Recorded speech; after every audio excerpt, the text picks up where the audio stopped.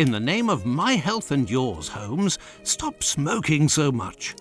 There is more fog in our apartment than in the street. You are right, Watson, but this evening is never ending, and I have nothing to do but make smoke rings. A more amusing pastime would suit better, but my doctor is against it. Perhaps a little tune on the violin. My heart is not in it tonight, Watson. Have you noticed how this cigarette burns? Would you not say it is like a life being consumed? How many lives will end tonight in London? How many crimes will be committed within the life of a single cigarette? Ah, the vanity of existence. It is but complaints and smoke, the meagre panache of its sickly soul. The tobacco is giving you very sombre thoughts. I am certain that this inactivity will not last. Let's retire. You'll be in better humour tomorrow. Reason speaks. Let's to bed.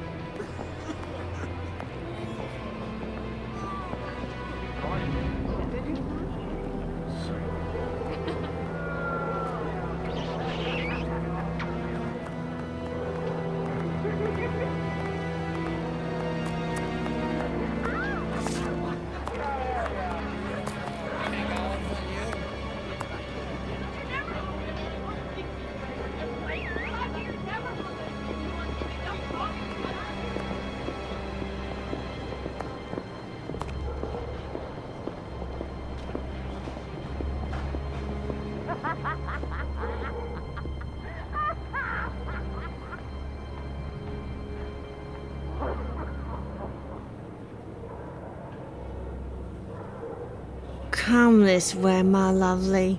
We'll have a right good time. Wait, let me help you. Oh, it's my hair that pleases you.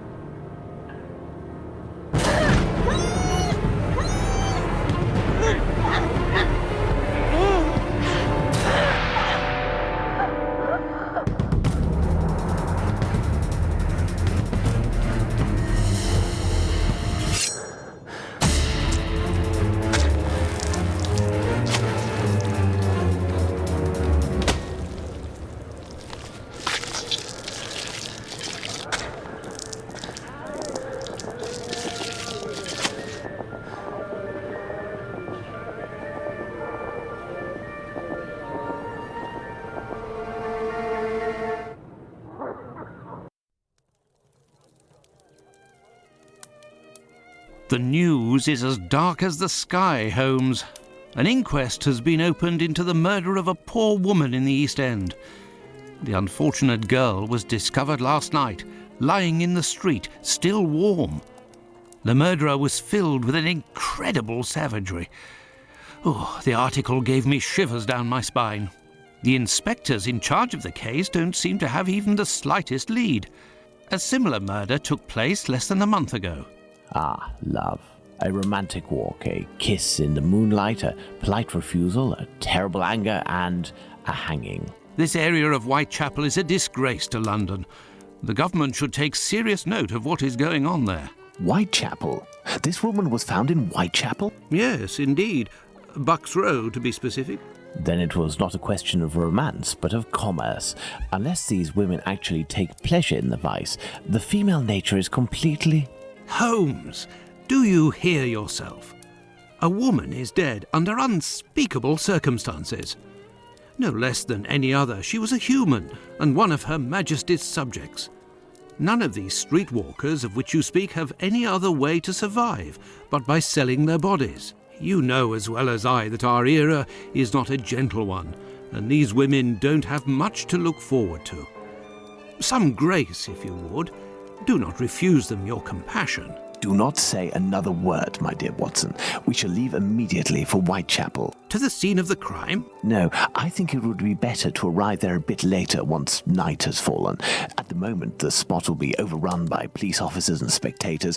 It would be impossible to investigate properly. Then where are we going, Holmes? The best thing to do would be to head to the police station and attempt to get a copy of the preliminary reports. But the article in the Star seemed quite complete to me. You must know, Watson, that journalists often draw conclusions from the facts without a proper understanding of how to do this delicate task.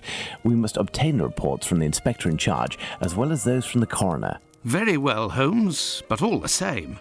It seems to me that I have a map of London somewhere, Watson. Can you find it and locate Whitechapel while I get ready? You are too kind, Holmes. Searching through your mess?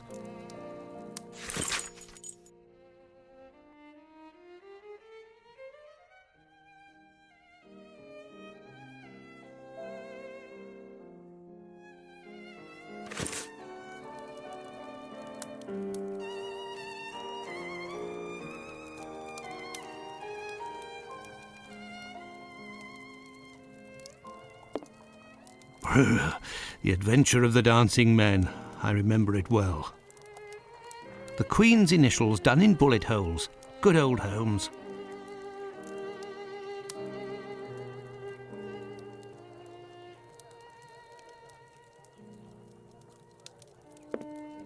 Well, well, Holmes has received some French champagne with a card, a gift from a young admirer, signed Raoul d'Andrecy. Who on earth could that be? A map of London, at last. Let's see. The district of Whitechapel.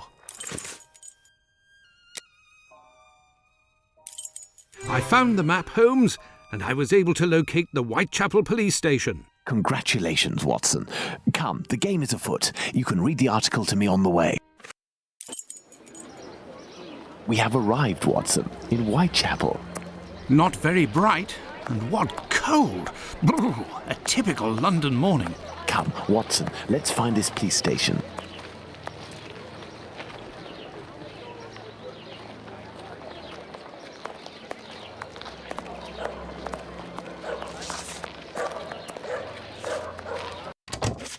Well, this station isn't very well kept, I say.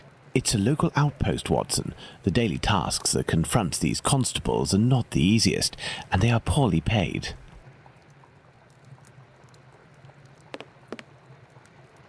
Gentlemen, welcome. Hello, I would like to speak with the Chief Inspector, if you please. Constable Humphreys here. I am the only one in at the moment. What do you want with the Chief? My name is Sherlock Holmes. I am... Sherlock Holmes? The detective that I read about in the papers? Well, that's a treat, that is. You come about the Buck Road case, have you? Indeed, we... Not at all. We were just passing by chance. You say that there was a crime recently. You don't know? You must be the only folk in London who haven't heard. It won't be long until you find the culprit, no doubt. Nothing is less certain. Suspects, 0. Clues, 0. It's not good for us, especially not in this district. Listen, this isn't what I came here for, but if I can be of service, in a confidential capacity, of course, if you can entrust me with a copy of the preliminary reports, I could study them and return later with my conclusions. It's just that these are official documents. I can't take a decision like that without the inspectors. The sooner we know the facts in the file, the sooner we can be of help, my friend. Say, if you are Sherlock Holmes, you can find anything, isn't that true? With your magnifying glass, footprints. My performance is often embellished by my biographer. Ah, good. Good. I will give you the reports, but could you do me a small favour first? During my rounds, I dropped a leather folder containing some papers. Nothing of importance, but it's a big mistake. I would go looking for it myself, but I am stuck here on duty. I must have lost it near the seedy boarding house not far from here. Left when you leave the courtyard and left again in the lane. Perhaps you could go, ask around. We shall see what we can do. Are we going to go look for these documents? Why not? It'll give us an occasion to take a tour of the district, Watson.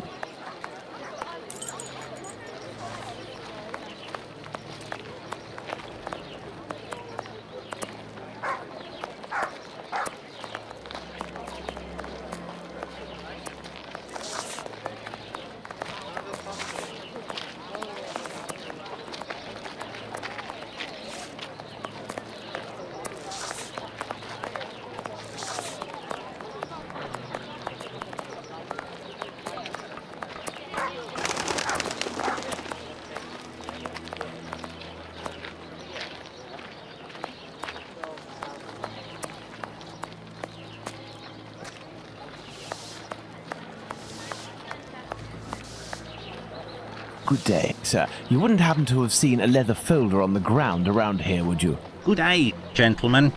Finley, caretaker of this building. Here to serve. And yes, less than an hour ago. But some of the local urchins picked it up and God only knows where it might be now. That's unfortunate. This police bag contained documents that the local police will miss. You're inspectors? Not at all. I am Dr. Watson, and this is Sherlock Holmes, the detective. Sherlock Holmes, the great detective. You must be here about last night's murder. Have you discovered the identity of the poor woman? Indeed, I'd only to read the papers. Mine is dated from this morning, and it does not say who it is. I'm not really engaged in this case, but if I can help the police, I will do so willingly. Oh, to be sure. I've been told that Inspector Aberline is in charge. A very capable man. So, according to you, I have no chance of finding this folder then? Indeed. But I, on the other hand, should be able to find it. Do me a favour in exchange. A vagrant comes almost every night to sleep in one of the nooks not far from my windows. He coughs, howls, sometimes even sings. He's quite hefty and I don't dare approach him. I've lost 3 tenants because of him. If it's you who speaks to the police, they will take this matter more seriously. Tell them about the captain. They'll know who you're talking about. In the meantime, I'll find your police bag.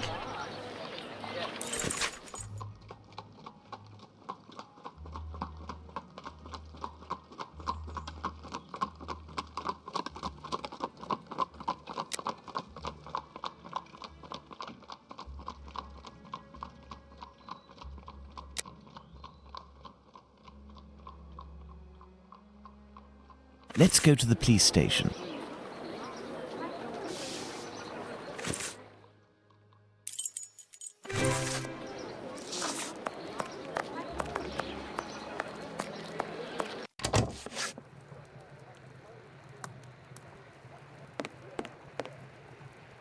So, gentlemen, have you found my police bag?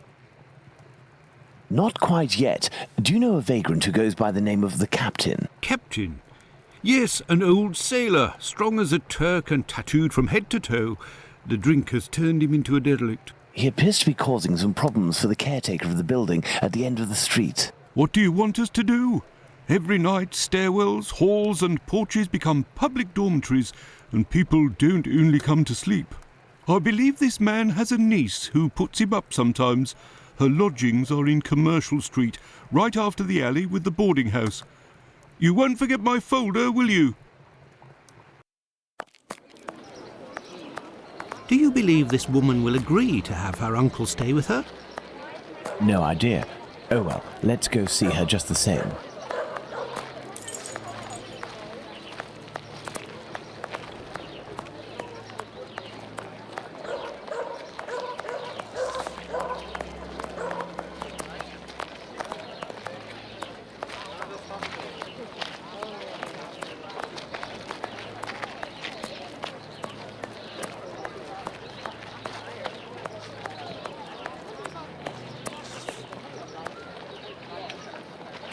There.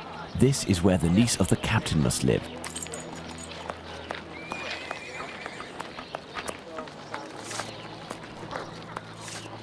Good day, miss. Would you happen to be the niece of the man known as the captain? Oh, yes, that would be me. What has he done this time? He isn't... Oh, my God. I'm on my way. Miss, we have come to ask if you could have your uncle come live with you. He sleeps under the windows of a boarding house, causes the caretaker no end of problems. I know.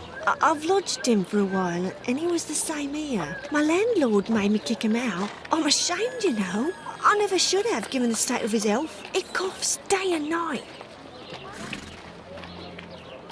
There might be a way to calm his cough.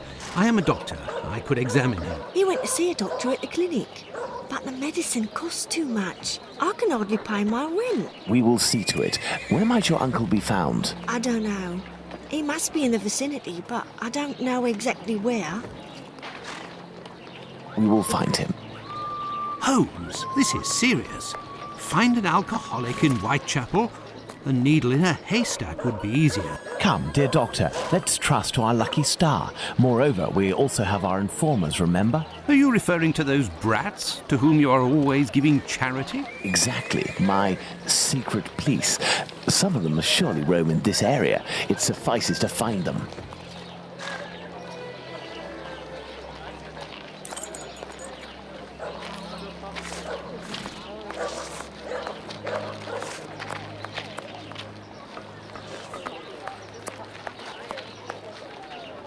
Hello, young man. How are you? I recognize him. It's the lad who sells newspapers, who is always calling outside our windows at Baker Street, early in the morning. Hello, Mr. Holmes. It's a treat to see you again. What can I do? Would you happen to know an old sailor who goes by the name of the Captain? A poor man who hits the bottle a bit hard. Of course, Mr. Holmes. He's there at the end of the street. Round to the left he is.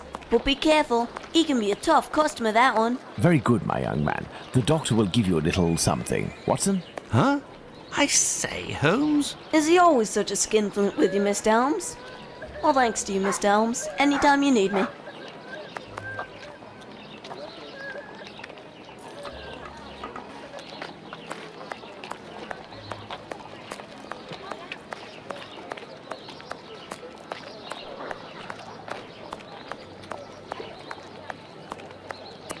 I can hear someone coughing more than is natural, Holmes.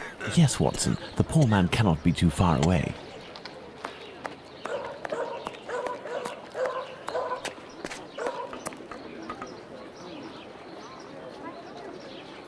If, in order to listen to us, this man imposes as condition that we find his pet cockroach, there will be another murder in Whitechapel today, Watson. Yours. Ah!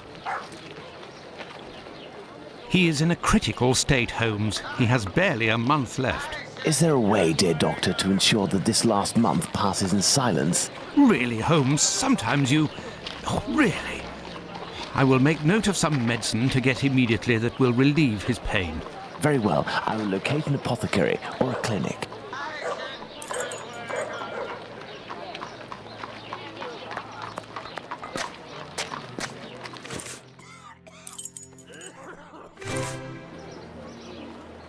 This building is a clinic.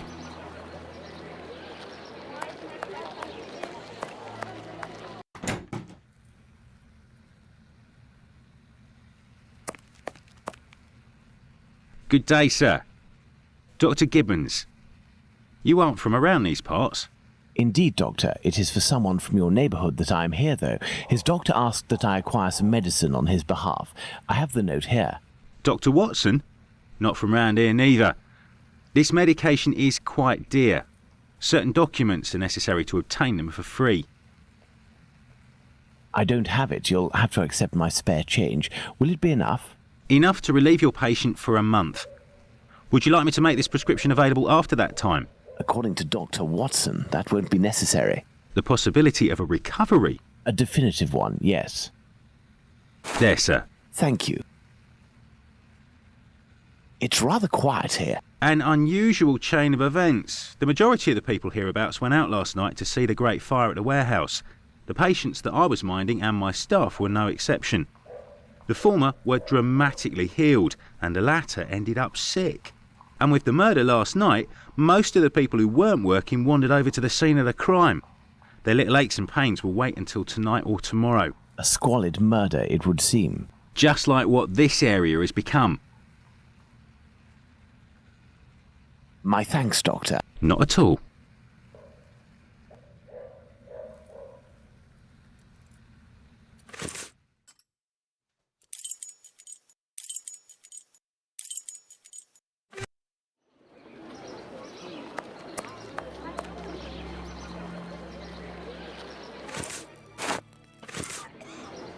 Here is the medication, Watson. Is our man movable? He should be able to stand in a few minutes and will no longer be suffering from his cough before long. Consider the affair resolved. Accompany him to his niece's while I return to the boarding house, and then join me at the police station. Let's return to the boarding house.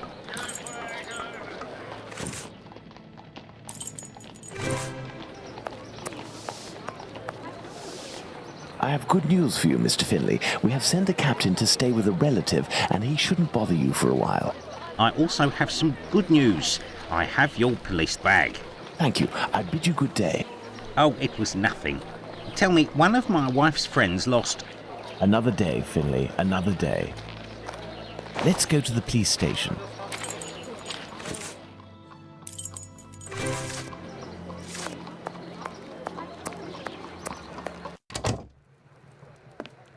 So, what news do you have, Mr. Holmes?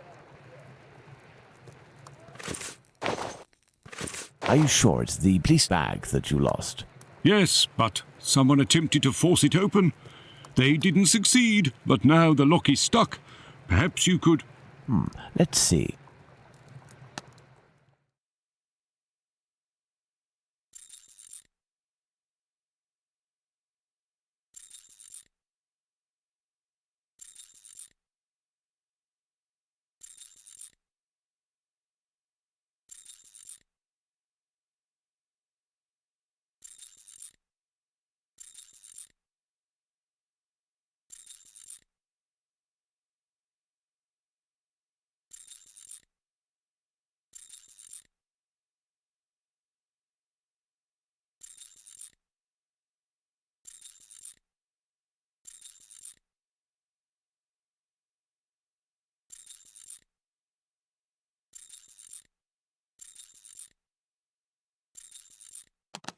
All done.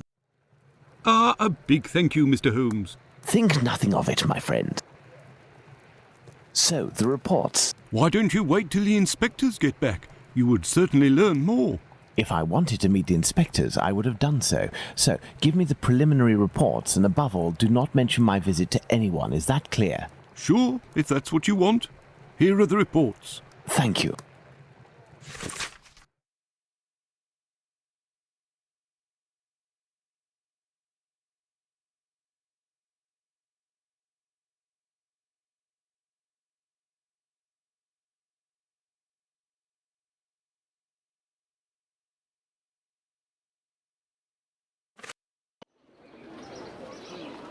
Have you obtained the preliminary reports? Yes, we'll read them on the go. Let's to the scene of the crime at Bucks Row, Watson.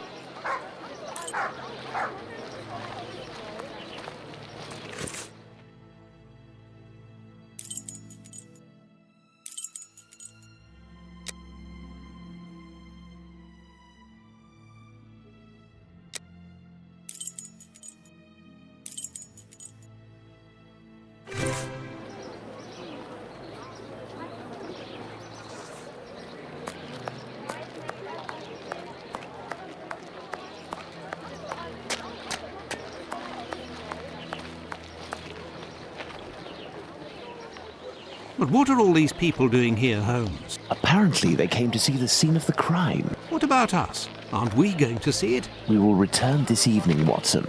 The circumstances shall be ideal for carrying out our little experiments. Well, Watson, we are at the scene of the Polly Nichols murder. Imagine the victim lying at the spot where she was found and try to discern all of the clues we can. Watson, you are a writer.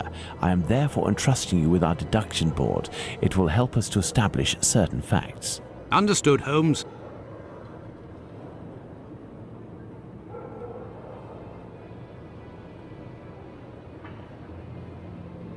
No signs of blood.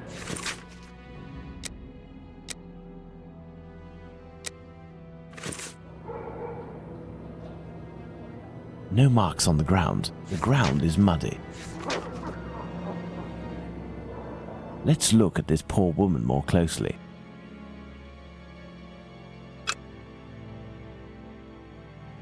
The tongue is swollen. The throat was slit from left to right. There are 2 incisions. A small pool of blood, 6 inches in diameter.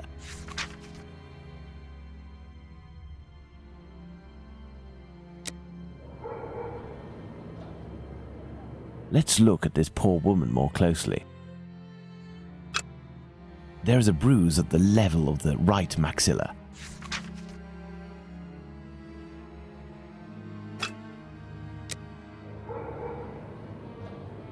The body was lying on its back, legs straight and slightly apart.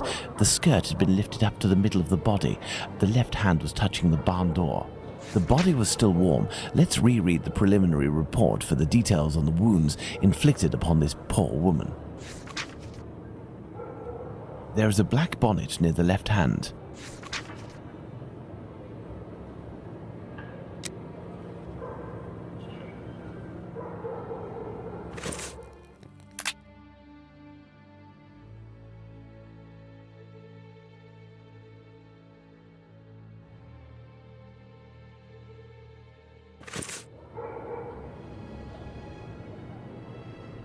There is only one streetlight lit on this street, Watson, and this spot is particularly poorly lit.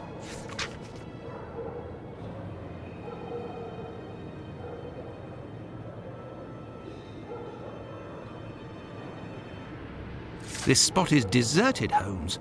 The prostitutes only come here to exercise. Well, Watson, we have found all of the possible clues, I think. We will now attempt to recreate the scene of the murder. Come closer, Watson. I have to make you up. You are joking, Holmes?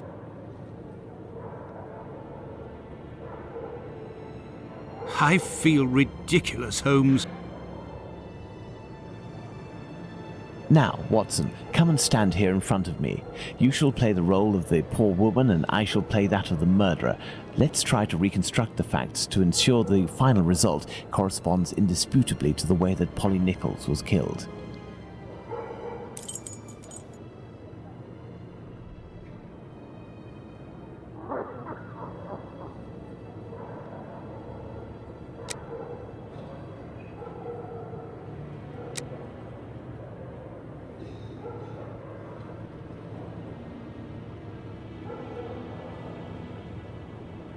Yes, it's quite possible the events occurred like this.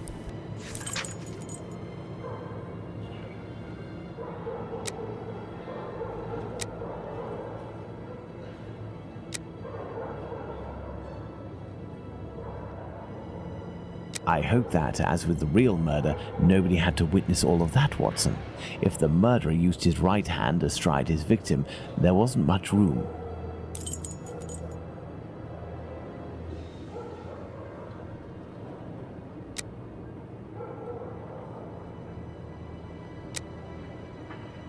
The murderer had enough room to inflict the wounds to the neck, and these wounds suggest the left hand was used.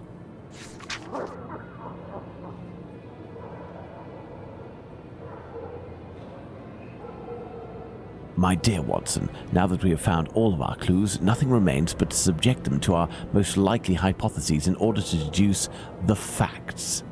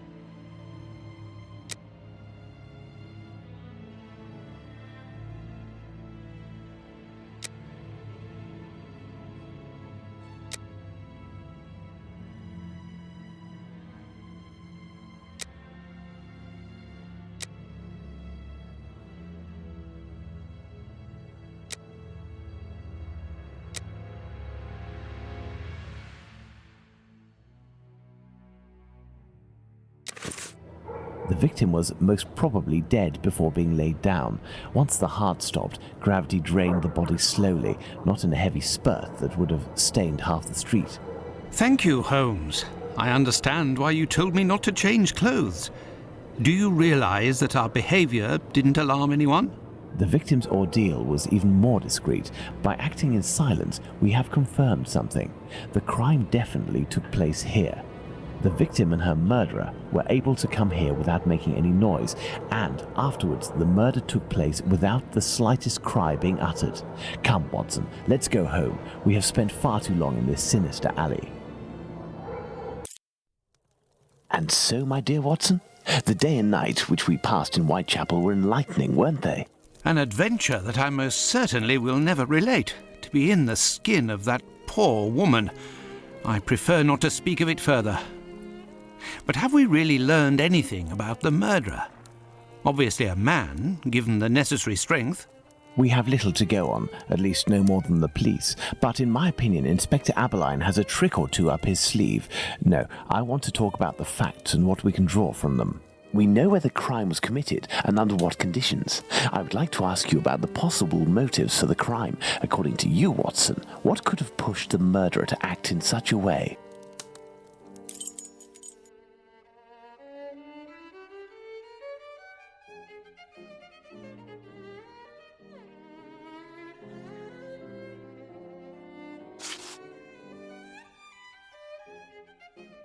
Homicidal insanity, Holmes. It is indubitable that the man who did this to Polly Nichols is not of his full senses.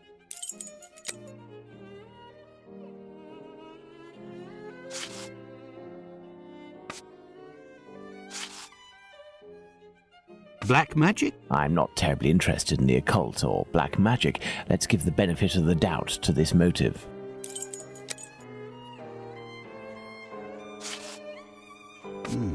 Theft, perhaps. I have a hard time believing that someone would attack poor Polly so fiercely just to rob her of a few coins. Revenge, Holmes? Revenge could be a possible motive, but with one small reservation. We have reason to believe that the victim considered her murderer to be a typical client.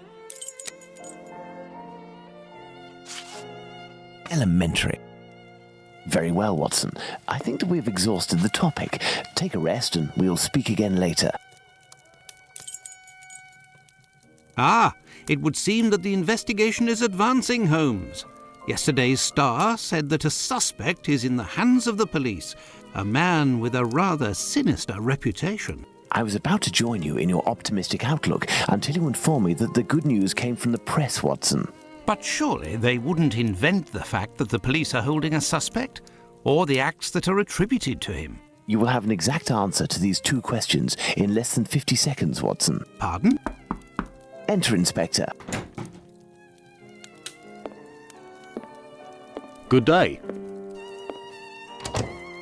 Dear Watson, allow me to introduce Inspector Aberline, Inspector Dr. Watson. Inspector? To what do we owe the honour of your presence, Inspector?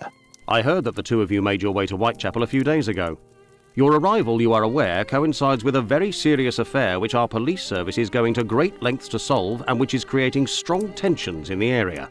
Pardon me, but haven't you arrested someone? A certain Leather Apron? Absolutely not. The man who hides behind this name is indeed being actively searched for by the force. Besides, nothing at the moment suggests that he is the Bucks Row murderer. There, you've been enlightened, Watson. Now it is our turn to answer Inspector Aberline's questions. Indeed. I will be brief and precise. Do you intend to investigate this case, or have you already started? It is to be of service to a friend that I went to Whitechapel. We did, out of curiosity, familiarise ourselves with the preliminary reports, and we made our way to the scene of the crime. Our conclusions are slim, as are the clues. Having not been officially appointed by a client, I believe that my intervention in this business will end there. Very well. To be frank, you take the weight off my shoulders by distancing yourself from the case. Our image isn't very good, to say nothing of what the press puts us through. Thus, if overnight they found out that you were on the case, people would turn against us.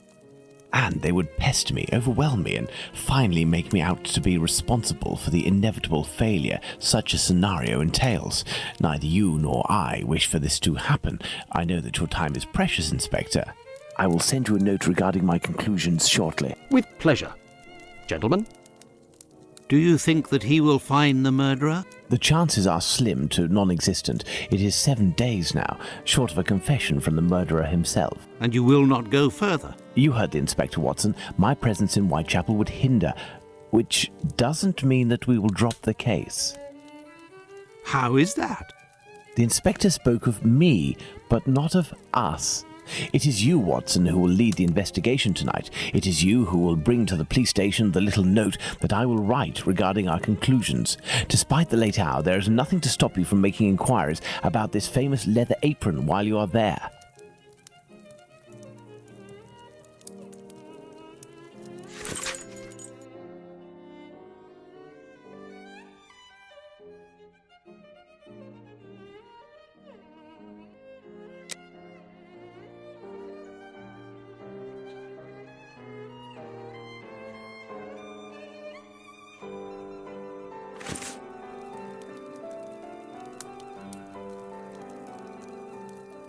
What? You still haven't left for Whitechapel, Watson?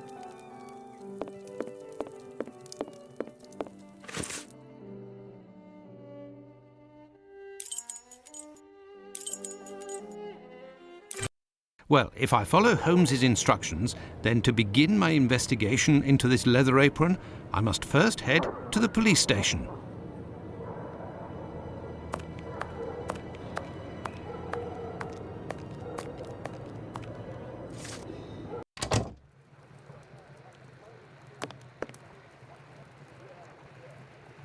Good evening, sir. What do you... I know you.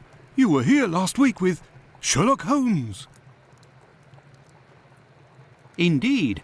I have come to bring a message from Sherlock Holmes for Inspector Abberline. Very well, I will pass it on. But come to think of it, someone was asking about you recently. Finlay, the caretaker of some shady boarding house nearby. Does that mean anything to you? Ah, perhaps. Actually, I read in the Star that you have arrested a suspect called Leather Apron. You shouldn't believe what you read in that rag, sir. The man is being hunted, but we have yet to get our hands on him, and we aren't close to it either. Why ever not? Bah, he's a specialist in the streetwalker racket. These girls make pitiful witnesses, and we don't inspire confidence. Furthermore, the man seems to be pretty discreet lately. Someone must be helping to hide him. How to get on his trail, then? One of these girls would have to confide in us and give a valid description of the man. Then we'd ask around the journeymen, who use aprons, I imagine. Well, goodbye. I must go to Finlay's boarding house. This police station is like a laundry. What a scandal. Her Majesty Queen Victoria. What would she think of this mess? I must go to Finlay's boarding house. Good evening, Finlay. Oh, good evening, sir. Aren't you the gentleman who was with the great detective the other time? That is indeed me, Dr. Watson. Tell me, Finlay, I was told that you were looking for us at the police station. Indeed, I wanted to thank you for last time, you know. That vagrant has never set foot round mine again. I even found a tenant, one who pays his rent, I mean. You don't seem very happy, but you were lucky to have found a good tenant so quickly. It's just that this man is very strange. He paid several days in advance and I gave him a key to the place. Since then, he goes out every night and returns at ungodly hours. I'm sure he goes to visit the ladies, but still, every night. And when he moved in, something must have broken in his case and stank up the stairs in his room for 2 days. I think it was a jar. It must be over there. Tell me, have you heard talk of Leather Apron? By the papers, that's all. This man seems very sinister. Do you know any journeymen who use this type of apron? The slaughterhouse butchers, I believe, but definitely the cobblers. I know one, old Isaac Solomonovich. His workshop is on a small street in the Jewish community, across from the hospital. He's a good man. He can help you. But you know, the people there are very close and don't share much with non-Jews. Thank you, Finley. At your service, sir.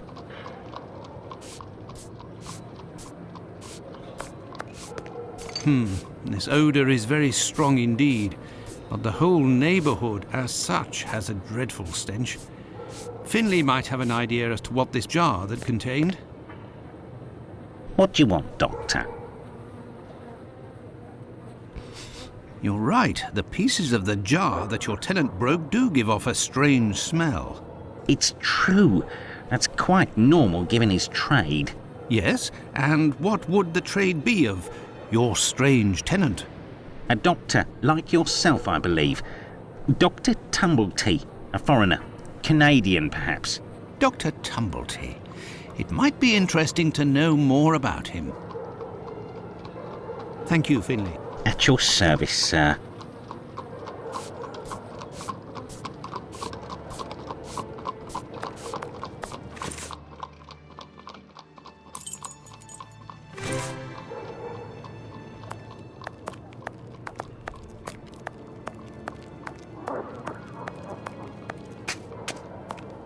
A cobbler's shop.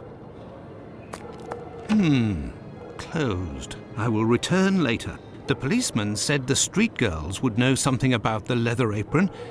Maybe I should go and see Lucy.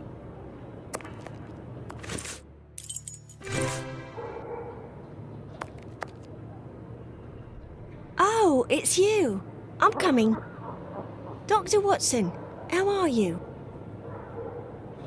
Well, and yourself? And how's your uncle? Oh, he sleeps a lot, but he doesn't seem to be suffering. Your medicine has worked wonders. Thank you again. It was the least I could do. I have come to see you about a certain leather apron. Have you heard of him? Oh, yes, of course. Terrible things are said about that man. Have you ever come across him? Goodness gracious, no. But I know that he has threatened and taken many girls in my situation.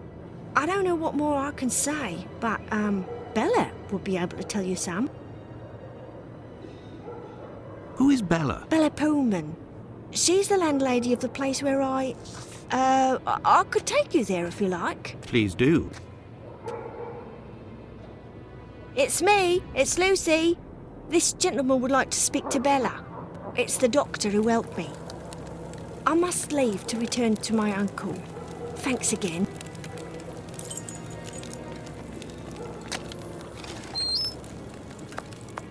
Out of the way, I don't like the look of you.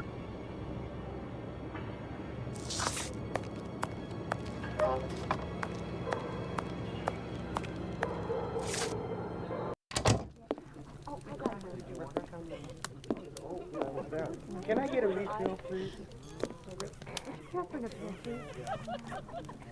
If you'd be patient, Madam Bella will arrive in a moment. Good evening. I am Dr. Watson. It is young Lucy who told me to come see you. Ah, so you're the Good Samaritan who saved her uncle without asking for anything in return. And now you've come to see me, no doubt, to explain that the poor little thing doesn't belong here and you will see to her future. Well, if you expect me to let her leave with you... It's not that, ma'am. You should know I am a married man. And why should that matter? I believe there has been a misunderstanding.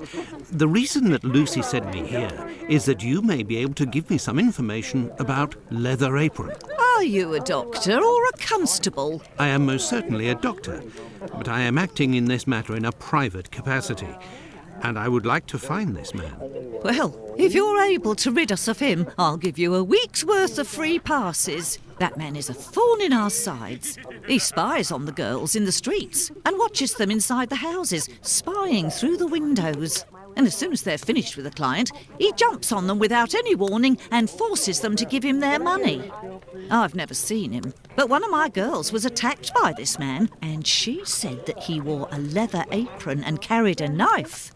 And his face, oh, he has a horrible head with rat's eyes and a deformed mouth. She even said that she knew his name, Pizer or Pizer, I think. But I don't know where she can be found. Margie, Nutcracker, the girl I'm talking about, could tell you more, but I had to let her go last week. Why did you let Margie go? The poor girl caught a shameful sickness, and the symptoms have attacked her face, if you know what I mean. So I gave her notice, and a little bit to help her along. I don't know where she is now, but she'll certainly be getting treatment at the clinic if she's still in the neighbourhood. Did you speak to the police? What would they do? Who cares about the girls in the streets? Would you have received a visit from another doctor, a stranger by the name of Tumbleton? I'm just like you, Doctor, sworn to secrecy in my profession. But as I've taken a fancy to you, I can tell you that this name is not unknown to me. And if you do me a little favour, it is possible I might remember something about him. What kind of favour must I do for you? You see that man over there? He's a rich artist, a painter, a regular client round here. Well, yesterday, he came and left his cane in the umbrella stand in the hall before going into one of the rooms. Well, when he returned to this room, the cane had disappeared. It's a cane with a massive silver knob. Must be worth a fortune. He threatened to call the police unless he got free services in my establishment for a year. I'll be forced to accept, unwillingly, of course, given the services that he's demanding, unless the cane is found.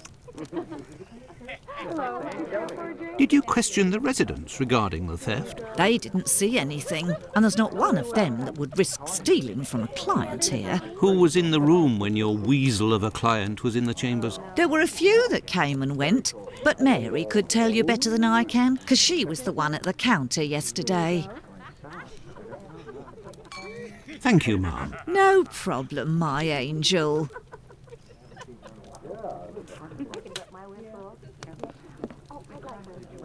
What happened to this rug? Oh, it's when we got a coal yesterday. I asked the young man to fill the pail. Came back to put it down, but his feet were covered in soot and he made a black print. Madam Bella said it was my fault and I got a shilling's penalty. I also have to clean the print and it's no picnic. He has immense feet, that boy. I heard that there was a theft yesterday. Did you see anything? No, and I was here the whole time. Who delivers the coal? It's never the same person. I've never seen that lad before. Do you always keep an eye on the coat stand? Oh, yes. Well, when the coal delivery came, a client came out of the chambers and stopped me from seeing the boy who brought the bucket of coal. You don't think he would have taken advantage? Until next time, miss. With pleasure, sir.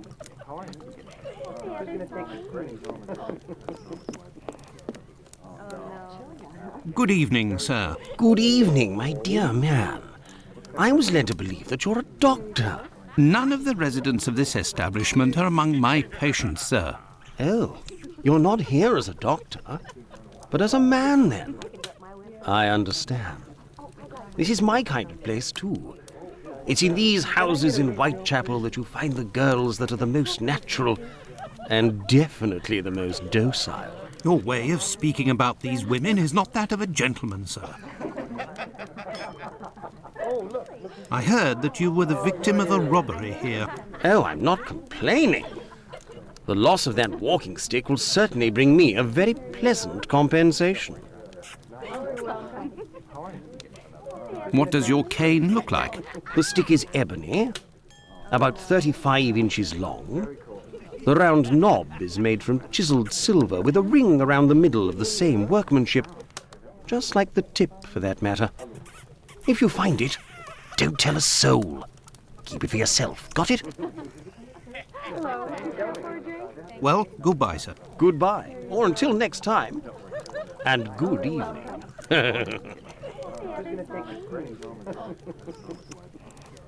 These paintings are suggestive, at the very least.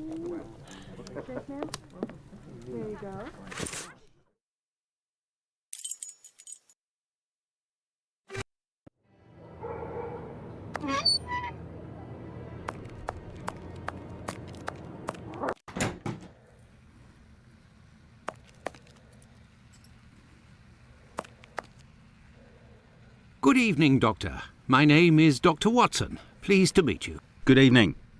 I am Dr. Gibbons. Likewise. I have come to see you about one of your patients. Margie goes by the nickname Nutcracker, who gets her prescription from the clinic. She's a lady of the night and is afflicted with a venereal disease. I know who you're talking about. Indeed, Margie has syphilis and is being treated with mercury. Do you have her address? No. And for your information, she left London for good 3 days ago. She felt threatened. Margie felt threatened? But by whom? I believe that Margie was particularly scared of a terrifying man who attacked her once. Did she say the name Pizer or Pyther? Unfortunately, she didn't give a name, but she described a man with shifty, rat-like eyes and a mouth twisted in a sinister grimace. Did Margie have any idea where this man who terrified her so much might be found? No, but she told me that another girl who'd been attacked like her had told her that this man worked in a cobbler's run by an old Israeli. Also, she saw him again last week, the night of the big fire. She told of going to see the fire like most everyone else in the area. While there, she recognised her attacker in the crowds gathered at the warehouses. There was no mistaking a face like that, she said. She kept an eye on the man the whole time the firemen were working in order to avoid him. Goodbye, Dr. Gibbons. Until we meet again, my dear colleague.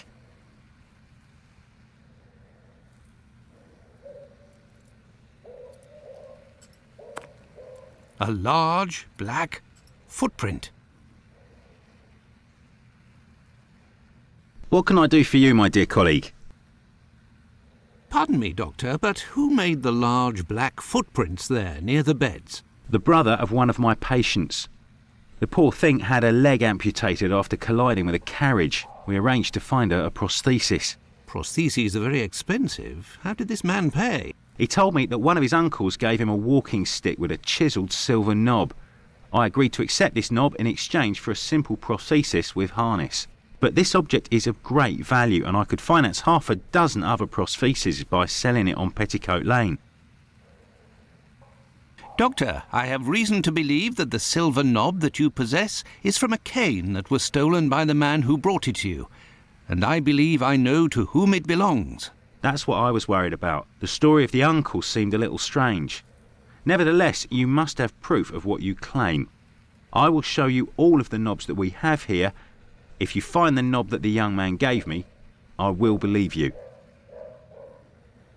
So be it, but something is bothering me. I will need a complete cane, not just a knob. Don't worry, dear chap, build one. I can loan you some tools. Make use of the odds and ends in my cupboard. It'll help get rid of it. Well, I shall try. I will have to remember the description that Sickert gave. Goodbye, Dr. Gibbons. Until we meet again, my dear colleague.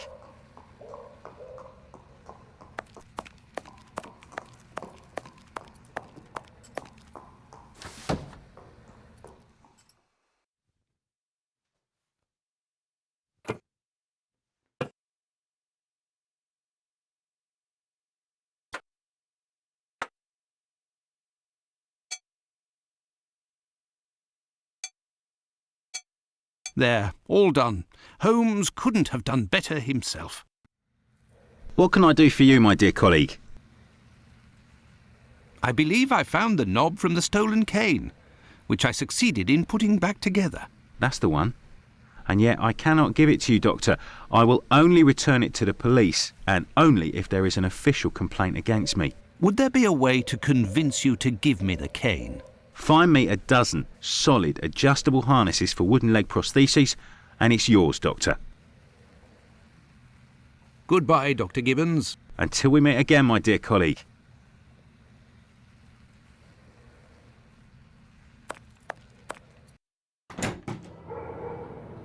This interview with the doctor revealed an important fact. Leather Apron could not be the Bucks Row murderer. According to Margie, the villain passed most of the night of the crime at the fire. He could not have been at the scene of the murder at the moment it was committed. He is nonetheless a dangerous character.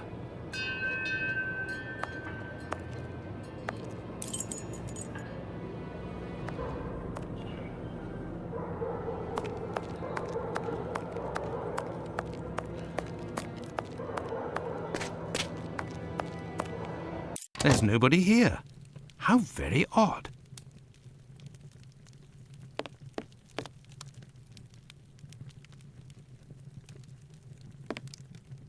I say, these things look like harnesses. Oh my, they are noisy. Good evening, sir. Pardon the interruption. The door was open. I didn't think that I would find anyone working at this hour. Good evening, sir. I didn't hear you come in. Say, those things that made noise, they are really harnesses, aren't they? Yes, horse harnesses. But I must tell you, sir, that the store is normally closed at this hour. That is why I've asked you to return tomorrow. I didn't come about my shoes. I came to speak of a cobbler, perhaps one of your former employees, a man with very particular habits. You aren't with the police by any chance? I'm sorry, but I do not want to speak of anything but shoes with you. I am not a policeman. I am Dr. Watson. It's Mr. Finlay, who told me that you might be in a position to inform me. Ah, that Mr. Finlay is a very brave man. And if he sent you, then you must certainly be a worthy man also. So, Doctor, who is this cobbler with strange habits? The man of whom I speak is called Pizer or Pyther, a man with a frightening face. Do you know him? Yes, John Pizer. He worked here for a while, but he is no longer here. Do you know where I can find him? No, and if you look, you will not find him. Why? Because he is in hiding, Doctor. You see, a week ago, a horrible murder took place in the neighborhood. A rumor circulated that he might have been responsible for this crime. They say he has quarreled with women of certain virtue in the past, if you understand me. Isaac, it is about the Bucks Row case that I have come to see you. I have the certitude and an incontestable witness that Pizer is innocent, at least of this crime, although he has attacked a number of street women. If he doesn't come forward to explain himself to the authorities, he is condemned to hiding and to take the fall for this murder. Furthermore, it will cast suspicions on your community because they must be hiding him. And while the whole police force is hunting for him, they cannot concentrate on the real assassin who roams the streets and, one never knows, may take any one of you any day.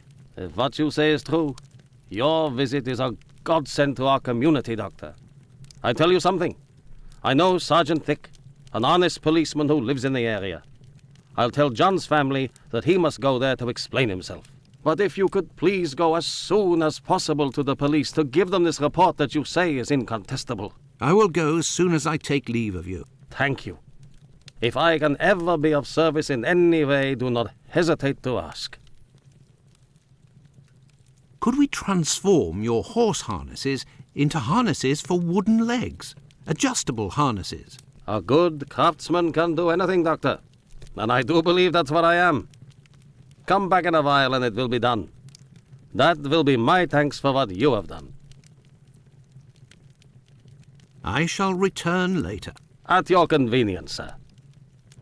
I am spent. I would like to return home. But I promised to go to the police as soon as I could. Now then, let's go to the police station.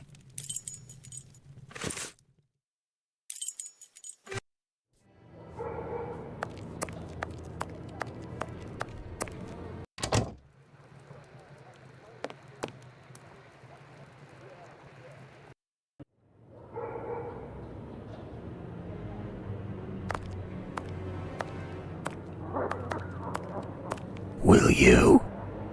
Yes. Hey, Doctor, you seem tired. Were you wandering the darker parts of Whitechapel all night? You could say that. I have some information on Leatherapron, the man of whom we spoke earlier. Do you know where he is? No, but I can clear him of the Bucks Row crime. A witness proved him totally innocent. Oh, Watson, is it only now, after many hours of walking, that you decide to pass on the important message that Inspector Aberline is waiting for? But, no. But what are you doing here, Holmes? I was worried, Watson, and with good reason it would appear. Go give the message to this policeman and let's go home. Nobody appreciates me hanging around here, you know, and it's freezing cold. Ah, Creddle, none too soon. You will take the testimony of this. No, you continue with your duty shift. I must find Chandler in Ambury Street. He's struck again. Who? The murderer, the Bucks Row assassin. Hanbury Street. Let's go, Watson. We have no time to lose.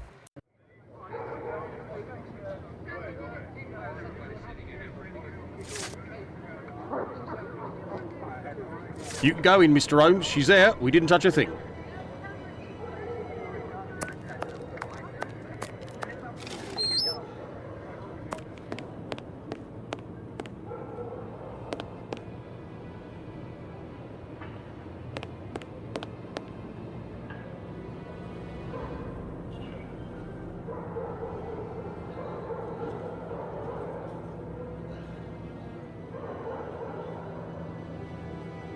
It was very good of PC Chandler to let us pass. He said no one has touched the corpse.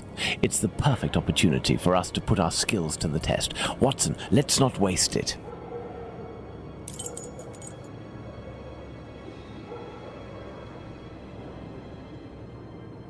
So, Doctor, shall we examine our victim? Ah, I'm tired, Holmes.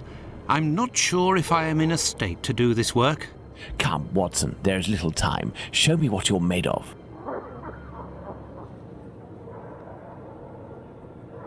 Oh, my God. Pray, Watson, pull yourself together. Can you establish the time of the crime? The extremities of the corpse are cold and rigor mortis is beginning to set in. I would say that the murder was committed over 2 hours ago, before 4:30 a.m.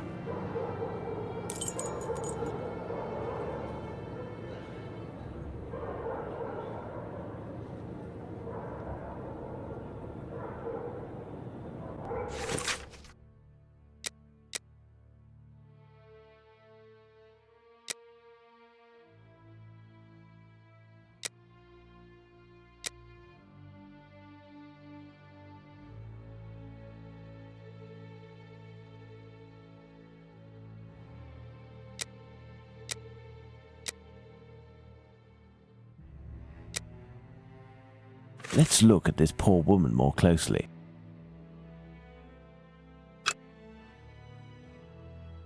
A bruise. The tongue is swollen. The victim's face appears to have bruising, wouldn't you say? Under the maxilla and cheek. There is less on the right side.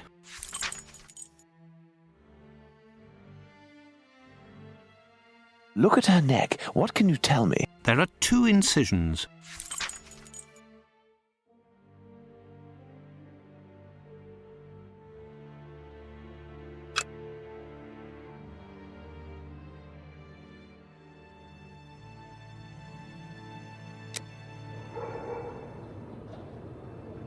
Looky here. It would seem he has a mark on his left hand. The victim must have worn a large ring or several little ones, and someone pulled them off forcefully. This detail will be very valuable, Watson. You can be sure of that.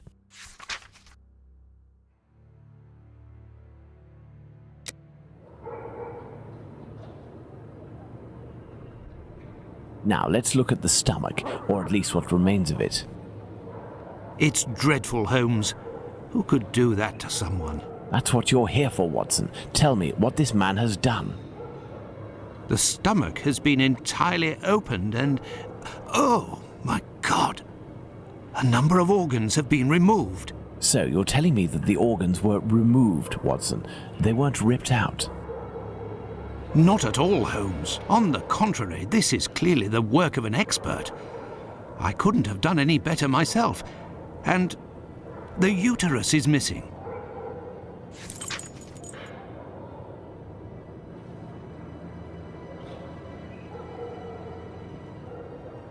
The blood is a dozen inches or so from the ground. Bloodstains on the wall.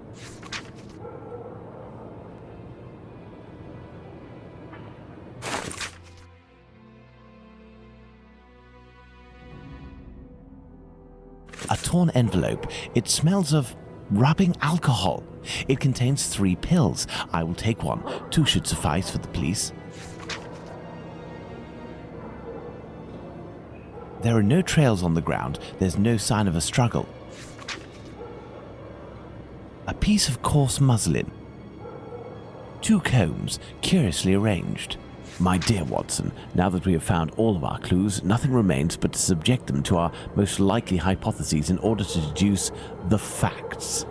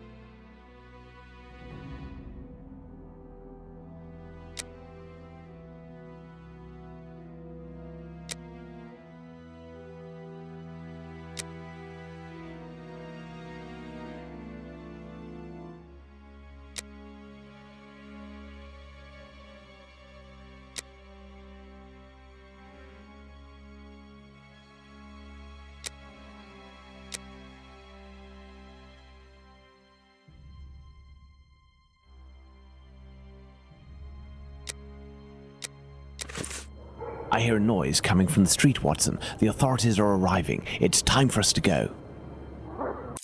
Holmes has been locked away in his room for days, always saying the same things. I'm thinking, Watson. Very good, Watson. As you wish, Watson. But I am thinking too, so much so that I can't sleep. Annie Chapman. Good Lord.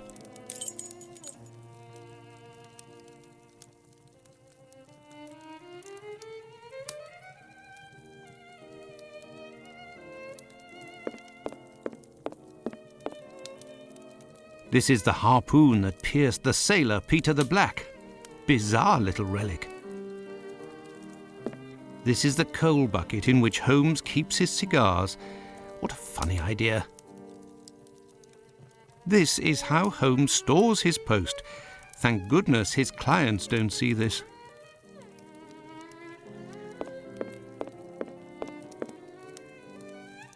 Colonel Gordon, during the last adventure of the resident patient. Switzerland, a charming country. Perhaps Holmes and I shall investigate one day. Holmes uses this old Persian slipper to hold his pipe tobacco.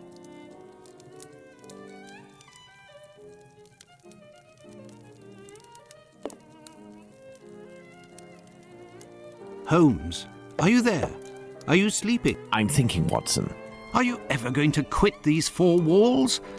If you continue to shut yourself away like this, I will have to abandon the story of your adventures and write an essay on the fascinating colour of this closed door. Very good, Watson. Stop ignoring me! Didn't you say that we need to assess the case of this madman? I, too, can be driven mad, Holmes. I'll order Mrs. Hudson to stop bringing you food.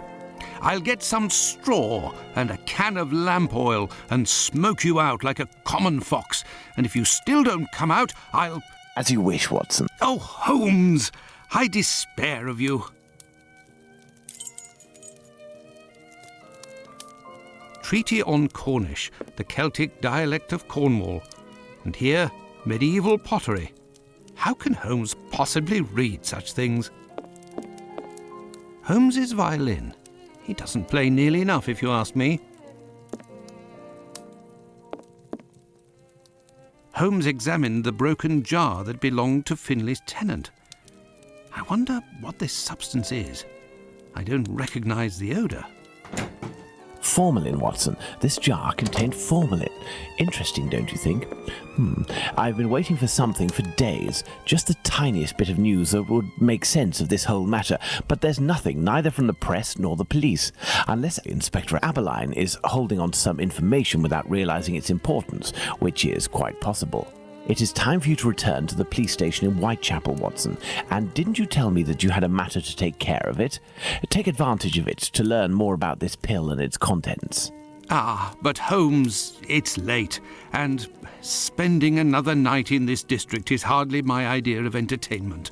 I know, Doctor, but we don't have any choice. Time is against us. Take your pistol in case you run into any troublesome characters. Fine, as you wish, Holmes.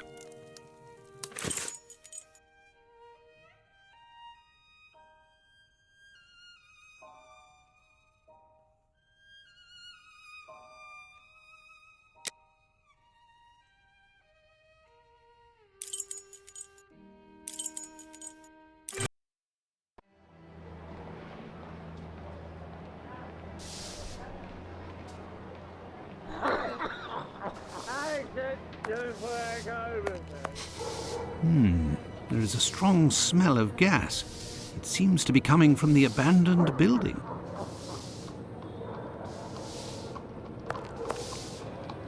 Good evening, Finley. How are you? Oh, good evening, Doctor. So. And you?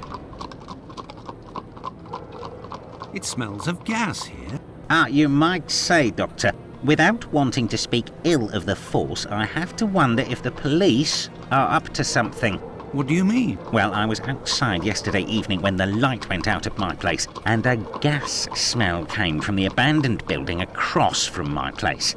And a minute later, the police arrived and were snooping all around like it was them who hit the gas before arriving.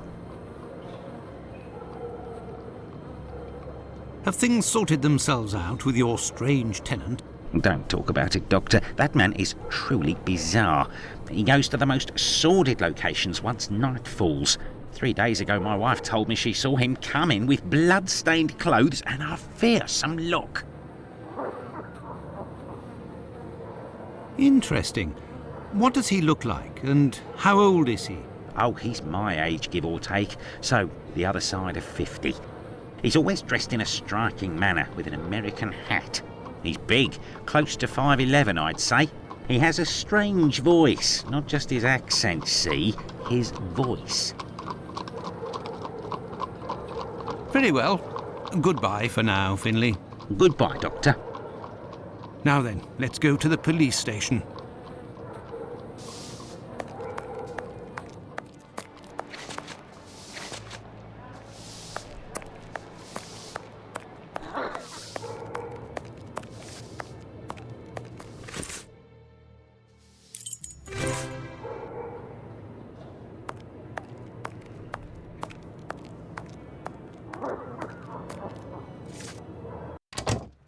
Good evening. I hope I'm not disturbing you. Not at all, Doctor. This man, Mr. Richardson, is a witness to the horrid affair at 29 Hanbury Street, the murder of Annie Chapman. We are discussing the relevance of his testimony. You're probably not in a position to discuss it with me, but I would like to know more about what you call the relevance of this young man's testimony. Oh, there's no secrecy. It's simply that the testimony given by Mr. Richardson doesn't match the time of death given by the coroner, Dr. Phillips. What was the time of death, according to him? Before 4:30 in the morning. My conclusions were the same. Were there any other conflicting testimonies? Well, 2 other witnesses summoned at the preliminary inquest gave testimony, but in these cases too, the times don't match. Do you remember what it was they said? I didn't question them myself. A colleague of mine took down their statements on paper, but on deciding they were of little use, he tore them up and threw them in the bin. There's no point in being bogged down with useless paperwork. I will take my leave, Humphreys. Goodbye, Doctor. May I introduce myself? I'm Dr. Watson. I am... You wouldn't be the chap what writes the detective stories in that there paper? Well, yes, indeed, my stories have been published in the Strand. Go, blimey, wanna tell me old mum? It would seem your testimony is the subject of some debate. Could you tell me what it was about? They'll be telling you I'm a bit befuddled about the times that I told them. But it can't be so. I knows what I sees and what I don't sees that morning. What did you see, or what didn't you see? And at what time, would you say? I'll tell you this for nothing. It's me old mum who lives at the house where the body was found out back in the garden. She has her shop at the bottom to the right of the stairs. Her door was broken down not too far back because it's a real zoo it is. Right, the morning it happened, I head that way to see if me old mum has finally had the place broken into. It was 4:45 when I got there. That I'll swear on me dear old mum's life. I had a look round to see if the cellar had been taken. No. I had a little sit down on the stairs by the courtyard because me shoes were causing me no end of pain and I had a cut and all. I didn't seize a single thing below the steps, Doctor, not one single thing. If there was some bird all covered in blood, tain't no how I could have missed that, even if it were night time. Right, 5 minutes after getting to number 29, I had to clip off. And now they tells me that either I can't tell time no more, or I was fixing me loafer next to a stiff that was still steaming. All right then. Evening, gents.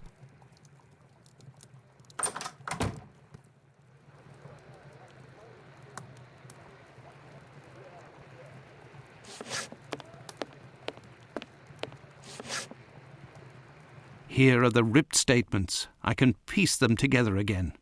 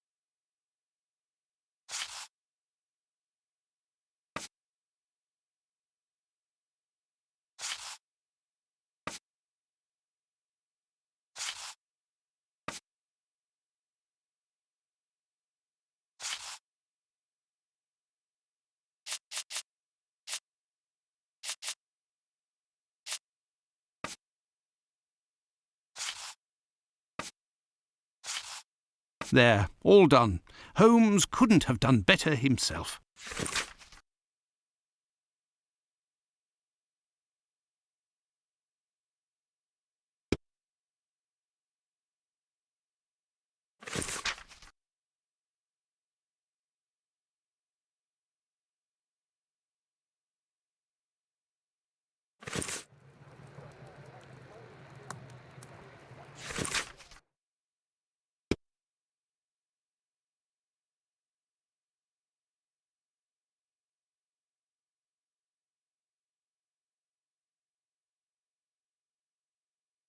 An old report on arrests that took place a few years earlier.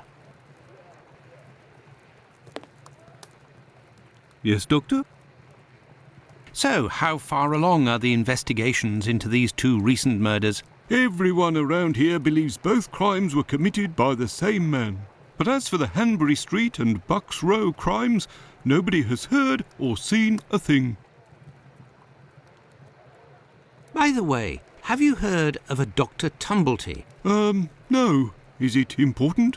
Yes. Well, no, maybe. Actually, I don't know. I have heard about this man, his frequent nocturnal outings and bizarre behaviour. What does this chap look like, Doctor? And where can we find him? The last I heard was that he was staying at Finley's place, the man who was looking for me a few days ago. It would greatly assist us if you could ask Finley what your strange associate looks like. We could then see if the description matches any witness accounts. Tumblety is a man around 5'11", about 55 years old, extravagantly dressed and with a rather distinctive voice. He boards at Finley's. You should know where that is, as the police were there only yesterday. Their arrival coincided with a strange gas leak. Ah, yes, I know where you mean. Indeed, there was an odd affair with the gas. It was rather unsettling. We were searching for a well-known scoundrel who was ratted out by Squibby, the chap we followed and saved from the pack a few days ago. This thug, No Pity Bluto, must have been in the abandoned building in question. But there was no sign of him when we arrived. Furthermore, an inspector said that, given the smell, the thingamabob that supplies gas to the building was probably damaged. So we took no risks and were called away somewhere else. I will take my leave, Humphreys. Goodbye, Doctor.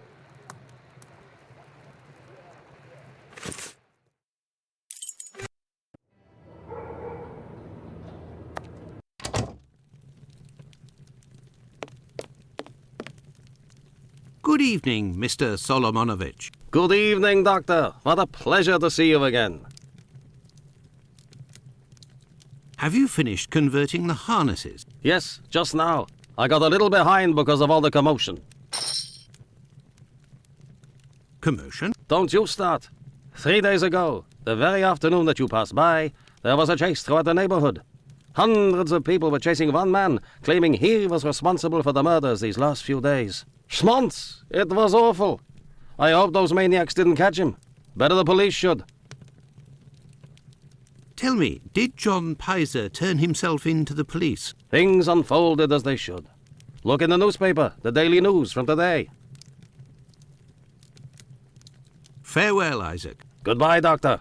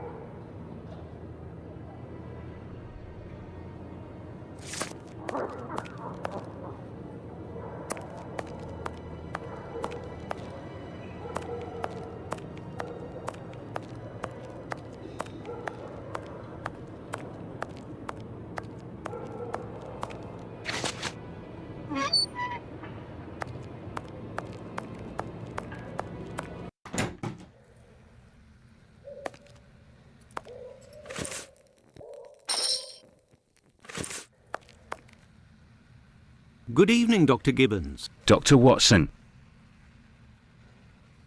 Did you keep the cane we spoke of last time? I was going to sell it tomorrow, would you believe, having not heard word.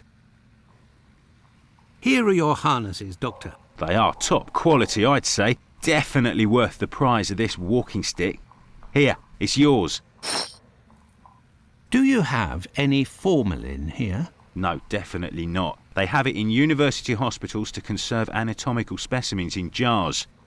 But in a little clinic like mine, we don't keep anything but bad memories. Well, farewell, Doctor. Goodbye, Dr. Watson. I must go to Miss Bella's. Yes, Doctor? Could you tell me what type of pill this is? Yes, we have those here. It's not really a medication. We give them to patients with chronic respiratory conditions like tuberculosis. Did you have a patient by the name of Annie Chapman, the woman killed 3 days ago? Indeed. She came in the morning of her death. Poor woman. Did you give her these pills? Yes, now that I think of it. She actually came in twice. The first time I gave her an almost empty container without making her pay. She came back during the day and said she dropped the container and stepped on the pills. She wanted to know if I could give her more again without paying. I refused. After she left, a patient who was there told me that he lives at the same place and confided that she had been lying. He saw the pills fall in the tenement's communal kitchen, but the woman immediately wrapped them up in a piece of paper. Where did this paper come from? According to this man, she'd found it near the chimney in the kitchen. Anyone could have thrown that paper there. That envelope can't have anything to do with the murder. Pardon, Doctor? Nothing. I was just talking to myself. Well, farewell, Doctor. Goodbye, Dr. Watson. I must go to Miss Bella's.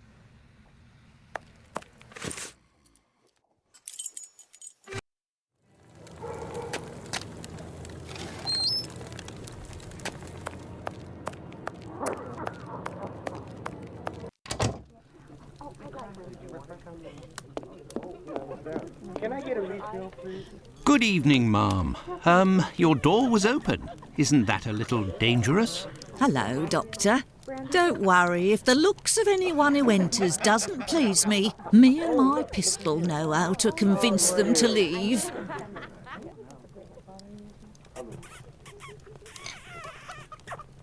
Do you happen to know Annie Chapman, the poor woman who was killed 3 days ago? Dark Annie? Poof. Like all the drifters in the area, I've seen her once or twice. With respect to the dead, Annie really was the bottom of the barrel. What do you mean? Well, in our profession, the pretty young ones go out when night has barely fallen and don't have a problem finding takers.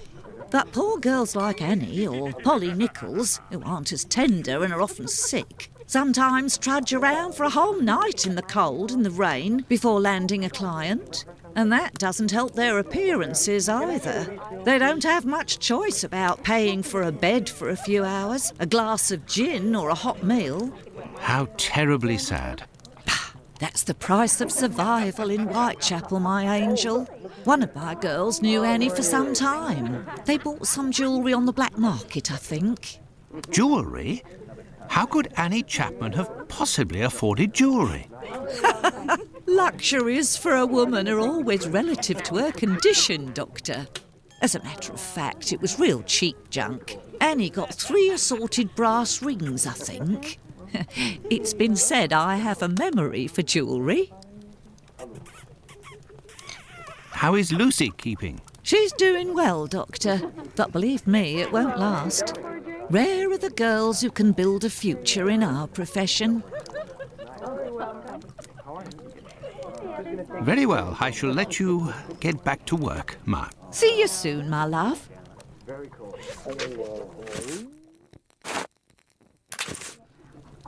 You're still there, Doctor? I found the cane that was stolen from your client. Here it is. Doctor, you are a real saint, I can see that. I'll finally be able to present my bill to this damned painter. If by chance you see him, tell him that a little surprise awaits him here. You told me you would give me some information on this Dr. Tumblety. Agreed. He's a Canadian or an American. He parades from time to time through the neighbourhood in a 50-guinea suit and acts like a doctor. But for business, he isn't worth it. This damn Yankee hates women. The few times that he was approached by the girls, he spit on them, all the while hurling insults. It would seem that he was hunting for the bad boys. He's looking for trouble, that animal. Does he frequent any pub in particular? Aye, the Wasp's Nest on Burner Street, I think. A seedy spot even by our standards. Very well, I shall let you get back to work, Mark. See you soon, my love.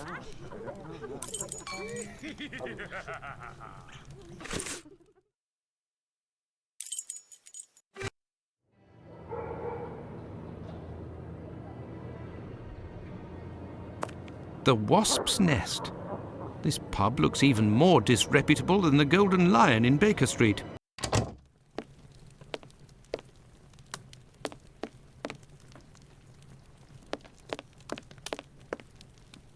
Good evening, sir. Well, I know you.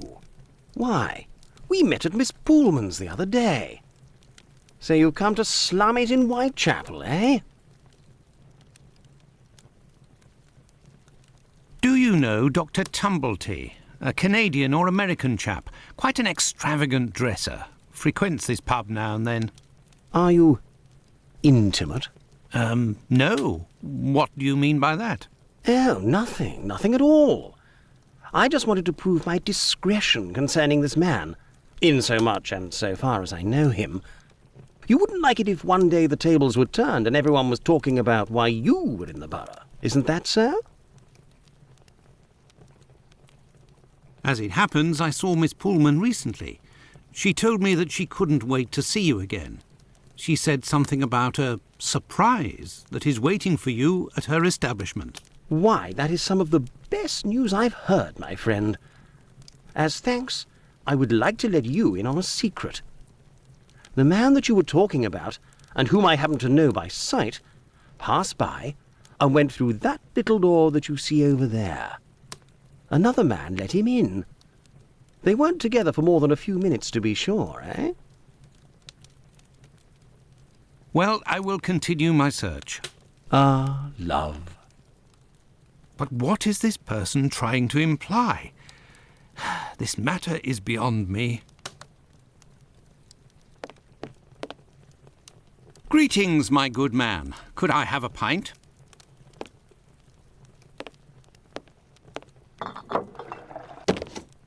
Here, Gov. I've been told that Dr. Tumblety might be found around here. Is that so? I don't do a roll call of all the drunkards here. I've got my hands full just making sure I get their money. Don't people pay when they order? Nah, look at that little scribbler there. Completely dead drunk. Tonight's tally is about as long as his arm. If he skips out, I'll be in for a guinea almost. Goodbye, my friend. Oi, that's it. Good evening, sir. It'll be the coup of my career, Governor said. Ha! You'll make loads of doss of the paper, he said. You're a journalist? That's so. Tom Bulling at your service. The Whitechapel ferret, the wizard with the scoop. You don't appear to be in a state to write anything, my friend. You're mistaken. Whiskey passes through the blood and turns into ink. Simple. You see, mugs and inkwells are all the same. Don't you think you should settle your tab and go home? My red ink? Where's my red ink? I won't even pay half a halfpenny if they don't return my red ink. It's my blood you hear. Very well, I'll be on my way.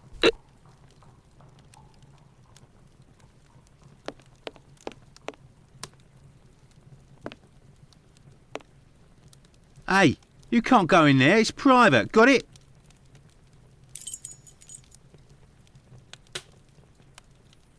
This is the sink where the barmaid puts the glasses to soak. Look, red ink. What's that doing here? The bottle is closed. There must still be some ink inside, and it looks like a glass. The barmaid must have put ink into the sink by mistake. Right. Do I get in your way? Me? If you'll excuse me, sir.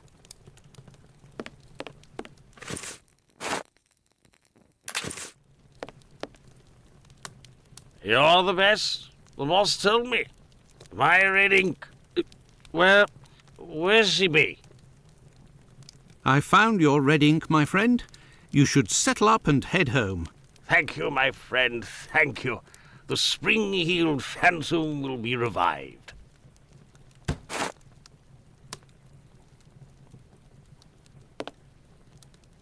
Gov? Here you go. It's on the journalist, my friend. I owe you one. The next one is on me. What'll it be? Nothing, thanks. But I may need your help. What's behind that locked door over there? Can I go in? Not likely. And let me be unless you're wanting a drink. Got it? Listen, my friend. I would like you to let me in the door over there. You're a bobby. A peeler? Absolutely not, my friend. I am a doctor. Fine. I owe you this at least. There's a bloke behind that door there. No pity Bluto. Let's just say he wants to lay low for a moment. So I don't think he'll be opening the door just now. Unless... Tell him you have word from Squibby. That'll open the door. But who can say what'll happen when the door closes?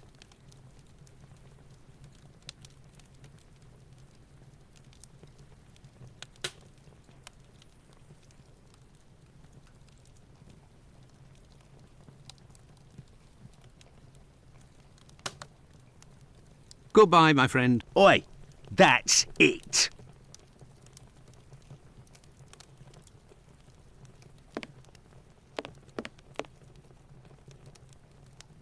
Let me in. I have news from Squibby. But stay calm. And who are you? Where's Squibby? He's out. To be honest, I don't actually know this Squibby chap. I was actually wondering if you knew Dr. Tumblety, a Canadian or American fellow. He came in... Sure we know him. Excellent. Can you... You know about gas? I'm afraid not. I am a doctor. Then I ain't interested. You can be leaving now. But if I find out who snitched to the peelers, I'll find you. Got it? But I can pay you for... Keep your coins for the paupers, or one of the gas boys who ain't afraid of nothing and knows how to hold his tongue. You bring him to me. I'll meet with you. Well, it would seem that I have all the information I need for my investigation. Anyway, this fellow Bluto at the Wasp's Nest is rather shady and doesn't look like he'll want to cooperate. I'd be better off returning to Baker Street. Holmes will certainly know what to do. And besides, I am worn out. There we are, Holmes. I've told you in great detail everything that happened last night. Excellent work, Watson. We shall now be prepared to answer a few questions about the horrible murder in Hanbury Street. Do you think we are now in a position to find out the identity of the murderer of these two women? No, I don't think so. It's outside of our scope and not our responsibility. As much as you've done for Leather Apron and the affair with the pills, our mission is to help the police by ensuring that they don't get caught up following false leads and to point them in the right direction. Let us start from what we know with some certitude. As you have just said, it is almost certain that the same person killed the Bucks Row and Hanbury Street victims. The reasons to assume as much are numerous, and I shan't elaborate here. What do these two victims have in common? It's true these two women were in the same profession, but... Indeed, Watson. These two women were both prostitutes. That is of vital importance, Watson. My memory from your examination of the scene is rather hazy. Didn't you say something about the killer's frame of mind? I was talking about the victim's possessions that were placed on the ground and the rings missing from Annie Chapman's fingers. This killer is a cunning predator, comes from a rather humble background and shows steely self-control in carrying out the murders. Something is puzzling me, Holmes. Richardson's testimony contradicts the time of death given by Dr. Phillips, which also matches my own, 4:30 a.m. And yes, we shall confirm that, Watson, and attempt to determine the precise time of death. In order to do that, we will need to place everyone involved on a timeline. Only after that will we be able to place the knife symbolizing our killer. Let's look at our timeline, Watson.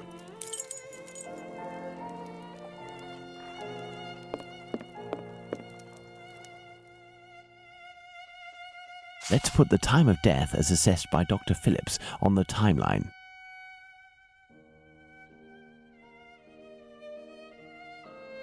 The assessment of the time of the murder given by Dr. Phillips and yourself, Watson, 4:30 a.m. We left the station at 6 o'clock and it took us 20 minutes to arrive at Hanbury Street.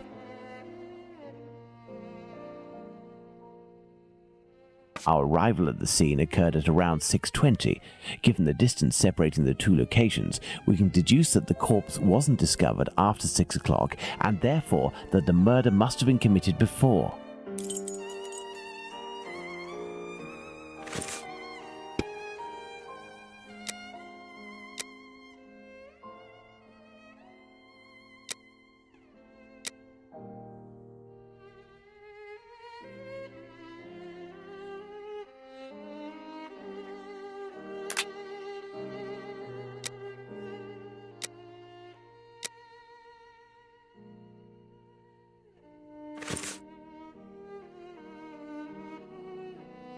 Now, for the most important part, the testimony of Miss Long. She claims to have seen a woman speaking to a man near 29 Hanbury Street sometime around... What time, Watson?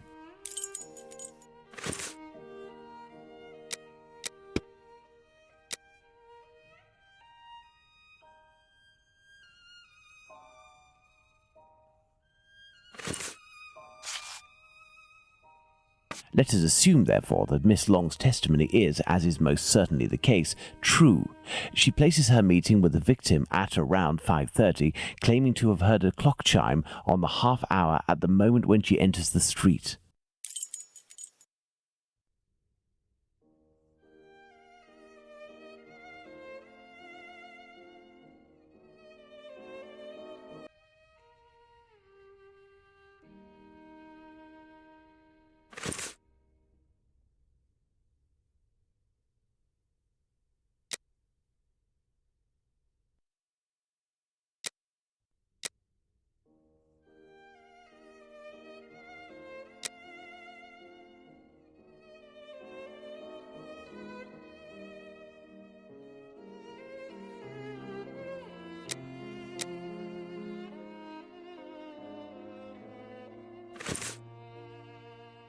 Now, let's put the Richardsons' arrival and departure times on the timeline.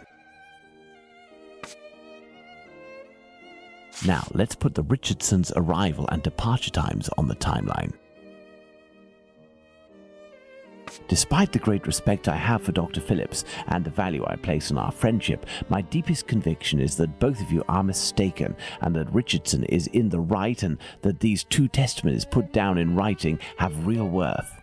But how? Explain yourself, Holmes. Remember how you assessed the time of death. You touched the fingers and body of the victim, but it was remarkably cold for this time of year.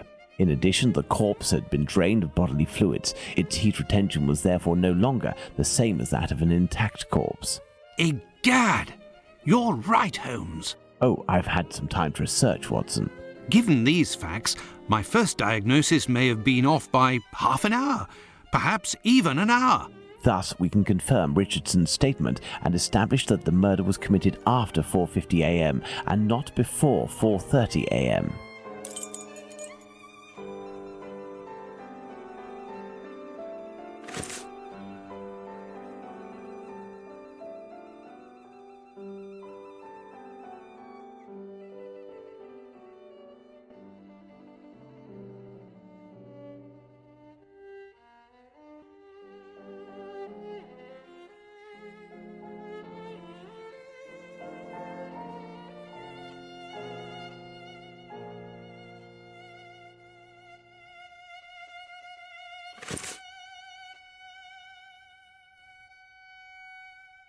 Our next witness is Albert Kadosh.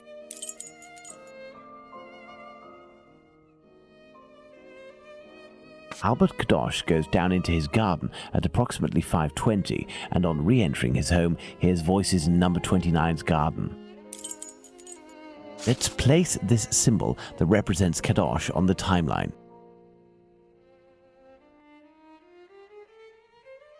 Kadosh goes back down into his garden approximately 4 minutes after having left it, and hears the sound of an impact against the wooden fence. Let's place this symbol that represents Kadosh on the timeline. Kadosh leaves the garden, enters his house, then leaves for work, seeing the clock on the Spitalfields church showing 5:32. Excellent, Watson. All our people are now in place. Yes, but Holmes, Miss Long claims to have seen the victim at around 5:30. But according to Kadosh, someone, most certainly the victim and her murderer, was already in the garden at 5:30. Excellent observation, Watson. It must be noted, however, that these two witnesses, Long and Kadosh, saw the time shown on the clocks in the area, which are often inaccurate and went by their empirical and, in this case, erroneous estimate of how much time had passed. Thus, neither of these two times can be considered reliable. Do you mean to say that these two testimonies might match? Indeed. Let's put Miss Long's meeting with the victim at 2 minutes before 5:30. Let's add Miss Long's meeting with the victim at 2 minutes before 5:30 a.m. Mr. Kadosh claims to have passed by the Spitalfields church at 5:32, which, given the distance from 27 Hanbury Street, would mean he was still at home at 5:31.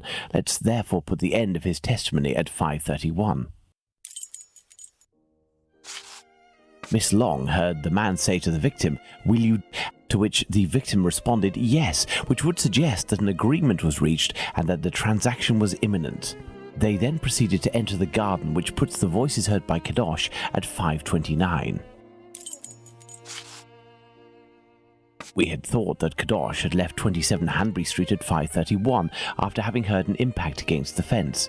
Thus, 2 minutes passed between the moment when Kadosh entered the house after having been in the garden the first time and the moment when he returns to go out again and leave for work. How long did he estimate this interval to be? 3 to 4 minutes. In light of all this, Watson, we can finally establish the time of Chapman's murder. Now, place the knife at the exact time. Now then, taking into account that the local clock isn't exact and that a young man was off by a minute or two in his estimations of his comings and goings, we can confirm Miss Long's testimony and place the time of the crime at approximately 5:30.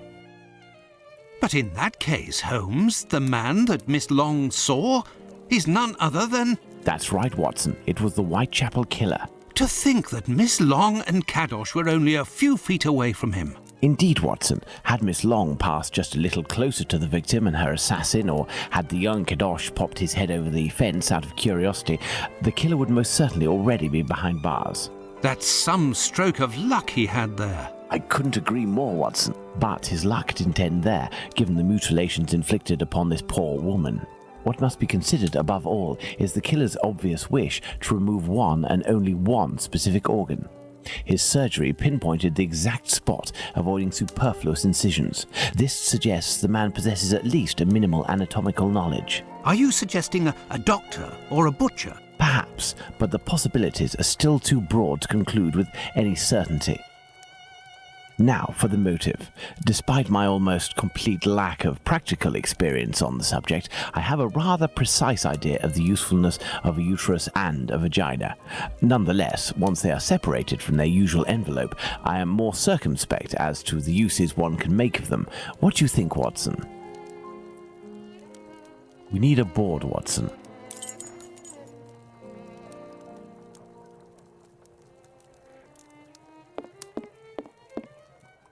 There is nothing more to do here.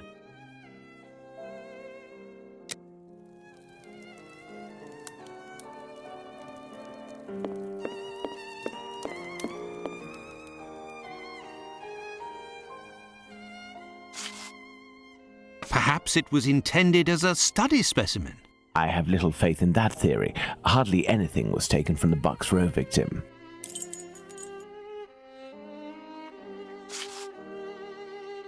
Black magic? Watson, this line of investigation is far too vague. We don't have a single clue in support of such a motive. We can eliminate this hypothesis.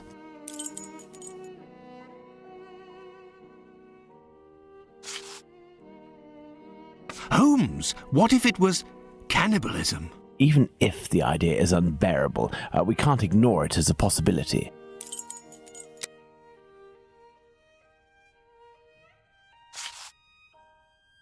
A desire for some sort of morbid trophy. I'd be inclined to dismiss this motive. If this were the case, why would nothing have been removed from the Bucks Row victim?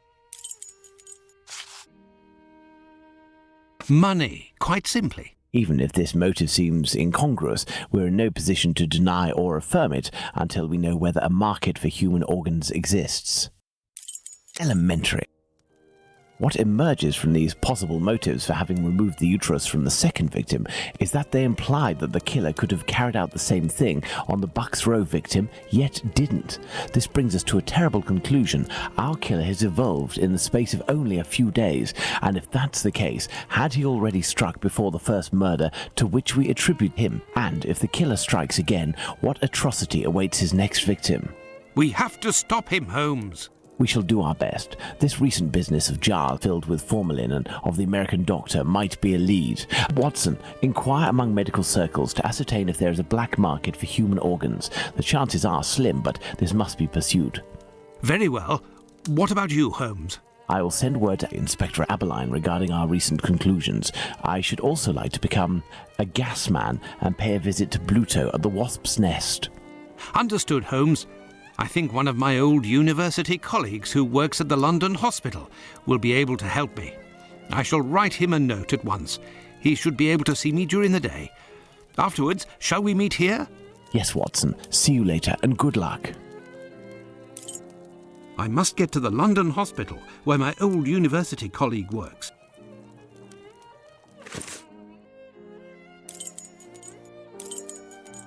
To the London hospital, quick!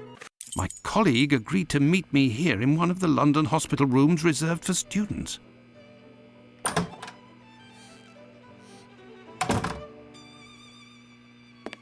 Ah, John, you're there already. Punctual as always. Tell me, you don't seem to be in good shape. Is it possible that your recent marriage is making you this morose? Ah, you know me well, Andrew. No, it's a strange and terrible affair that concerns me. Have you read my note? Yes, I admit that I was surprised. It just so happens that I, too, was asking questions about our morgue. What do you think? Have you heard of any organ trafficking within? No, John. No doubt there exists some exchange between colleagues. Not quite legal, of course, but nothing that can qualify as trafficking. Since the Anatomy Act of 1832, which permitted the use of unclaimed corpses for science, the black market trade was definitely halted. There are sufficient subjects available for all practitioners and students. Of this I can confirm.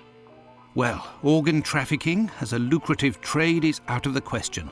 Then what is troubling you with the morgue? You are talking about trafficking organs, but I suspect there is trade in whole bodies. What do you mean to say? Whole bodies are disappearing? Well, it's confidential, but I know of your discretion and your friendship with the famous Sherlock Holmes. I can tell you that a few corpses have recently disappeared from the hospital morgue. Cadavers that were intended for dissection. That is to say, not claimed. Poor, unknown people. If a single corpse had disappeared, it might have been a bad joke. There are many students who pass through here. It's even a meeting spot. For the majority, they are here to work. A few come here in secret to practice. It also happens that instruments or organs go missing. Nothing alarming, but so many corpses. It's very troubling. But the hospital doctors aren't doing anything? No. That is to say, they would prefer not to call the police at this point. An investigation would no doubt result in the suspension of authorizations for the use of unclaimed corpses. Do you think that you could intercede on our behalf with Sherlock Holmes to clear up this situation? Which corpses are missing? I don't know exactly, but I can make an exact list if you would like to wait here for a few minutes. Feel free to look around the room while you wait. It'll bring back memories. Thank you, Andrew.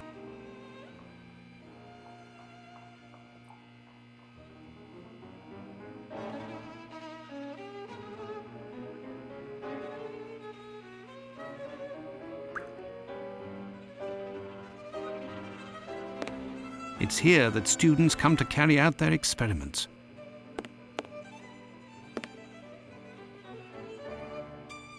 It's here that students come to carry out their experiments. The last lesson must have been about the human heart. And for a class of beginners, I expect, as this diagram is rather rudimentary.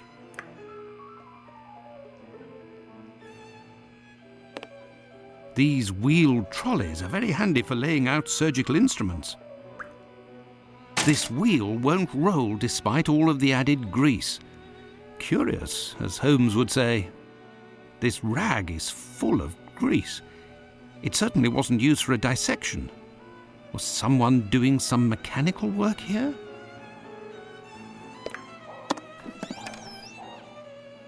This surgical instrument resembles a screwdriver. How amusing. It might come in handy. I will return it later. A message. I'll be... Why the devil was it hidden here?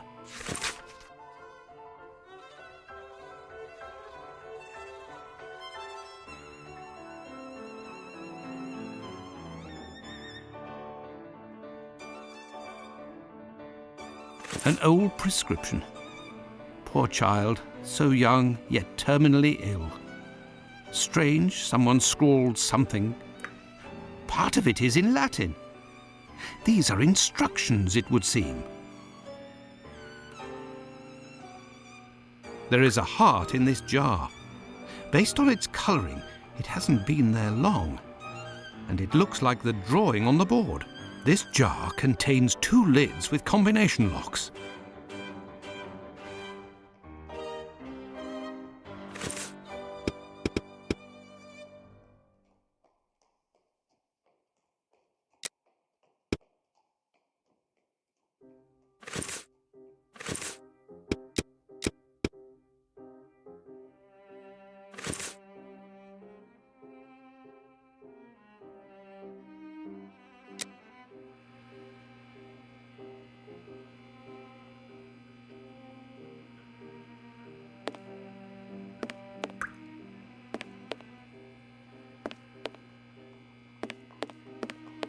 It's here that students come to carry out their experiments. An encyclopedia of anatomy. A page on the human heart is dog-eared. Let's see.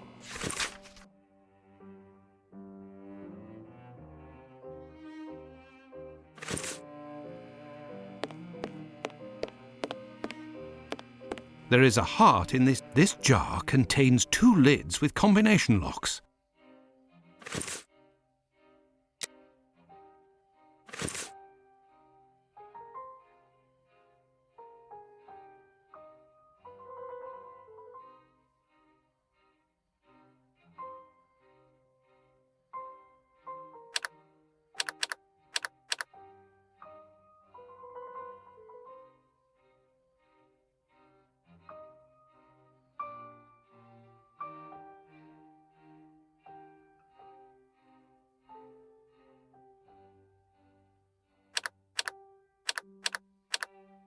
Look, there was a bit of paper stuck between the 2 lids.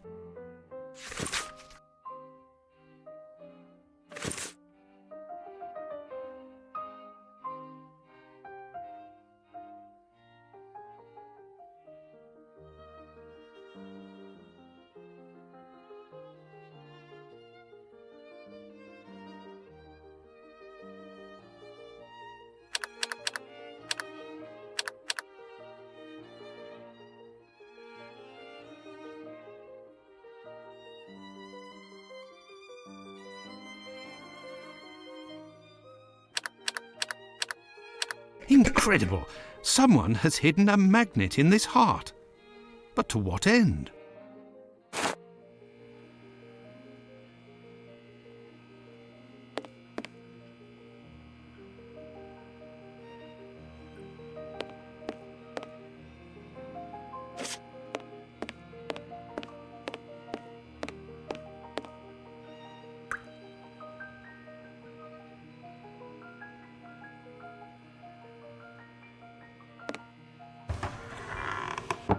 Incredible! There is a magnet with a hook behind this pane of glass. I am in need of something.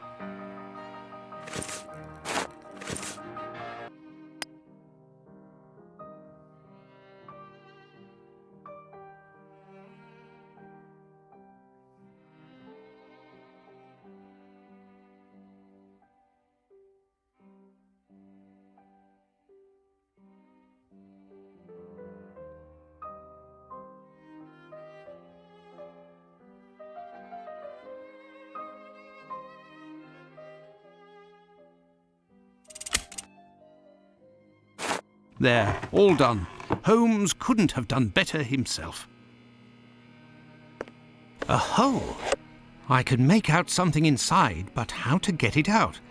I will need a hook. I found it! A coded message. I do believe I will need Holmes. Here is the list, John.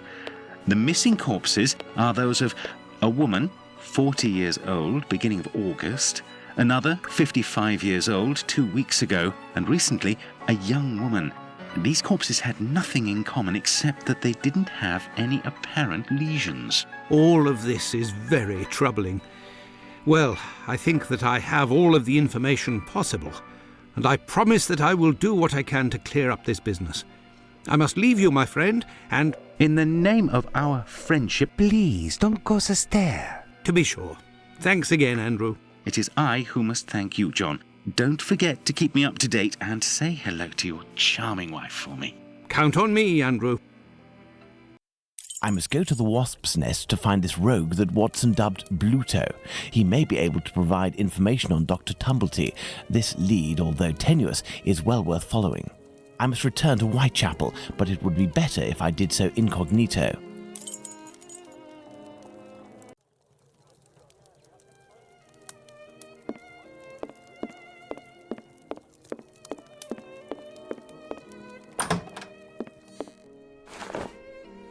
This should do the trick.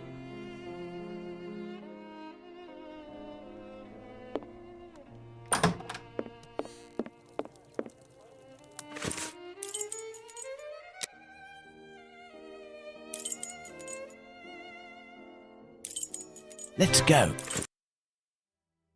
Let's go to the wasp's nest.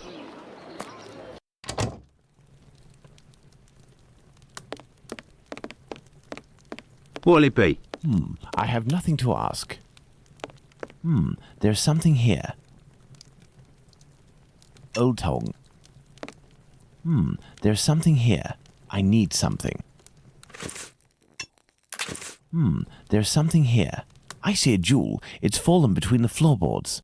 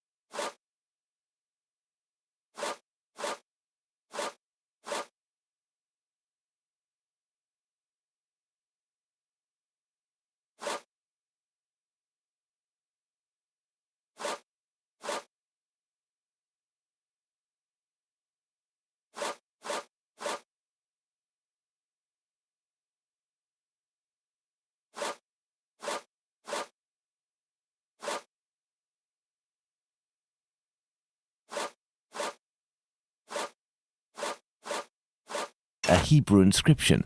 Going by the length of the chain, it must belong to a child. Hello there. You looking for a gas man? You really a gasser? You sure it isn't a bobby? Well, if you don't need me, I'll be on my way then. I've already been paid up. Stay. Who paid you? A doctor, Marston, I think he was. He told me you'd talk to me about a foreigner, name of Tumblety, if I did you a favour. Right, mate. Might happen.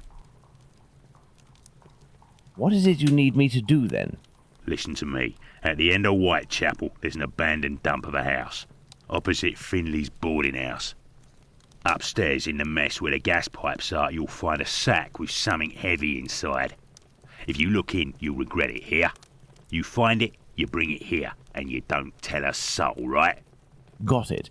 And then you'll tell me about this Tumblety so that I can report back to the doc? Yeah, doctors know people. And since you is here, it's because he'll move mountains for his American. Me, I don't know much, but you can tell him that he'll have to talk to Squibby. He seems to know lots about plenty. When you come back with a sack, I'll tell you what he needs to tell Squibby so that he snitches on the yank to him. Believe me, mate, it's as explosive as 10 miles worth of gas in your damn pipes. Right then, I'm off. Go. Give me some air. I could arrange for the police to come down here and arrest this thug, but he seems pretty tough and would probably be a lot less cooperative than if I play along. It's best I handle this myself, including meeting the mysterious Squibby.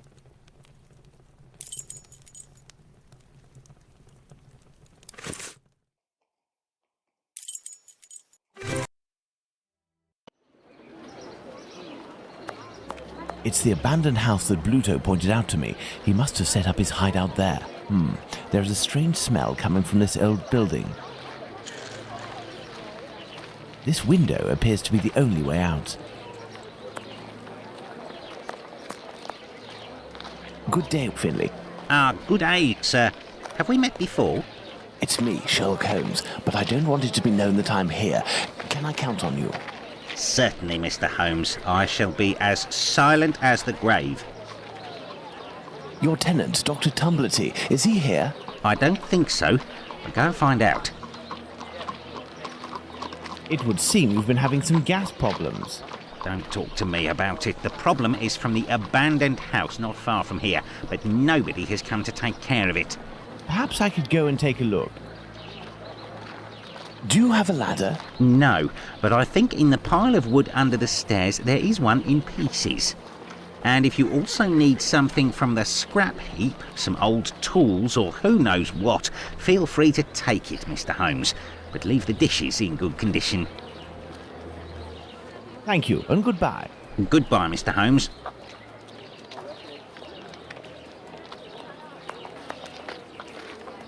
This lead pipe could help me to repair the gas lines. A broken hammer, I will have to find a handle. Part of a perfume atomizer.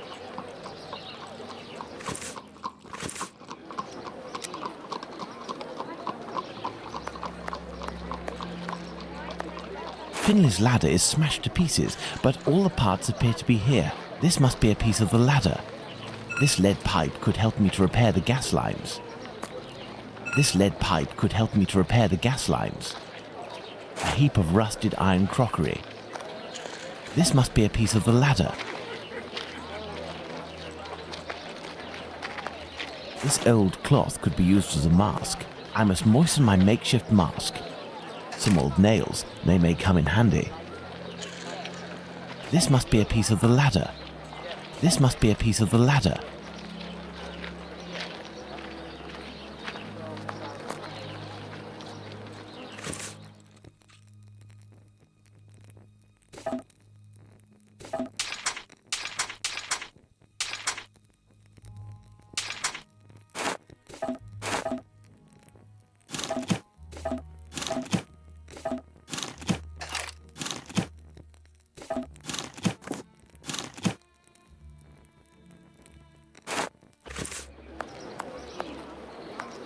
I hope this ladder will support my weight.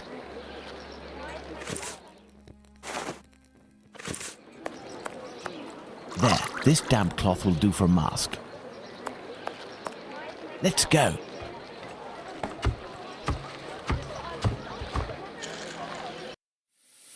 My cloth mask won't make much difference, but I'll be able to inspect the room for a few seconds. The leak must have been sudden. Even the animals didn't have time to escape. Someone left here in a hurry, presumably because of the gas leak. A small torch, a useful tool for opening safes, I would assume, but the gas bottle is empty. The leak must have been sudden. Even the animals didn't have time to escape.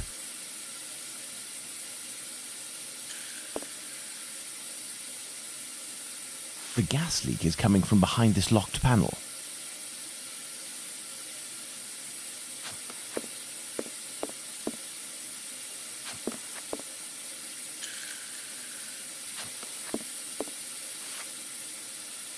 This iron bar will help me.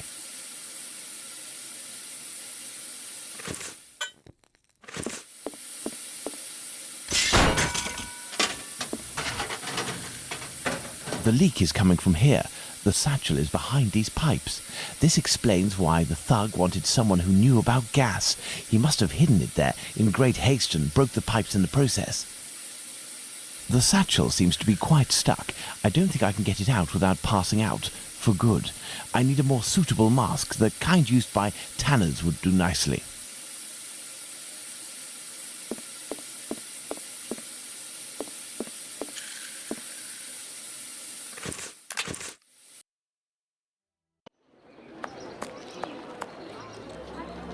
How is your investigation going, Mr. Holmes? I'll be needing a mask of the sort tanners use. Do you know where? Go check in the little lane across from the clinic. At the cobbler's, perhaps. Thank you, and goodbye. Goodbye, Mr. Holmes.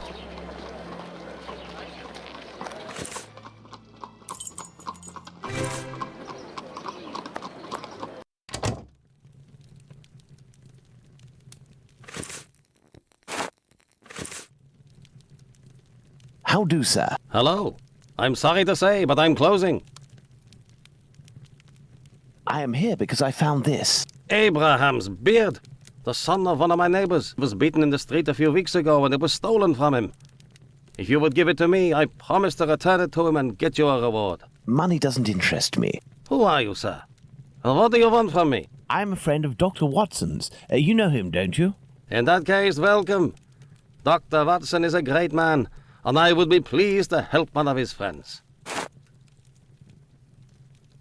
You work the leather and perhaps even tan it yourself. I believe tanners wear special masks to protect themselves from the toxic emissions given off by the vats used to soak the leather. I have a gas leak to fix, and I won't survive without something effective to protect myself with. Go see my cousin Abraham, who has a pet shop a little further down the road. Tell him that Isaac sent you. That's me. I'll be off now. My regards to Dr. Watson.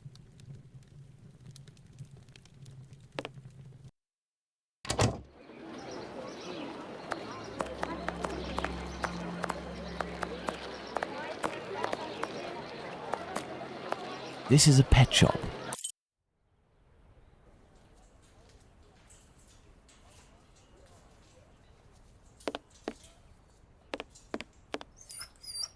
Hello, sir. Hello. You must be Abraham Solomonovich. I came on behalf of your cousin, Isaac. He said that you might be able to help me. I need a good mask to protect me from gas emissions so I can repair a leak. Yes, it should help you. But I let it drop into the big snake cage, and they are very dangerous beasts. I don't know how to retrieve it. But you must be equipped to deal with these creatures safely, surely? Of course, but I broke my hook. It should be over there. If you succeed in getting that beast from its cage, you will be doing me a great favor.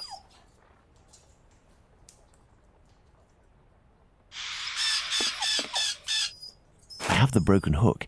I can repair it, but I'll need some materials. Perhaps I'll find some material at Isaac's that will be of use.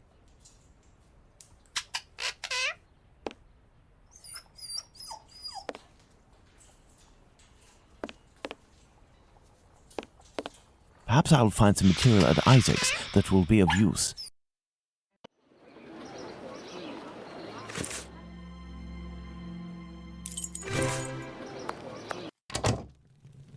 I need a few items for your cousin Abraham. May I borrow them for you? Of course. You're welcome. This should do the trick. This may come in handy.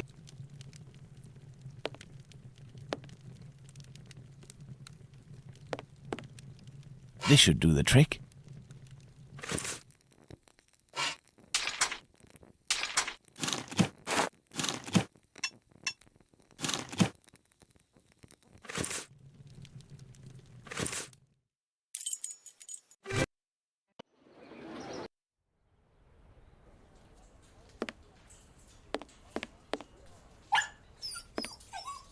This cage must do to hold the snake.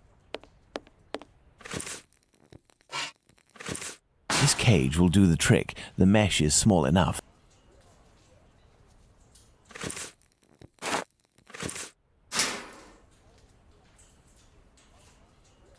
There we are. Magnificent. If I may ask, why is it you have such equipment? I haven't always had a pet shop, my friend. I was a butcher for many years, but I wasn't serious enough to be a real meat man, and I was looked down upon in the community. I found myself carting carcasses from the slaughterhouse, a repugnant job in which you catch vile illnesses, and it breaks you before you're out of your 30s. Thus I had the idea to make this mask with a sort of filter, and it worked. Since then I have quit that work, and with my little savings I started this business. I lived through the deaths of thousands of animals. Now I am devoted to their lives.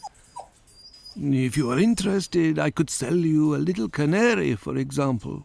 No, thank you. Let's return to the boarding house.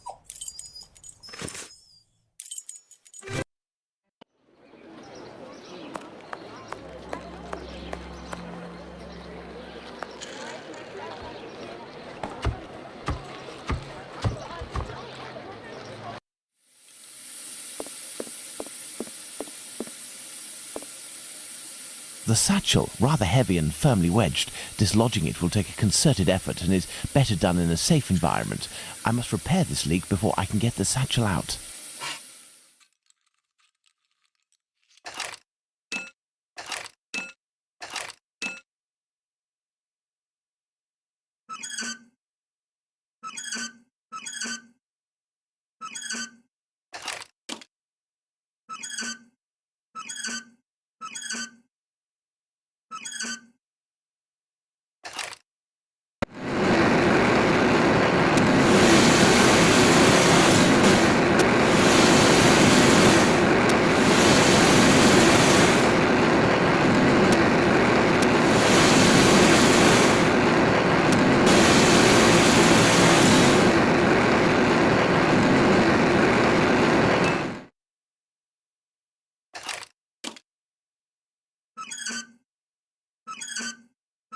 Elementary.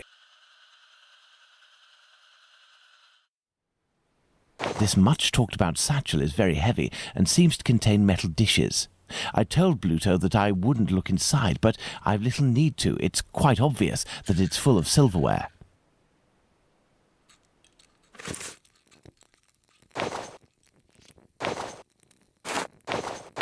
Full of crockery, the satchel makes the same noise and weighs about the same as if it were filled with silverware.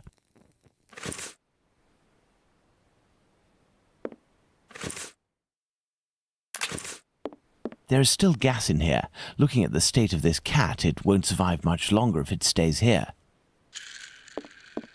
Let's go to the wasp's nest.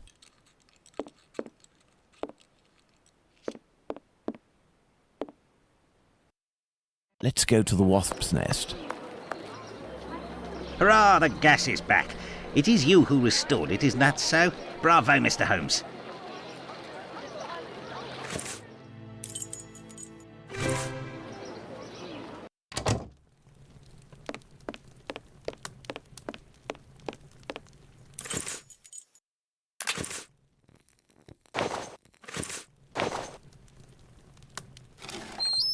Pass the sack to me. Did you look in? I give you my word, but it won't belong to you until you tell me where Squibby is. Fine. The poor idiot was taken by the peelers the other day. I don't know why some chap started to screech about that he was the Whitechapel killer, but he ended up followed by an hysterical mob. In a flash, the bobbies had him rounded up and locked down. Do you mean at the local police station? Might not. But if you or the doc talk to him, tell him that about the kayak business. I'll forget our score if he rats on the yank. He'll know. Now, hand over the bag. I say, that's all a little bit wishy-washy. I'm not sure it's worth the satchel. Hey, don't shake it like that, moron. If you don't want to end up with a knife in the back, you'll get busy with the pipe. Got it? Here, take it. That'll teach me for being a good Samaritan. Honestly, how rude. I'd best be off now. Better to not be around when he opens the satchel.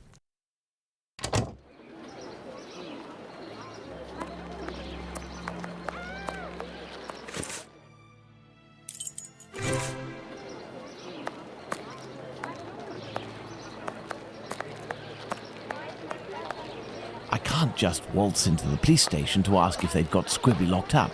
I'll have to come up with a ploy to find out if he's actually there. Then I'll need to get the policeman to leave for just a few minutes so I can talk to the prisoner.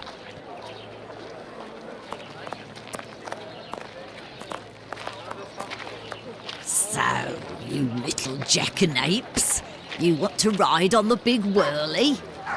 Another day, perhaps, Mum. As a matter of fact, I would like to know if a chap I know called Squibby happens to be in this police station, and how many policemen are inside. Information? Yes, but time is money for me, you know. Here are a few guineas. So, Squibby. I'll tell you everything that I know, my ducky. Nothing. I know nothing about whether Squibby is there, and I don't give a damn. The bobbies don't whisper sweet nothings to me, like the girls in the nice places. And now get lost before I get all worked up. Hey, if you have something to offer to a lady, I could tell you a little bit more, maybe. I'll be back. You do that. The girls from the nice houses. That monster. Oh.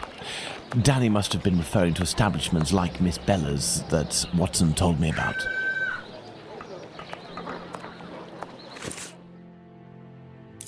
Fine, I have to go to the brothel.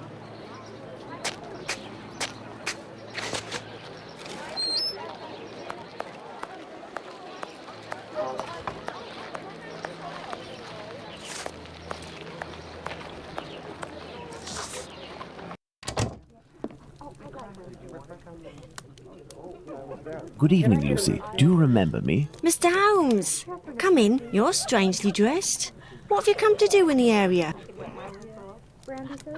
I've come to ask if any of your colleagues, or perhaps even yourself, associate with any of the policemen from the local station. Certain girls go with police officers, it's true, but Bella would be able to tell you more than me. Very well. I'll be on my way.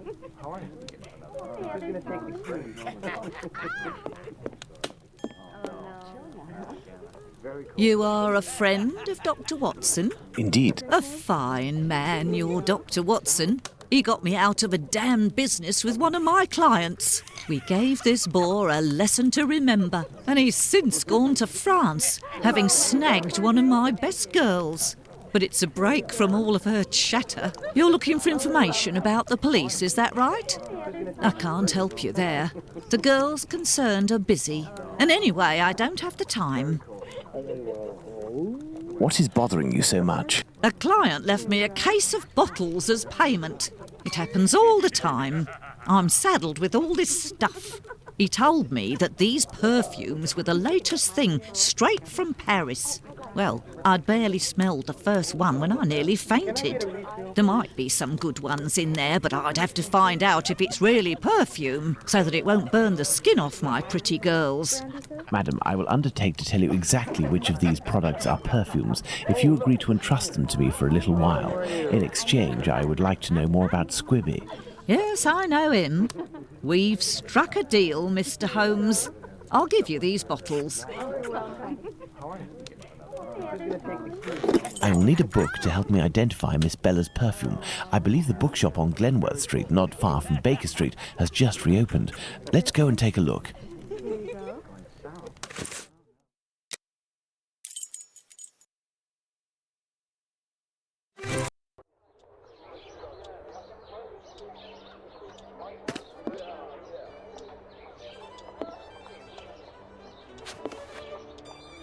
Hello, sir. Hello. Are you the new bookseller in the neighborhood?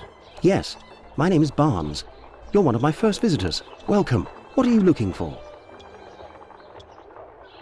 I'm looking for a work that can help me identify perfumes, a book that deals with vegetation and its possible uses in the domain, for example. I would recommend the Encyclopedia Spartica about vegetation. It consists of a reference on the matter. This book is the most complete that there is. Fine, I will take it. But it's just that, I have no idea where it is. Would you believe that my predecessor classified works by their acquisition date? Nowadays, we advocate a thematic classification. However, I am getting down to the task. You aren't looking for anything concerning the history of the scripts. I'm fascinated by the subject, and I already have numerous books on the topic. It is no doubt very interesting, but I need this book Spartica without further delay. Fine, fine. I will try to find the acquisition date of this encyclopedia, Mr. Holmes, Sherlock Holmes. Ah, fantastic. You are the man for the job. Perhaps you could try to find the missing dates. That will buy you some time. There are some dates missing? Yes. I forgot to mention that detail. The dates were written on cardstock attached to the columns, and there was one date per section. As one goes along, you will see there is no specific order, and certain are missing. I remade the labels, but I don't know where to put them. They're there on the counter. Are there any other details to know? The proprietor inscribed a date every 2 years since his arrival in 1864, up until now, that is 1888. He left a note regarding his method of shelving, but I didn't understand a word. I do believe, in fact, that he was a bit mad. Well, I will see.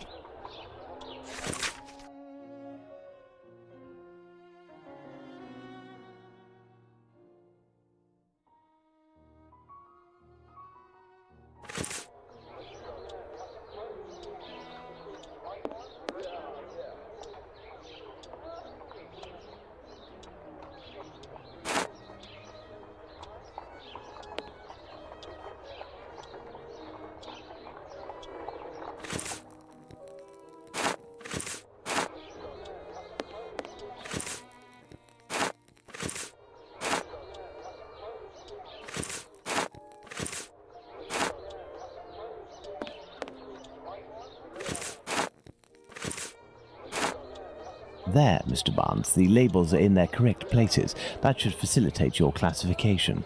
Have you found my book? Yes, what luck it was to meet you. It was acquired in 1882. I will look for it. Thank you very much. I would suggest that you organize your books quickly. I am in the habit of visiting my local bookstore at least once a week. You are right, Mr. Holmes.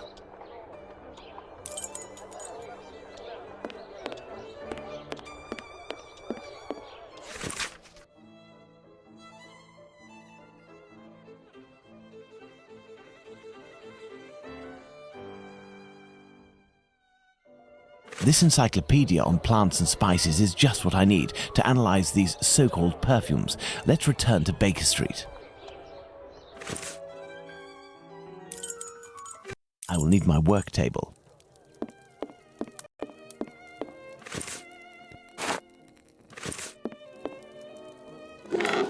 Let's get to work. I must analyze these perfumes.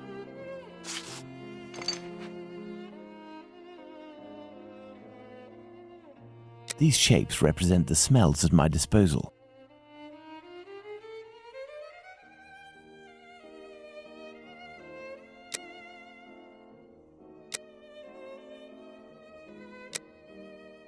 This perfume is ghastly.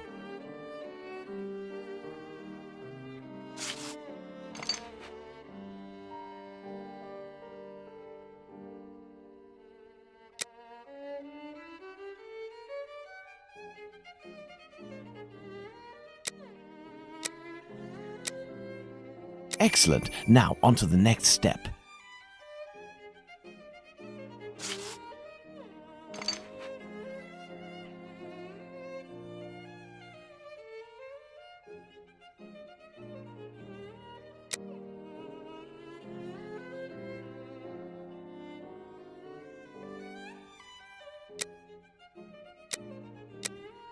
Elementary. Fine, I have to go to the brothel.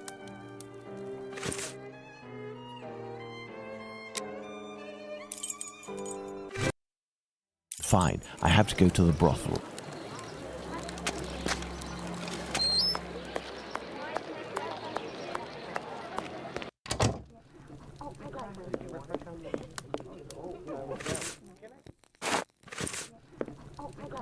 So, my dear man, have you reached a verdict? I have distinguished the good perfumes from the bad, but even the good ones are nothing more than common sense for adolescents. Who cares? It'll freshen up a few of my girls. Wait, there's a perfume here called Valerian. What is it? It's not really a perfume, technically speaking, unless you like cats. It's more of a kind of medicine. It smells strange. I don't really like it. Here, I can give it to you. And I have some information. Squibby is most assuredly locked up at the police station hereabouts. It would also seem that he's the one who doesn't want to come out. Do you know someone by the name of Danny? Danny? Big Danny, Nutcracker? The one who hates cats? That's the one. You're interested in that kind of bird? Be like dipping your biscuit in a pig's trough. She's dangerous, a real cyclone. So beware.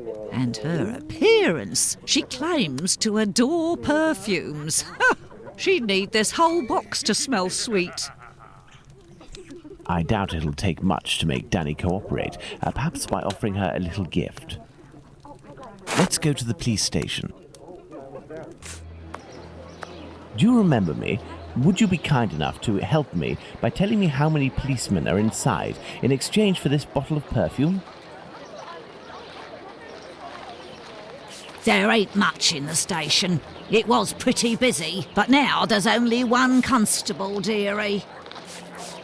There we are. Now Danny has been sprayed with valerian, a scent that's irresistible to cats. I must create a diversion in the street to make the policemen come out, but I need some cats. Lots of cats. To the pet shop. I must go to the pet shop.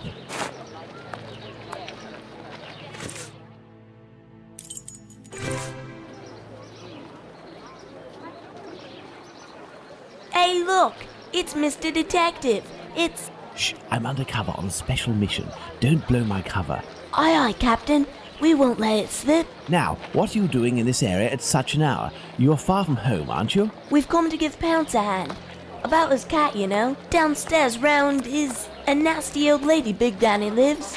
She threatens to kill Pounce's cat, 'cause she's allergic, or so she says. And it makes it cough and vomit just by seeing one. Allergic? Oh, that's it. She stoned Pounce and his cat yesterday, and the poor thing took off and hasn't been seen again. We've been looking for it, but nothing. Does that cat there belong to Pounce? Bert! That's my Bertie! Be careful, he is injured. Let's take him to the pet shop. We might be able to take care of him. Let's go to the pet shop, children. If you all go in at once, you'll scare the animals. Pounce, come with me. Everyone else, stay here.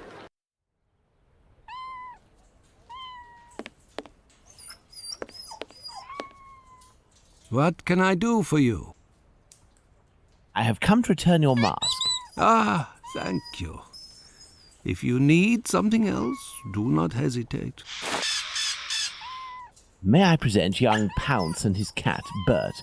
Poor Bert, he's been injured. It's Big Danny who threw a cobblestone at him. Big Danny? Danny the Jaw? The terror of the Highlands? Oi, that's her, mister. You know this lady? Lady is not the appropriate word. Fury, more likely. Danny is a night worker. Before that, she performed in a circus where she fought against men for a penny a round. It was said that she never lost a fight. Is there anything you can do for poor Bert? I don't know. This cat seems to be in a sorry state. I have a book on cats over there. Can you find it while I look at its wound? Yes.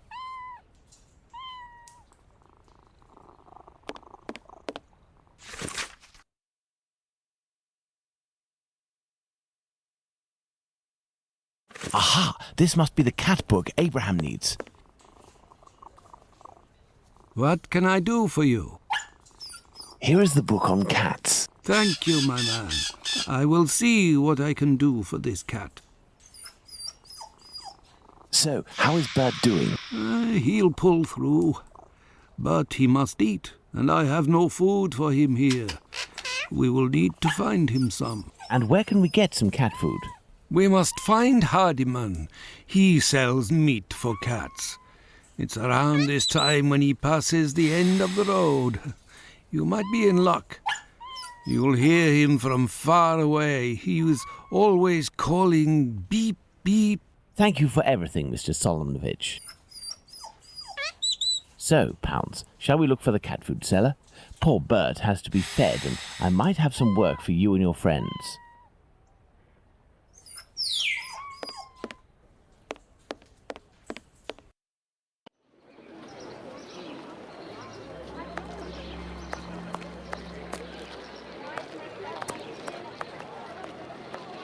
Beep beep.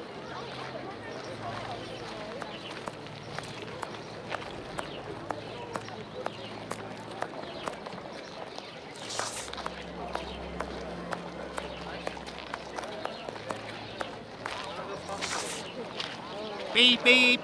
Good evening, sir. How do? A little kebab for the cat? These little brats can't possibly all be yours. Pardon? Oh, no, none of them. Ah, children, they're our pride and joy, and yet... Do cats really like kebabs? They adore them. How many would you like? I'll take the lot. I beg your pardon, sir? How much for the lot? For £2, they're all yours, my lord. It's a deal. Listen up, my little soldiers. You need to find all the cats in Whitechapel and lead them towards the police station. You'll be armed with delicious kebabs to entice them. Go, as quick as you can now. If my calculations are correct, the cats will be seduced by Danny's odour and will throw themselves on her. That should cause enough of a commotion to get the policeman to come out onto the street.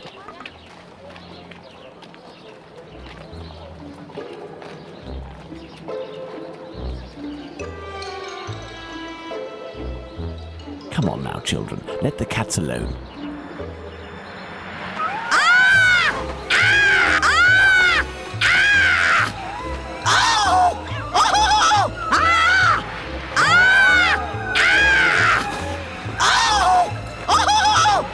What's all this racket? Calm down. Come on, out. And make those chaps shut up.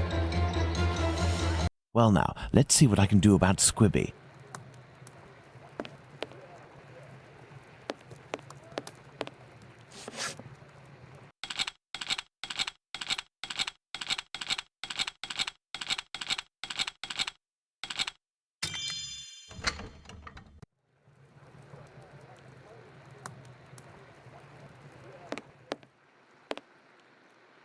And who are you? I've come to talk to you about Tumblety. So you're here to kill me, are you? Absolutely not. I've come on behalf of someone you know, who told me you have some explosive news about this American. In exchange, he has settled your bill on the kayaks. You ain't no street person, you. You're a bobby, trying to wind me up, aren't you? Not at all. Will you agree to talk? Not a chance. I'll give nothing away for nothing. I don't have to follow Bluto's orders. I'm in it up to my neck, and the bobbies won't agree to keep me locked up here for the rest of my life. You mean to say that you are here of your own accord? Damn right. Only death awaits me out there. I was almost lynched because I was blamed for the murder of those poor girls who were chopped up like animals. The police put me here for my own safety. That's when this journalist showed up. A journalist? I socked him once for disrespecting me down at the pub. He said I'd pay for it one day, and that day came. He said he was going to squeal to the papers about me.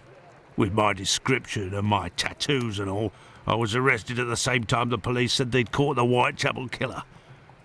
While waiting to write the article, he started the rumour. Now the streets ain't safe for me no more. I understand. Listen, if I find this journalist and make him promise to not write a word about you, and if I also agree to pay for you to get out of London, will you tell me everything you know about Tumblety? You sure know how to speak to ruffians, don't you? You got yourself a deal. What's the name of this journalist? Bulling. Tom Bulling. Tom Bulling? That name sounds familiar. That wouldn't be the journalist that Watson met at the Wasp's Nest. Huh? Ah, no, nothing. I was just thinking aloud. Well, I'll be going, Squibby. You're right. It ain't healthy here. I shall leave Bluto's treasure at the station. The police will know what to do with it.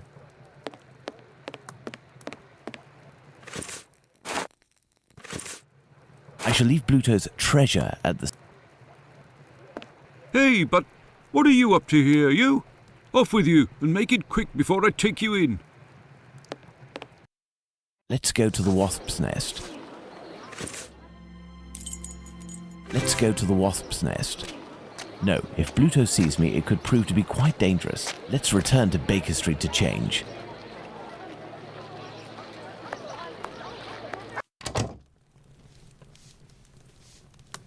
Good evening. There'll be a nice tip in it for you if you can tell me if you recently saw a journalist here. Yes, sir. A damn nuisance, that man. And a real cad. He cursed me out something fierce for staining a book that he put down, even though it was him who was shaking so much that he soiled it with a whole lot of ale. He was reading a book? Bah, not a real book. A halfpenny rag. He put it down on the ground, and I put it in the paper bin for the stove. It should still be there if it weren't already put in the fire.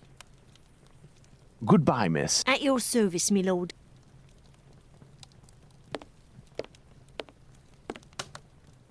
Some paper, ink stains. This must be the table where Bulling writes his copy.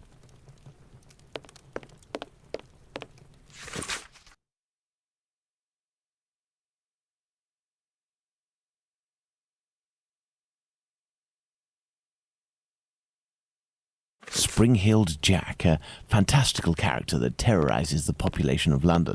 This journalist has some far from cheerful reading. Evening. A pint for me and have one for yourself. I'm looking for a journalist, a good client of yours. Goes by the name of Bulling. Ring any bells? Haven't seen him for a day or two. He must be sleeping it off somewhere.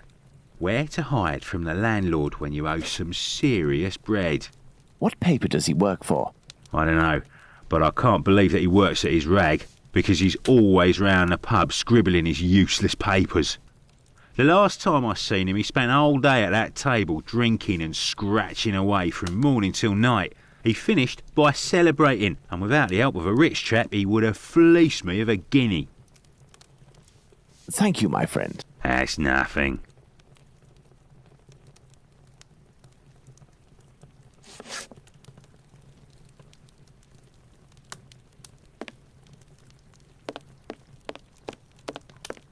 Let's return to Baker Street. Tom Bulling isn't here, but the Baker Street irregulars should be able to track him down. Perhaps Watson will have something to tell me in the morning. Up at last, Holmes. Were you able to get anything from that crook at the Wasp's Nest yesterday? Not yet, but I am working on it.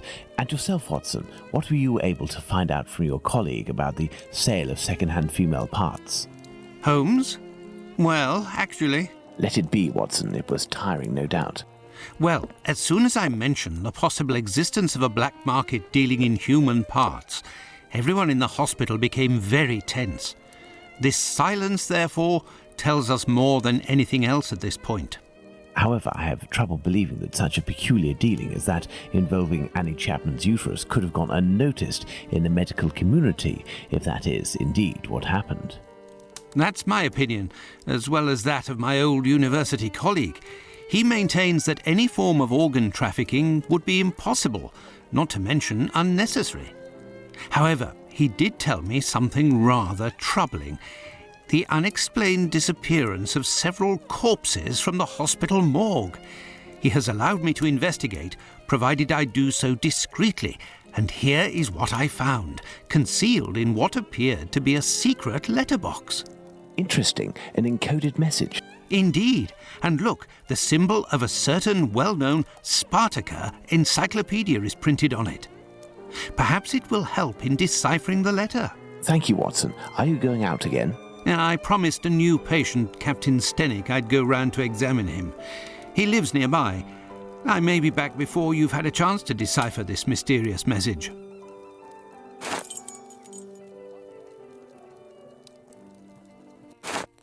Good. Let's decipher the encoded words in the message that Watson found at the London hospital.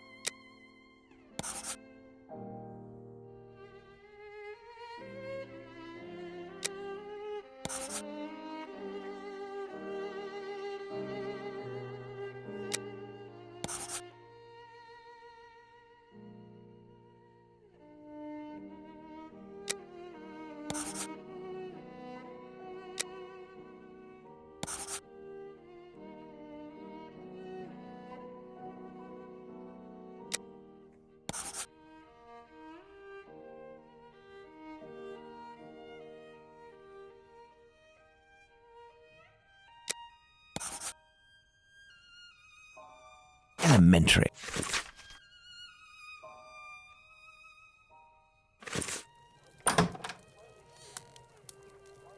My dear Watson, I congratulate you on your investigation. This letter seems to well and truly confirm the organised trafficking of bodies in London. My God, how dreadful. Watson, we must go to the address that appears in this message. I would suggest you take your weapon. It hasn't left my side since the beginning of this whole affair, Holmes. I'll also be putting on my workman's disguise again. One never knows. But what about me, Holmes? Stay as you are, Watson. At worst, you can pass as my employer. Find Wharfdale Road on the map of London, Watson. Understood, Holmes. Yes, I have, Holmes. Here we are, Watson. 17 Wharfdale Road. Let's be careful. You think so, Holmes? This house seems to be abandoned.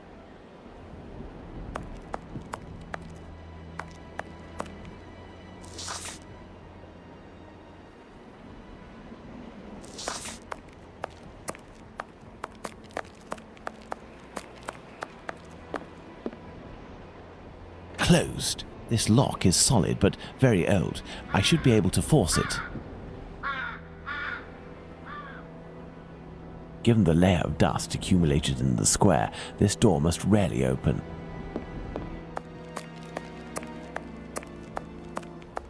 This wheel is in good shape, but it is impossible to remove it. The pin holding it is stuck.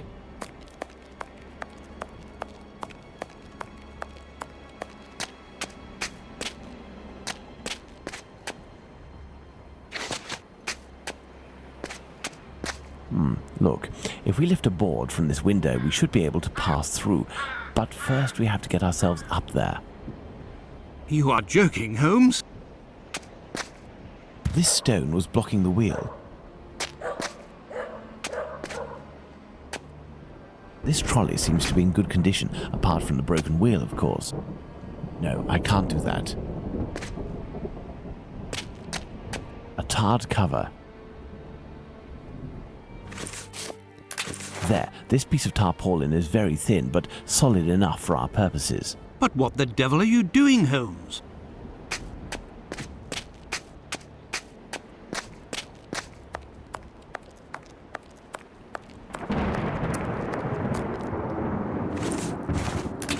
There, by sliding this piece of tarred tarpaulin, I was able to quite simply force the lock. Let's go in. Incredible!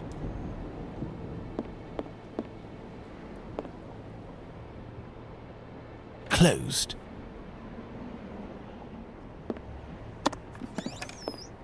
These little metal instruments are rather curious. I'll take one. Some makeup applicators. These jars contain chemical products. I have no idea what they are for.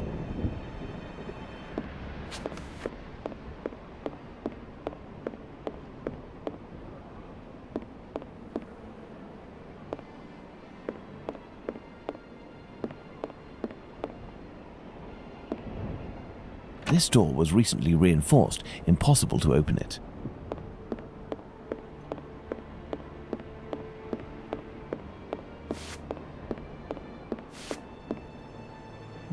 There's something here. A trapdoor. We must find a way to get down through it, Watson. Incredible!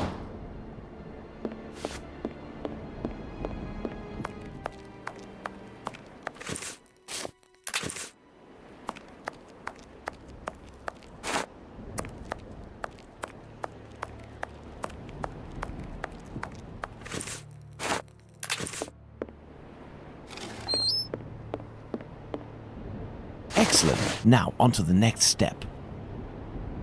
I will go down alone, Watson. Try to cover for me if someone should happen along. Understood, Holmes.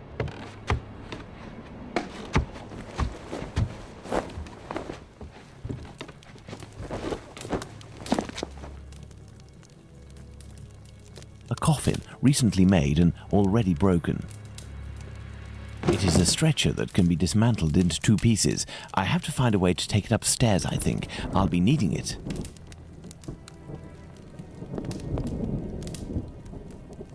Rings, wedding rings, gold teeth. I don't imagine where they came from. Pincers. A hammer. I'll take it. This old box must have held nails a long time ago. Nothing of interest.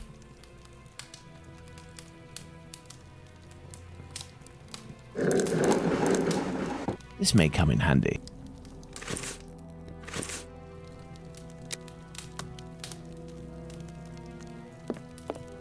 A pointed poker. This is sure to come in handy. Clothing that appears to be destined to be incinerated. Numerous footsteps. Apparently this passage is used frequently. Here's an electrical mechanism. Turning the handle should supply it with energy. It would seem that there is a broken connection. Excellent. Now, on to the next step. This box is broken. The wires must be reconnected. Pray, think.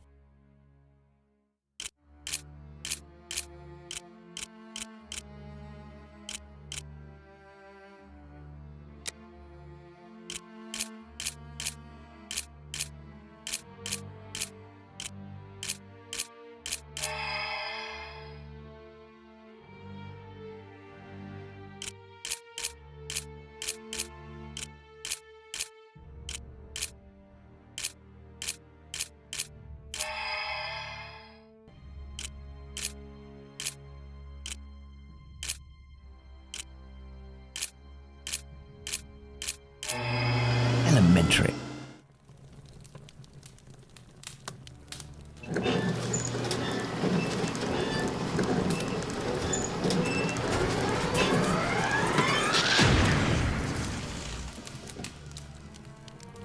That's good, Holmes.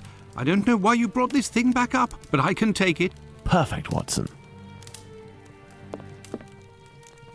The fuse box is burned. The lift is blocked. I'll have to find another way out.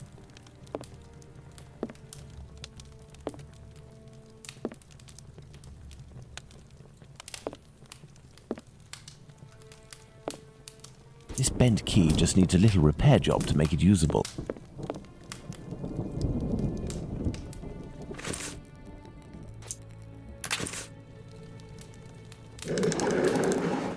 This may come in handy. This may come in handy.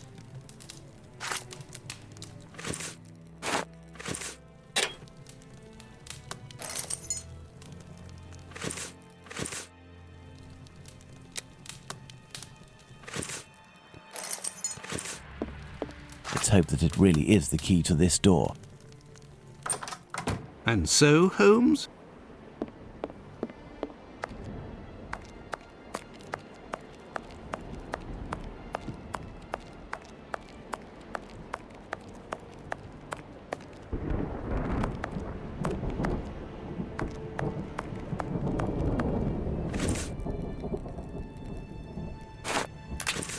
This little instrument will serve perfectly as a pin punch. But what the devil are you doing, Holmes?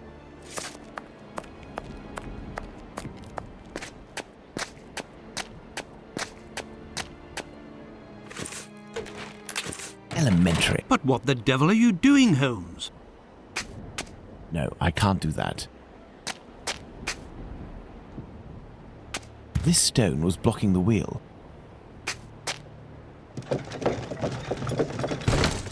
Excellent. Now, on to the next step.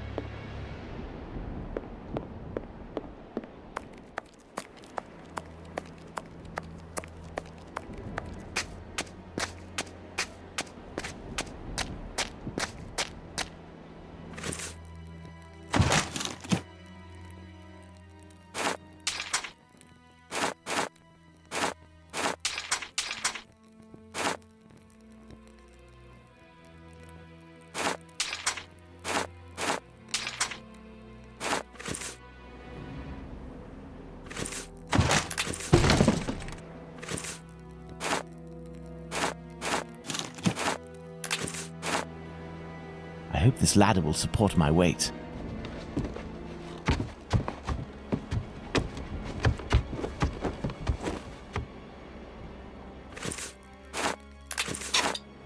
Let's go. My God, Holmes, where are we? For us to find out, my friend. This woman is dead, Watson. Yes, several days ago, Holmes, but the body is perfectly preserved. No odour, no visible decomposition. Look, Holmes, a label from the London hospital. It must be a corpse stolen from the London hospital. Strange smell. What do you think, Watson? A zinc chloride solution without a doubt. A product generally injected into cadavers to help preserve them. Some makeup applicators. Someone made up this corpse. The lips have been coloured and the rings around the eyes carefully camouflaged. Yes, somebody wanted to give the impression of life. To what end?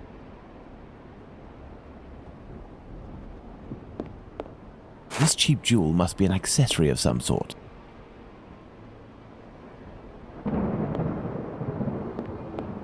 This may come in handy. These clothes are new, just like the deceased's dress. I imagine her clothes were changed. Look at this photo. It is inscribed Ethel Broom Street, 1851 to 1878. This young woman who died 10 years ago looks like the one stretched out on this table. Watson, this corpse was embalmed and made up and dressed to look like a woman who had died 10 years earlier.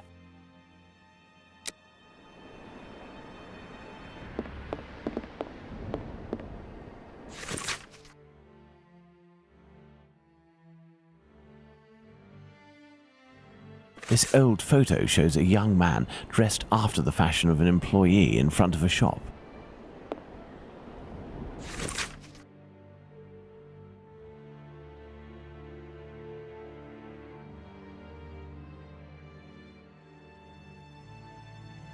Amusing.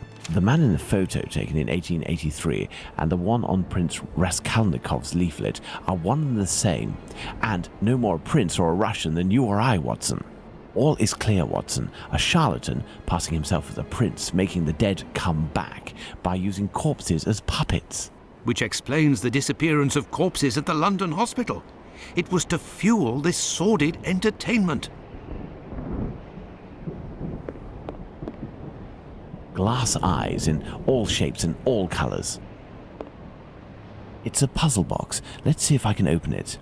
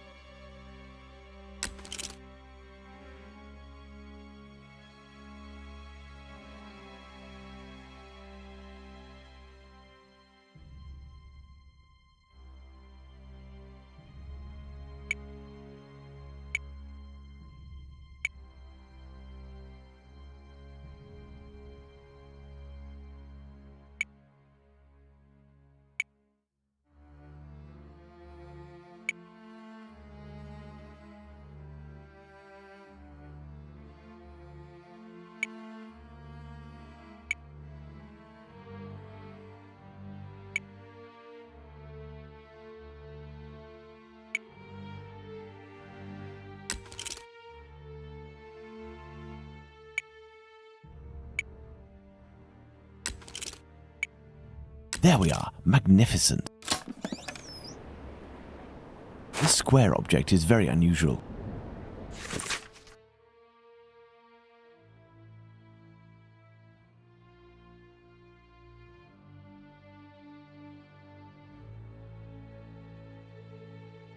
This letter speaks of a sign of recognition. Interesting.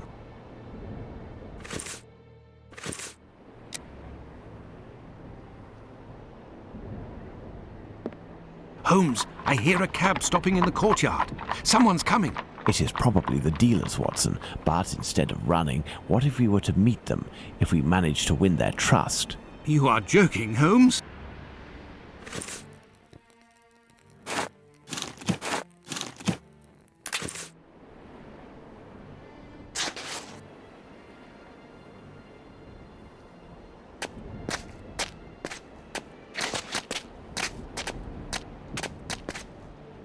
Well then, you best tell me why you're here, otherwise I'll make you talk myself.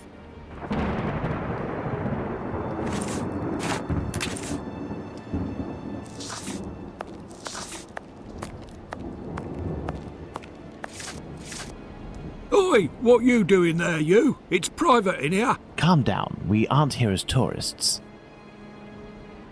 We have come to collect our packet.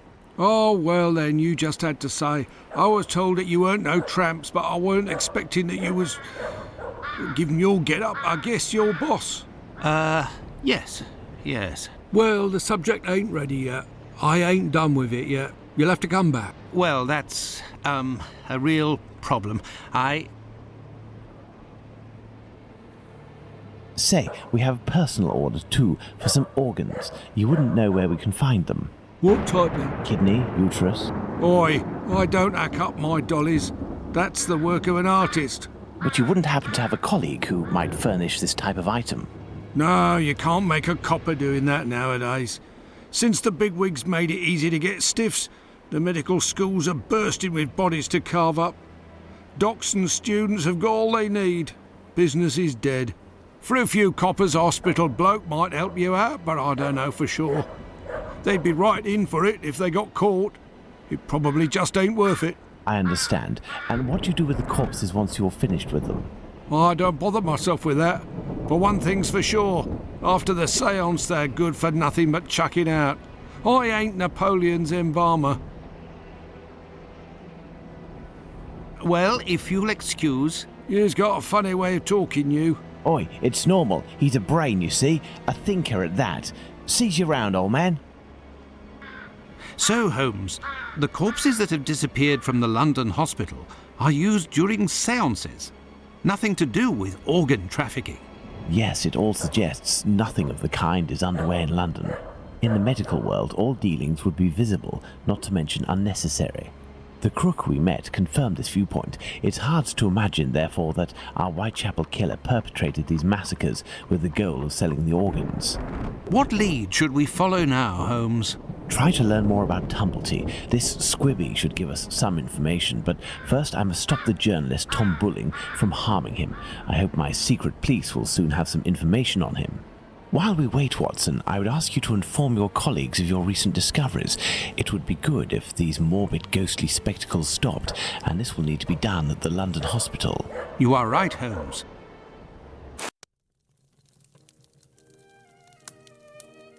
Another false lead followed by the police, Holmes? Yesterday's Times says that a John Fitzgerald, who had claimed responsibility for the murder of Annie Chapman, has finally been released. He was, it says, lying. That's of little importance, Watson. It's incredible. It's been more than 3 weeks since the murderer struck, and the tension is as strong as ever. The press won't stop talking about him, and people are still full of fear. Perhaps the killer got what he wanted, people talking about him, and has chosen to stop committing crimes. What do you think, Holmes? I doubt it, Watson. Everything leads me to believe that he is in hiding and waiting for the right moment. The area is packed with police, and that would obviously hamper his work. You think he will start again, Holmes? I have every reason to believe nothing will stop him short of his arrest or his death. Sadly, our investigation has reached a dead end, and I fear that we'll need another victim to get back on track. Yes, how awful. And what of the case of the burnt mat? Have you resolved that? Oh, that's a matter of little interest, and resolving will be of no benefit, above all to Miss Fleming. Ha! I hear the footsteps of my faithful Wiggins on the stairs. The game is afoot again, Watson. Mr. Holmes, the scribbler resurfaced. At last word, Pounce saw him racing to Central News Agency where he works. Excellent, Wiggins. And still nothing on the doctor? Sorry, Mr. Holmes. He's one sleek yank, but we'll find him. Good work. Here's something for you. I must leave you, Watson. If I can get my hands on this Bulling, I will have much more interesting news on the bothersome Tumblety. I have only to change.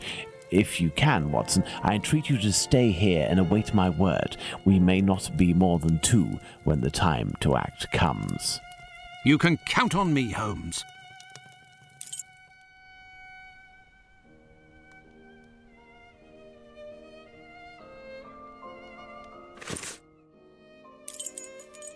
I must go to the Central News Agency. I am at the press agency where Bulling works.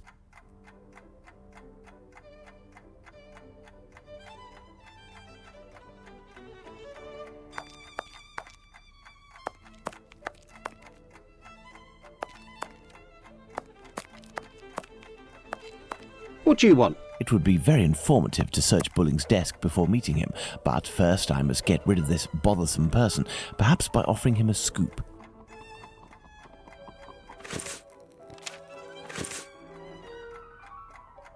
Good evening. I'm looking for Tom Bulling, the journalist. He isn't here. He must be sleeping off somewhere. He gave me a tip. He wanted to save a scoop for me. He always gets a good dirt, and yet when he comes in here, it's just to warm his behind. Look, he pulled his desk over the stove.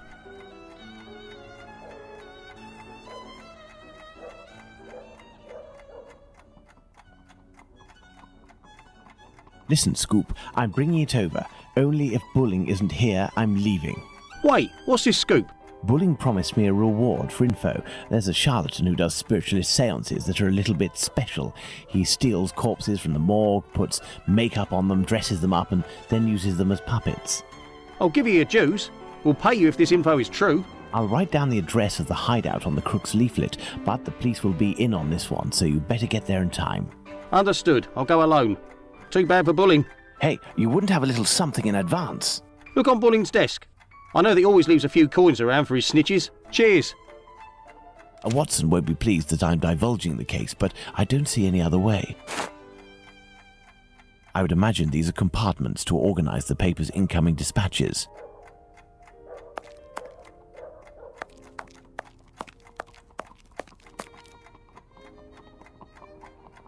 This is Bulling's desk, the one closest to the stove. These are Bulling's notes. They are of little interest at the moment, but one never knows. Some coins. I will take them. That will avoid suspicion if the journalist returns. A charred match. This may come in handy.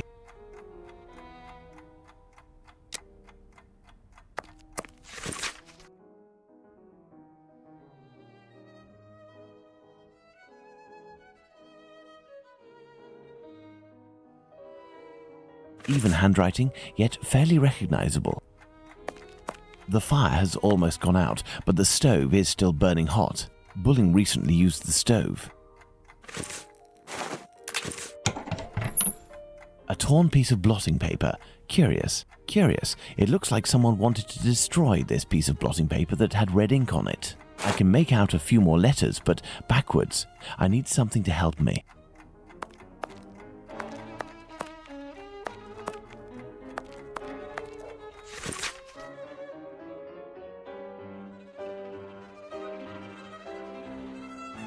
Bulling's boss, Mr. Moore, seems to be protecting the journalist.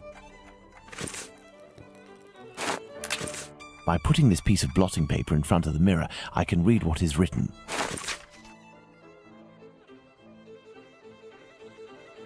Apparently, our journalist gets his information by telephone too. Sadly, the name is almost erased. Queen Victoria, to keep the journalists on their toes, I suppose. If I telephone one of Bulling's contacts pretending to be his assistant, I might learn something of interest.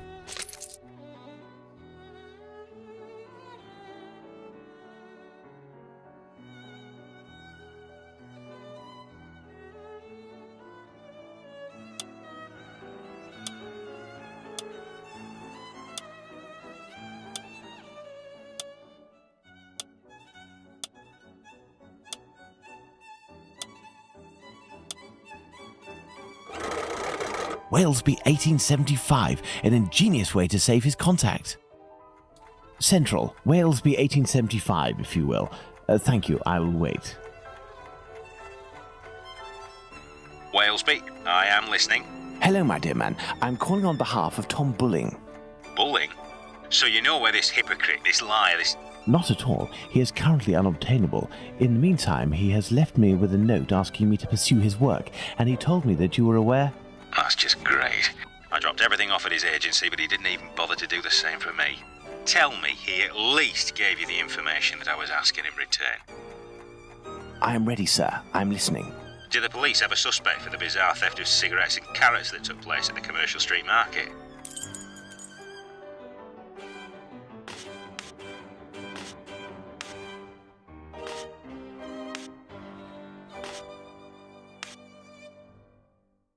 I think, according to Bulling, that Inspector Lestrade's team is looking for a rabbit with a bad cough? Ah, damned Bulling. One day he'll be in some serious trouble for mocking the police. And now, can you tell me, with regards to the parliamentary scandal, what did the head of the Whig Party respond to the Tories who were treating him as a great incompetent?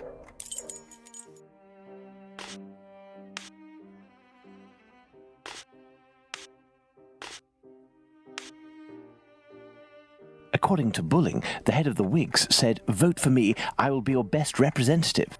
Good. That'll make for a good paper. There is one last question. According to a government social study, civil servants make the best husbands. Why?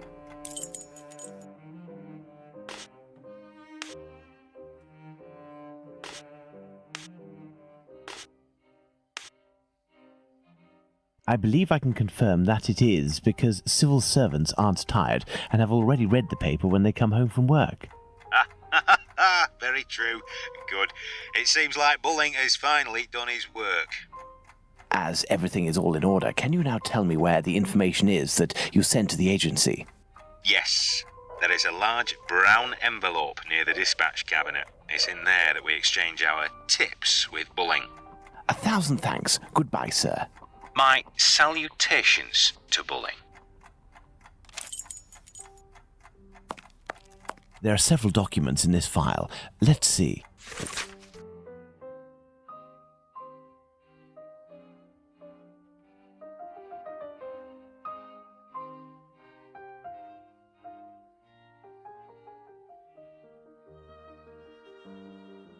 I wonder why Bulling is studying this tale about Spring Hill Jack so meticulously.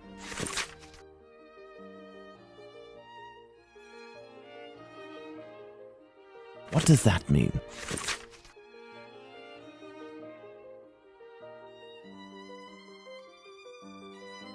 Well, a piece of information about the murders transmitted exclusively to the police without informing the press. That has piqued my curiosity. Perhaps I should go to the police station to get more information.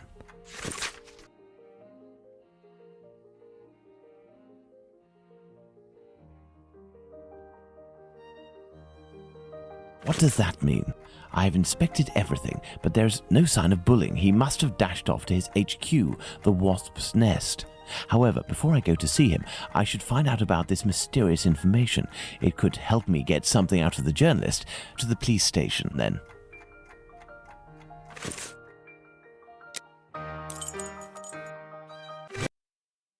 Let's go to the police station.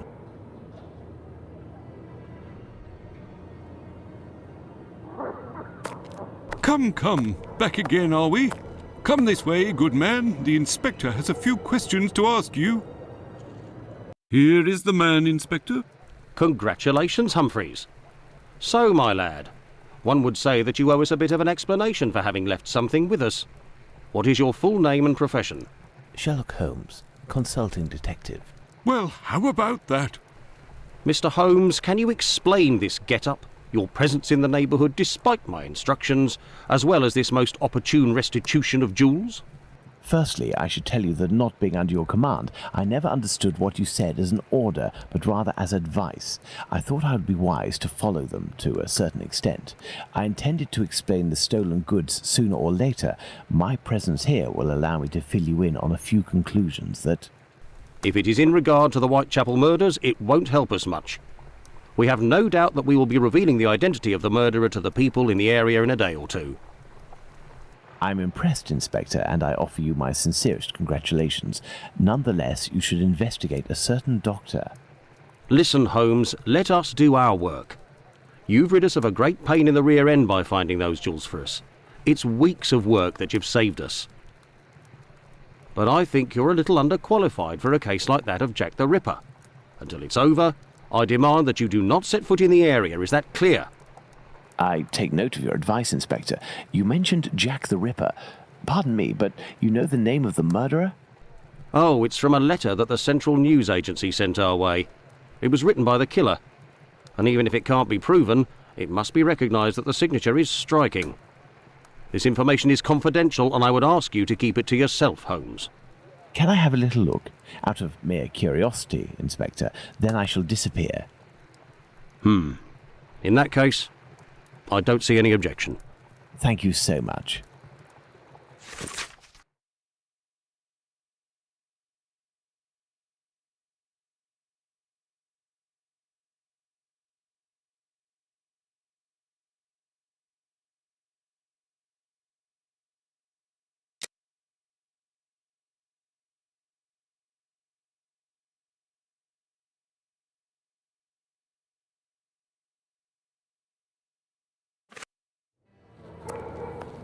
Me? Not up to discovering who Jack the Ripper is? Well, we'll soon find out, won't we, Inspector Aberline? I know who wrote the Dear Boss letter signed Jack the Ripper that Inspector Aberline gave me, and above all, I now know why. This Tom Bulling was inspired by this fantastical character to build a myth out of the Whitechapel killer. Perhaps he would be receptive if I shared my discovery about him and prevent him from accusing Squibbie. I must find him at once. My best bet will be to try my luck at the pub.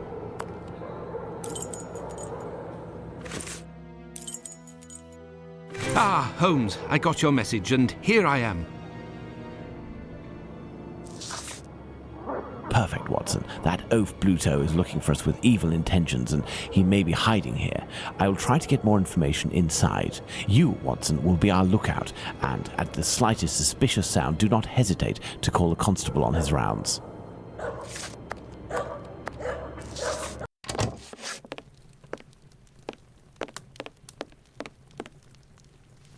Good evening, Mr. Bulling. We know each other? No. However, I have some information that may be of interest to you. Talk, my friend. A pint for you if what you say is worth something. Does it have to do with the Whitechapel murders? Indeed, I know the identity of the man who wrote a letter to the police, a letter entitled Dear Boss, in which the author claims to be the Whitechapel murderer and is signed Jack the Ripper. What? It's a journalist who was inspired by Spring-Heeled Jack in order to strengthen the credibility and the seriousness of his agency. This new Jack will give him some first-hand information that he, in turn, will dole out sparingly to the authorities, as well as some carefully distilled indiscretions that the big papers will come to beg of him. He plays both sides off against one another and becomes the chief orchestrator of the rumour. He wrote this letter in this very spot, and he has red ink on his fingers. Like you. What exactly are you after, my friend? You've been threatening a certain Squibbie to distribute a telegram naming him as a possible suspect in these murders in revenge for an old feud. I would suggest you don't write this note, and that you leave Squibbie alone. I'd forgotten about the existence of that rapscallion. I threw that at him when I was visiting the station to get the dope. You should have seen his face. You must also stop sending these letters that waste the authorities' precious time. Right, well, I don't even know what you're talking about. I have a great relationship with the bobbies. Just ask around. I don't have to answer to nobody. Now leave me alone. Farewell, sir. Good riddance.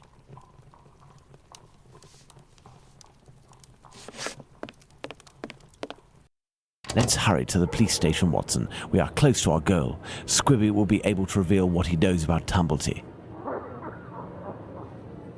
Squibbie! So that's it. You're a free man again. We were just coming to the station to find you. Shh.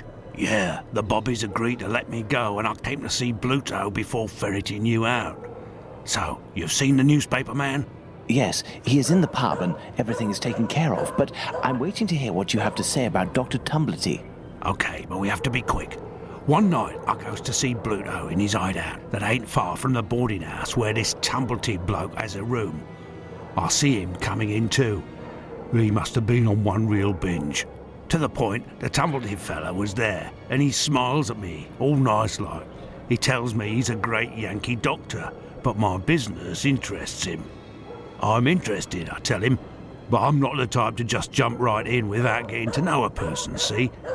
He invites me around to his room to talk business, just him and me. We empty a bottle or two, and all of a sudden, like, he wants to show me what he's got in this big trunk that he always carts around places. I just about vomited, see? In these jars, just like pickles, you know, there were pieces of meat. And he whispers that it's the lady bits of some old dames. He called them peckybins. I call them love killers, I would. Yuck! After that, he starts to go on about rich folk. They ain't nothing but dogs, and I won't tell you the worst of it. Then he comes all close to me and puts his sweaty hand on my leg. He was one of them types, not me. I don't wait a second before I give him a good thrashing, and I start running and let go of him, and he still wants to see me again just to talk business. But then I had to do time, so business. Do you know where he can be found? Why, ain't he in his digs? Maybe he got to liking life behind bars too. I heard that in some jobs there's a way to. Thank you for your information, and we'll meet again, my friend. Here is the sum I promised to get you out of London. Ciao, fella. I've just got a little score to settle with Blodo, and I'm heading for the country.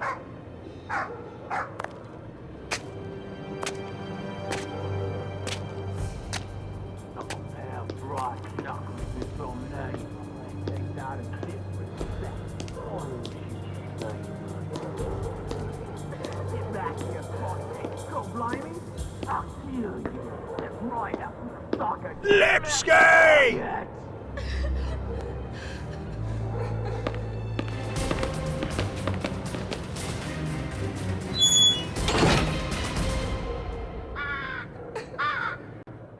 My dear Watson, we must strike while the iron is hot. We have avoided meeting Dr. Tumblety until now. The time has come to do so. Do you have an opinion, Holmes?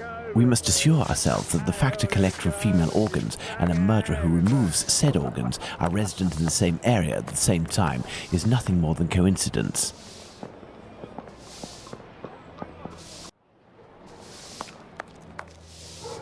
I thought that you wouldn't bring me back your keys. Oh, it's you, Mr. Holmes. Good evening, Dr. Watson. Indeed, it is I again. One of your tenants left without returning his keys? Yes, it's Dr. Tumblety whom we spoke about. Shortly after your last visit here, some constables came and asked me a few questions regarding him. Barely had they left than the doctor came barreling around a street corner and rushed up into his room upstairs. A little while afterwards, while I was tidying, I heard a thud in his room and a rush down the stairs. He left with most of his bags, but without returning his keys. You can go up and see if you wish. The door is still open.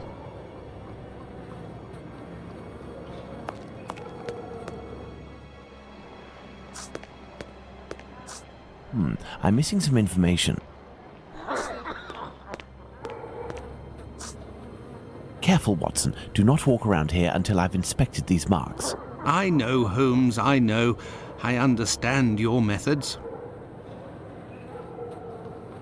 Ah, you have your rule and magnifying glass. I thought that you had forgotten them, Holmes. I never forget the essentials, my dear Watson. Right foot, light trails. The man was running. Right foot, light trails. The man was running. This isn't water. Going by its sticky texture and odor, I'd say we're dealing with formalin. Size 13. These are the footprints of a tall man who had recently stepped in formalin and who left this room in a hurry. Well, can I walk on it and enter the room now, Holmes?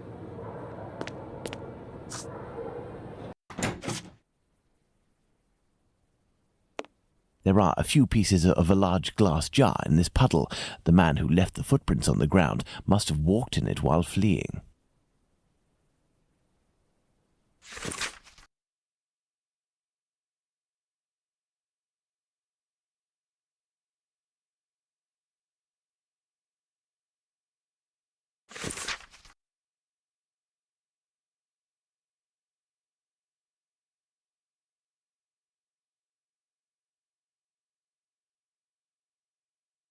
This Dr. Tumblety seems to be attracted to men more than women, that much is clear.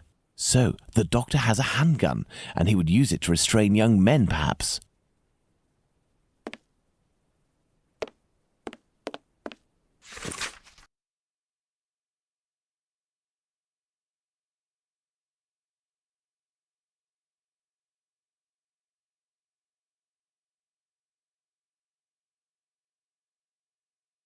If this letter is addressed to him, it would appear our doctor is a veteran of the American Civil War. Vicksburg is the key. Now, that is interesting. These footprints are the same as those found in front of the door. These footsteps must be those of Squibby. He must have hit Tumblety, who dropped one of his jars. And he ran out. Elementary, Holmes. Perfect, Watson. Going by its size, this enormous trunk must be a wardrobe. These brackets are rather unusual. What do you think, Watson? Let's see, Holmes. These are the names of the battles from the American Civil War.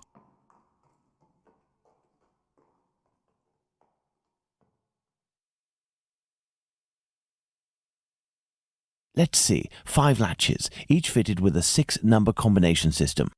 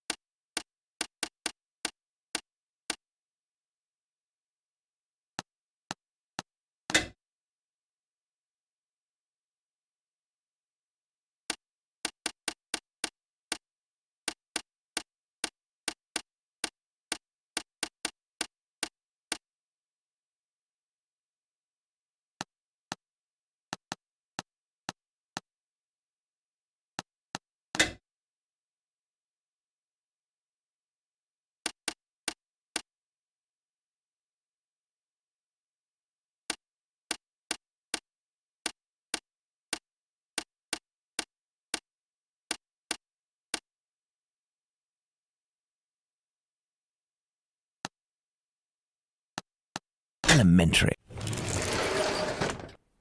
This is dreadful, Holmes. This trunk contains 4 jars in which organs are floating. Watson, can you tell me at a glance what these organs are? I would say that they are parts of female reproductive organs. Are these specimens fresh? No, and I am quite certain of it. From the colour and appearance, I'd say these organs have been in these jars for several months, if not years. Let's go to Baker Street.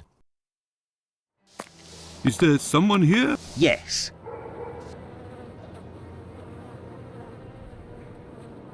What's going on, Finlay? You seem to be in a panic. The 2 police officers wanted to know if someone suspicious had entered here.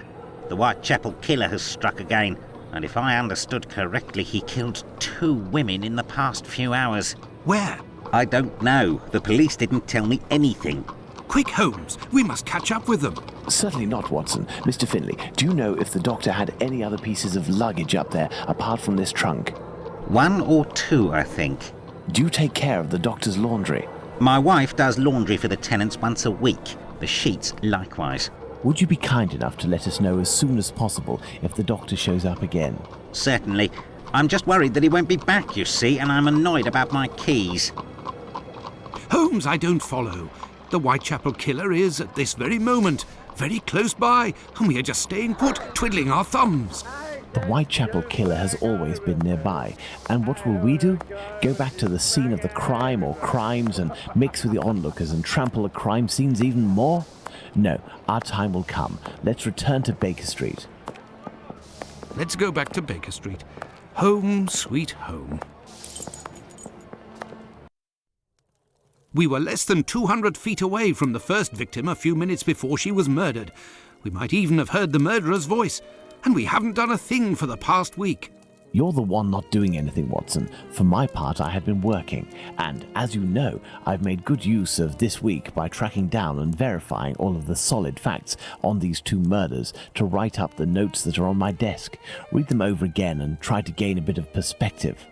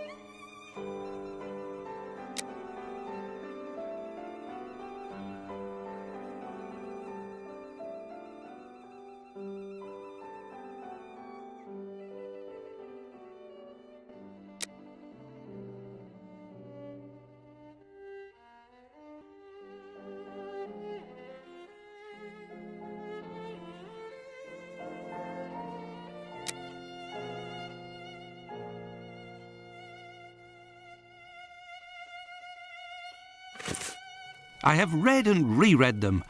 But give me something to do then. A task where I can get stuck in, because... Find me a slaughterhouse that will give us exclusive use of its block for an hour. And find me, in your opinion, which common animal shares the most characteristics with humans from a physiological point of view? Pig? I don't even know why I asked that question. Pray, find a dozen fresh pig's heads, Watson. Not big heads, I prefer small ones.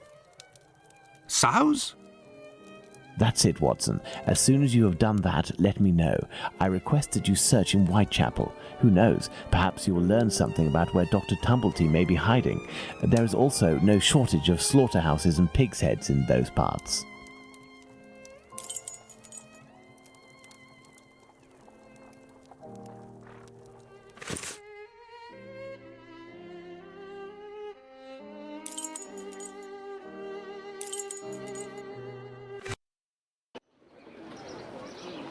What a ridiculous idea to have asked Holmes for something to do.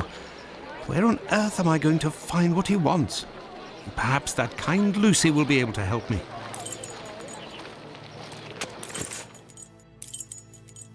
I must go to Miss Bella's. Good evening, Lucy. But is something wrong? Good evening, Dr. Watson. Yes, it's my uncle. He's no longer with us. Please accept my condolences, miss. Thank you, Doctor. But why are you here? Can I help you? Do you know anything about the two latest murders? Oh, goodness me, no. All the girls in the neighbourhood are terrified. Who will be next? That's what everyone is asking. My request may sound rather strange, but do you know if there is a butcher's or slaughterhouse in the area where pigs are killed? Yes, Fletcher's the man. He was a regular client, owner of a little butcher's shop not far. But Miss Bella didn't want him to come, as long as he didn't treat his awful sickness. Can you point to his shop on my map? Certainly. Goodbye, Lucy. Until next time, perhaps, Doctor.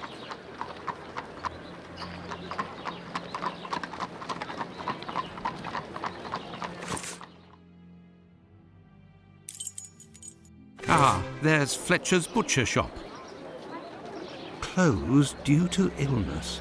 If the proprietor is ill, the butcher's block is probably not being used. Perhaps I can use it. Now, where could a sick butcher have got to?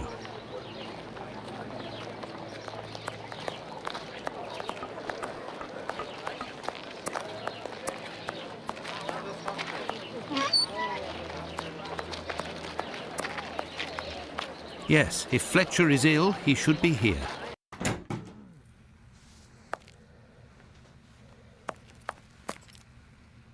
Good evening, Dr. Watson. Good evening, Dr. Gibbons. I have come to see you because I was wondering if, by any chance, you happen to have a patient by the name of Fletcher, a butcher who would have relinquished his shop due to illness. An illness caught during nocturnal encounters, if you catch my drift. Fletcher is one of the regulars at the clinic. Mercury treatment against syphilis. A night with Venus, a lifetime with Mercury. He left London a fortnight ago for the fresh country air. Why is he of interest to you? Oh, no reason.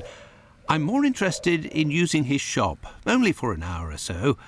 Would he have left his keys with family in the area? He has none left, but he must have left Hardiman, the cat's meat seller, to oversee his shop. They're in business. They're good friends. Do you know where he can be found? No, but wander around the neighbourhood and listen for his beeps. He often passes in front of the clinic.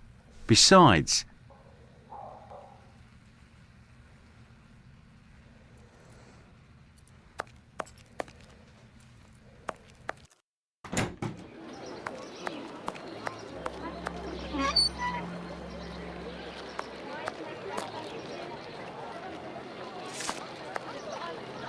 It's me that you're looking for, sweetheart. Actually, no. I am looking for the cat food seller, Hardiman. Hardiman? Poor Hardiman? It isn't quitting time for him yet. That gives me some time to wander the streets before he shows up, and with him all the cats hereabouts. Why did you call him poor Hardiman? Bah! He's in grieving, of course. Just a few weeks ago he lost his wife, and 3 months before that his girl, poor fella. He was in tatters. Even came to cry on my shoulder, believe it or not. Do you know where he lives? Sure, and for a copper I might even tell you. Here are a few coins. You're too kind, Governor. Well, these days I knows that he lives with his mammy on Hanbury Street, in the same place where Dark Annie bled to death. Well, I must leave you. I must go to Hanbury Street.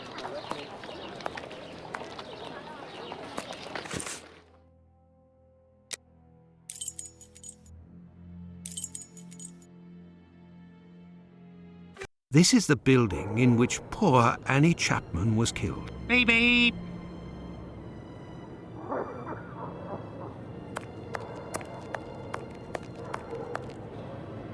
Beep beep. Hello, are you Mr. Hardiman? That's me. I am Dr. Watson. I have come to see you about Fletcher's shop. I would like to use it for an hour or two, if you have the keys and your rates are reasonable. Do you want to operate on someone in the butcher's? Not at all.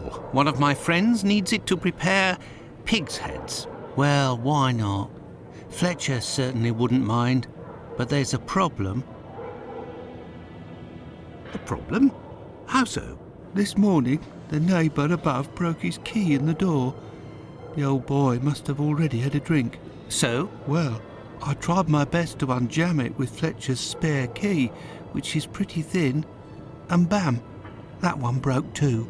Hard luck. But if you have the end of the broken key, perhaps it can be fixed.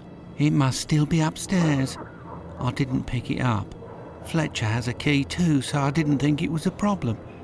Fancy, if I just had another key with a simpler blade, I could copy it. I'm great at odd jobs. Fine, I will try to find all of that. Well, see you later then. Goodbye, sir.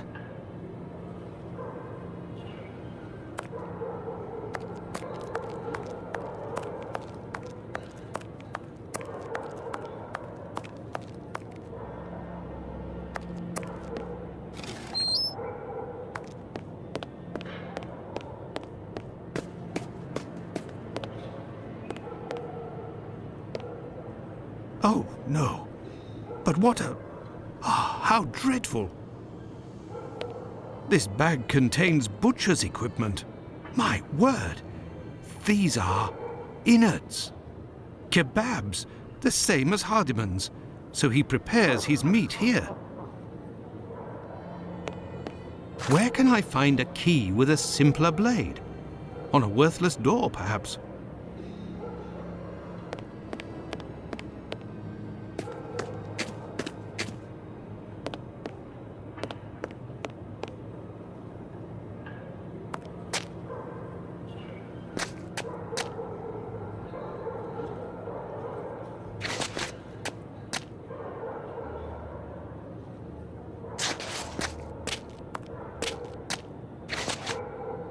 This key was left inadvertently. Indeed, there is nothing terribly precious inside. But what a stench!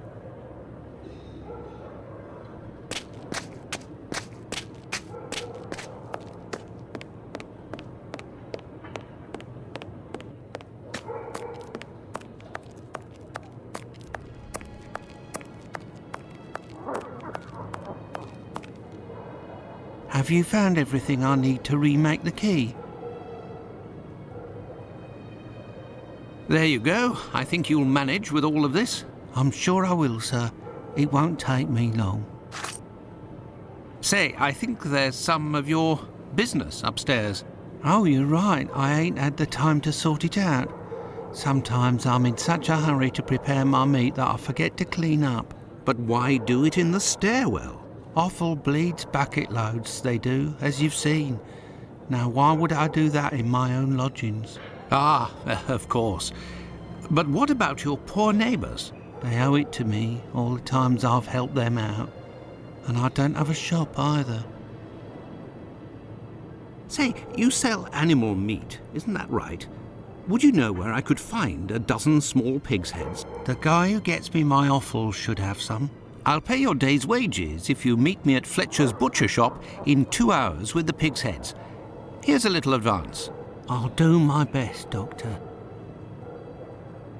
The caretaker of another building told us that the place where your mother lives has a reputation for facilitating prostitutes' activities. Is that true? Sure, the doors are never closed. They come through here like it's Paddington Station. By the way, I heard about your loss. My condolences. Ta, sir. I saw them die slow deaths. My little girl, her face was eaten by the disease. Thank you, my friend, and please forgive me for bringing up such painful memories.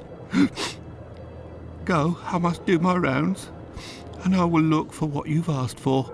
As for me, I will go and find Holmes, and we will go to the butcher's together. Let's return to Fletcher's butcher shop. Your heads are on the block inside. Say, you wouldn't be the same chap who bought my whole load the other day.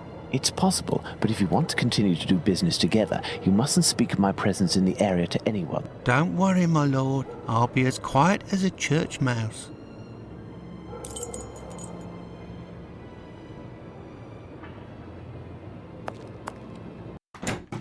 Holmes, will you explain the reason and rhyme behind this masquerade? Elementary. We shall conduct an experiment that will allow us to answer a simple question. Does the type of weapon used by the killer correspond to a specific profession? And here are our sow's heads. Congratulations, Watson. You're welcome, Holmes, but what do you really want to do? Take up a collection?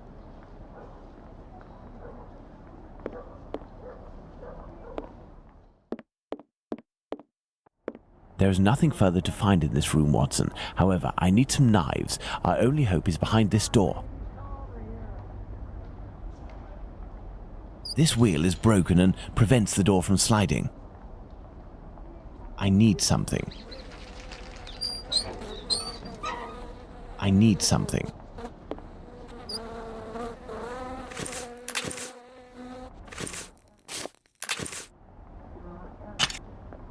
There, this door is slightly raised.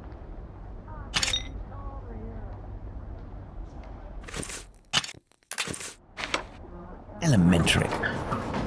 While I prepare our experiment, could you find me 2 knives? A small one, somewhat larger than a pocket knife, with a large, sharp blade. We'll need it to separate the bones and to cut through the thick skins. Then find me a long knife that's at least 13 inches long, no shorter, that's sharp and has a thick blade. Fine, Holmes, but I'd like to tell you about Hardiman. Do you know that he prepares his kebabs himself, and... That he owns butcher's tools and uses offal? That's obvious, Watson. Pray, take my magnifying glass and my rule and get started, Watson. Find me these 2 knives.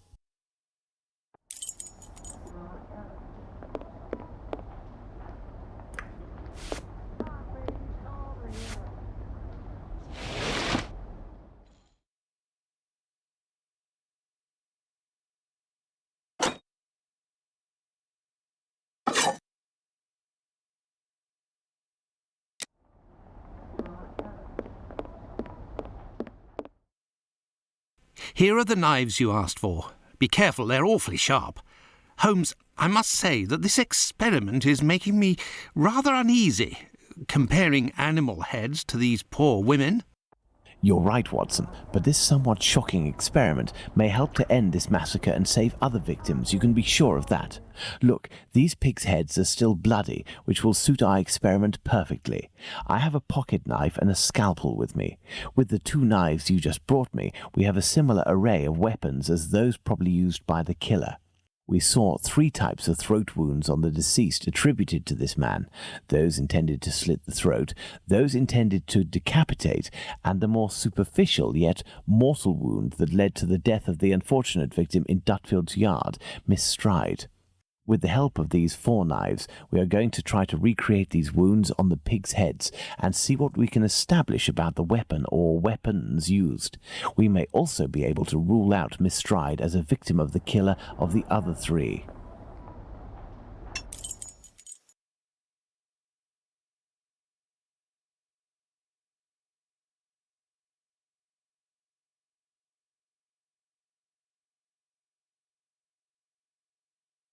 Let's try to use these weapons on this head to obtain a large deep wound to the throat, like those that were noted on 3 of the 4 victims.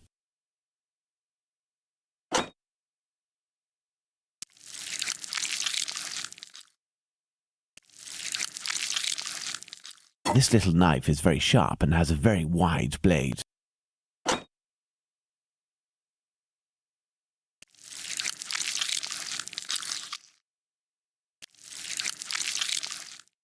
This pocket knife is very sharp, but its blade is too thin.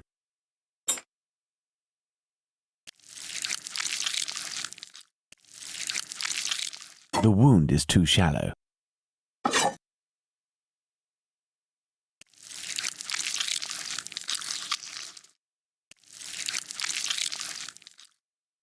Look, Watson, this knife easily penetrates the flesh. Elementary. Let's try to decapitate our victim with these tools, knowing that the killer didn't quite manage to do it. Charming.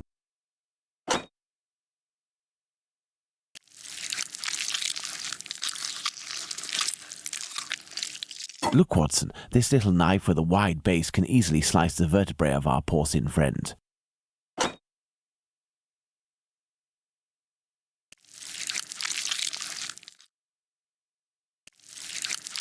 The blade of this pocket knife is too thin to reach the vertebrae.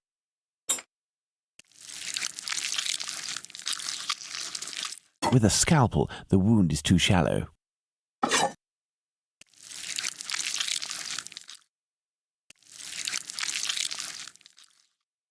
This knife with a long blade easily slices the flesh, but cannot dislocate the vertebrae.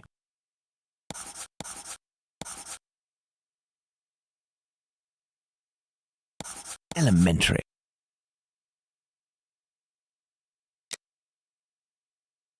Let's see if these knives can inflict a mortal wound in a situation where a single quick blow is given. The scenario in question is that of Dutfield's Yard. Look, Watson, the blade sinks easily into the flesh. In using the cutting edge of this pocket knife's blade, I can scrape the skin. This particularly sharp blade can make a deep gash with one quick slice.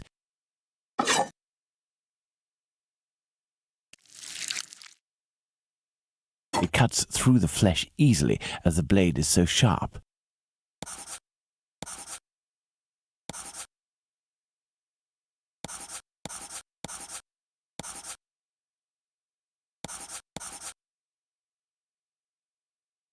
Elementary.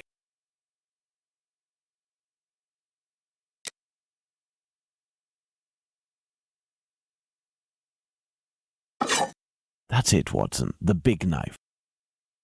With respect to the opinion of the medical examiners who noted that a butcher's knife with a long blade would have caused the eviscerations on some of the victims, we can assume, Watson, that he only used this type of weapon as it is capable of inflicting all of the wounds displayed.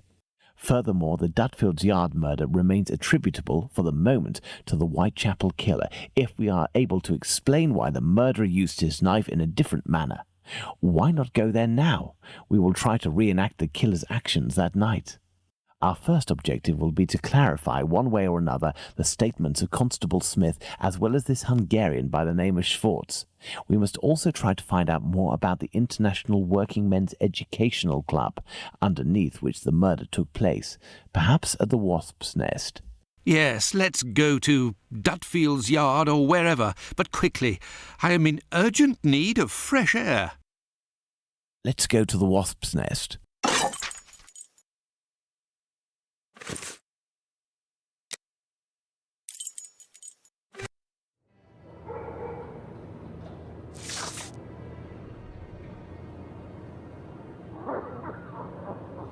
Don't forget that Bluto may still be hiding here. I will try to find out more inside. You, Watson, must intercept the policeman on his rounds. Given the hour and a bit of luck, it will be Smith. Try to get some information from him. Understood, Holmes.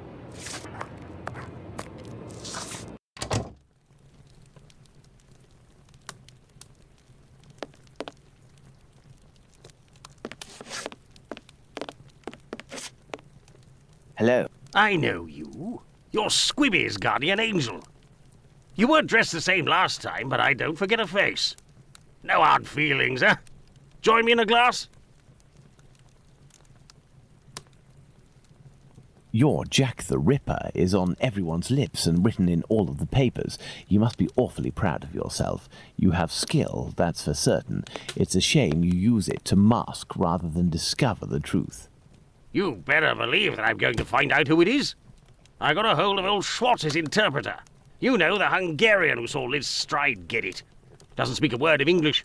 And when he went round to the station, another Jew went along to interpret. I found that bloke, and he repeated everything that had been said at the station. It won't be long before I find these fellows. Why do you say these fellows? Were there several of them? Do you not read the papers, or what?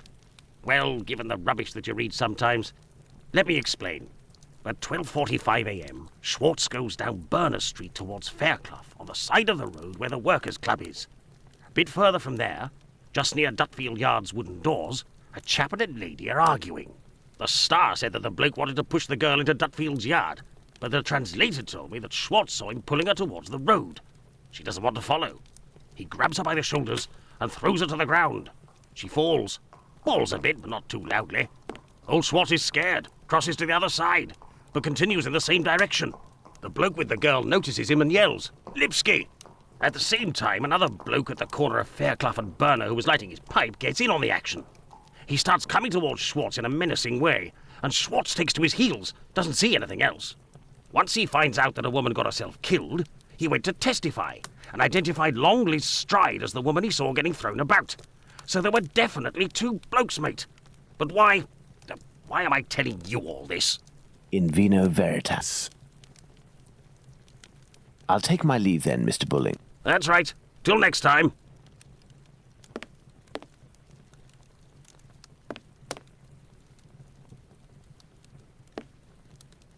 A draft, my good man.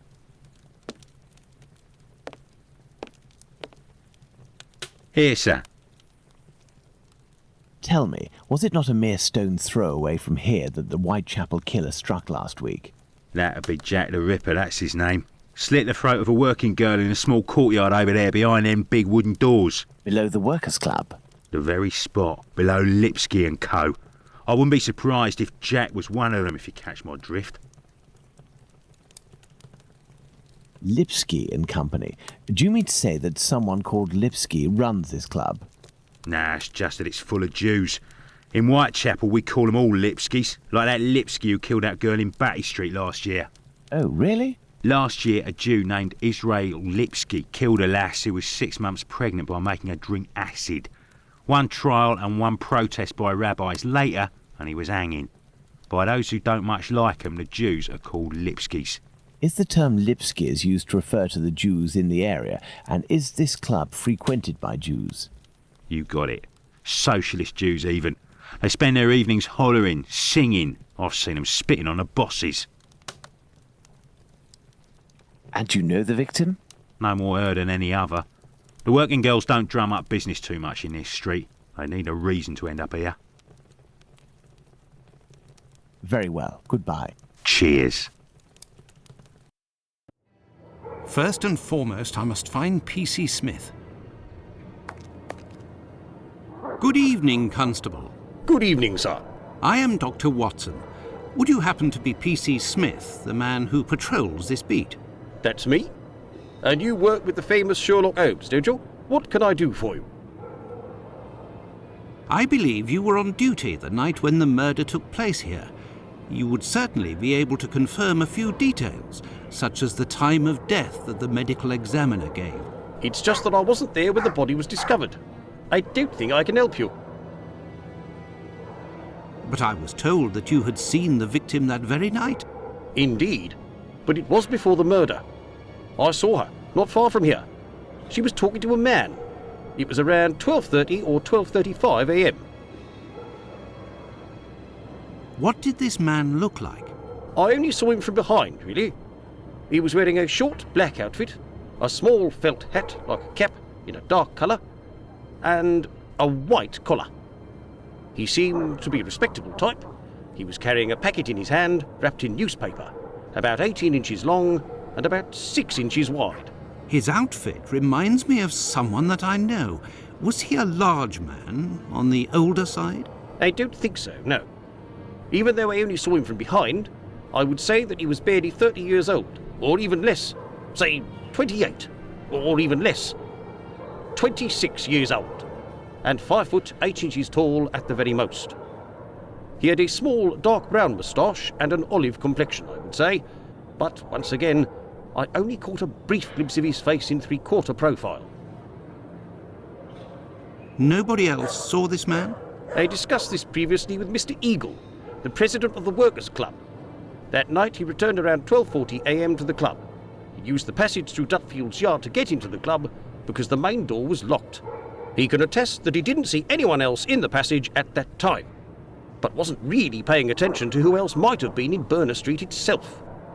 He was listening to the song coming from the club. In short, no one else saw him. Well, thank you for having satisfied my curiosity, my friend. A fine evening to you, Doctor.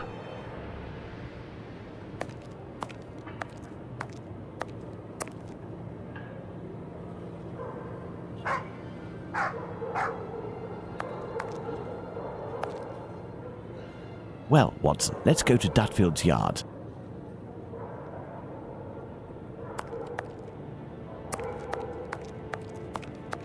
Dutfield's yard.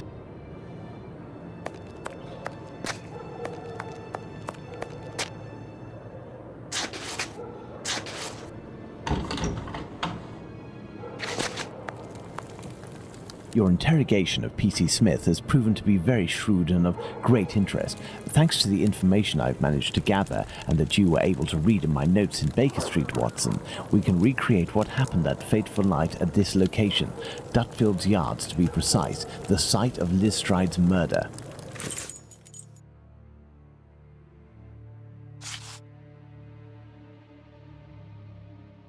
Midnight, the Socialist Club meeting ends. The members, mainly Jewish men, gradually begin to leave the club in little groups or alone.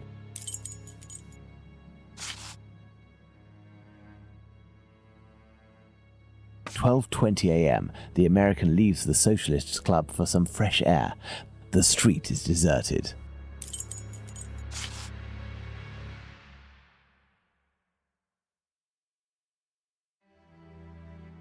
At 12:30 to 12:35 a.m., Smith notices Liz Stride talking to the man with the package.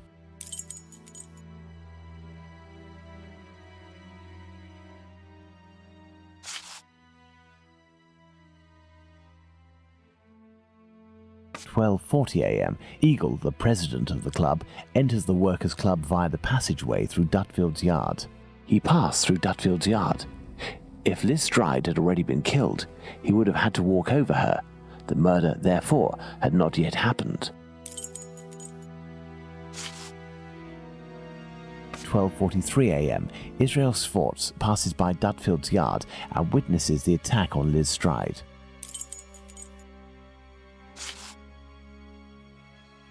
12:44 a.m., Schwartz crosses to the other side of the road. The attacker sees him and yells, "Lipsky." The attacker must have shouted to his accomplice at the end of the road, "Lipsky," indicating at Schwartz using his head in an attempt to scare off this undesirable. 12:45 a.m., Schwartz runs away, followed for a short distance by this man. 1 a.m., Mr. Diemschutz wants to enter with his cart, but the pony refuses. We know that the murder took place between 12:45 and 1 a.m. Mr. Diemschutz, therefore, must have disturbed the killer. Let's place Liz Stride's murder on the timeline, Watson. 12:45 to 1 a.m., the murder of Liz Stride. It took place in this very spot, as the traces of blood were very confined. We will come back to this point in a few moments to elaborate on what could have happened. Well, we are still missing certain information in order to finish this investigation, Watson.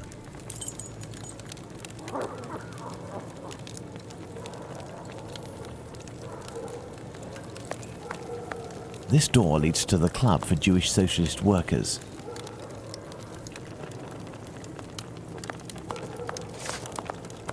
Watson, imagine the victim laid down there on the ground. The throat, there is but one clean cut, slightly slanted downwards.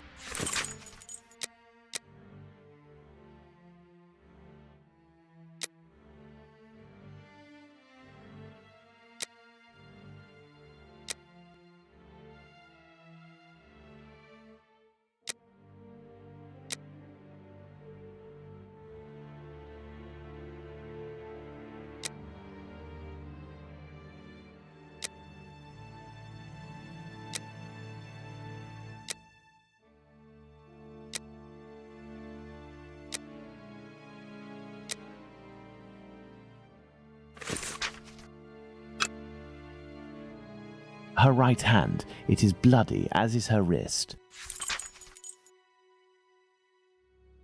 Her left hand, it is closed around a bag of pastils. The ground is muddy.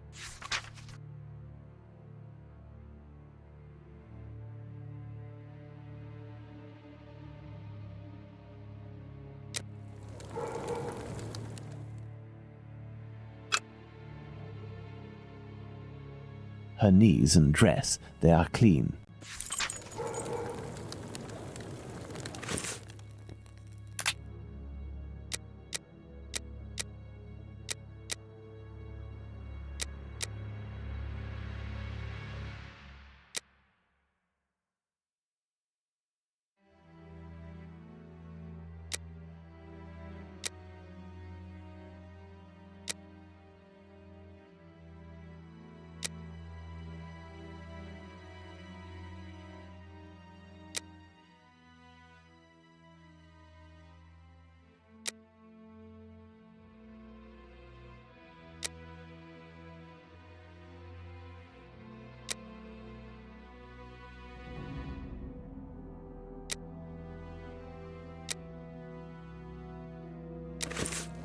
We have two possibilities. The first is that Liz Stride's killer and the attacker, seen by Schwartz, were one and the same man.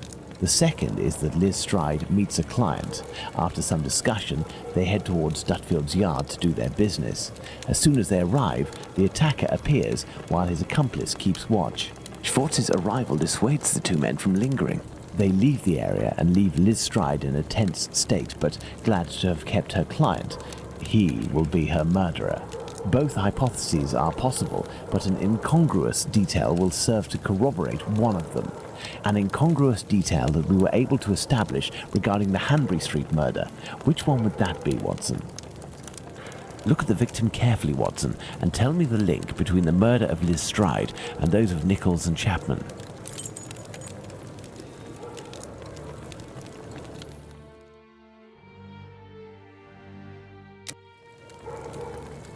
Look at the victim carefully, Watson.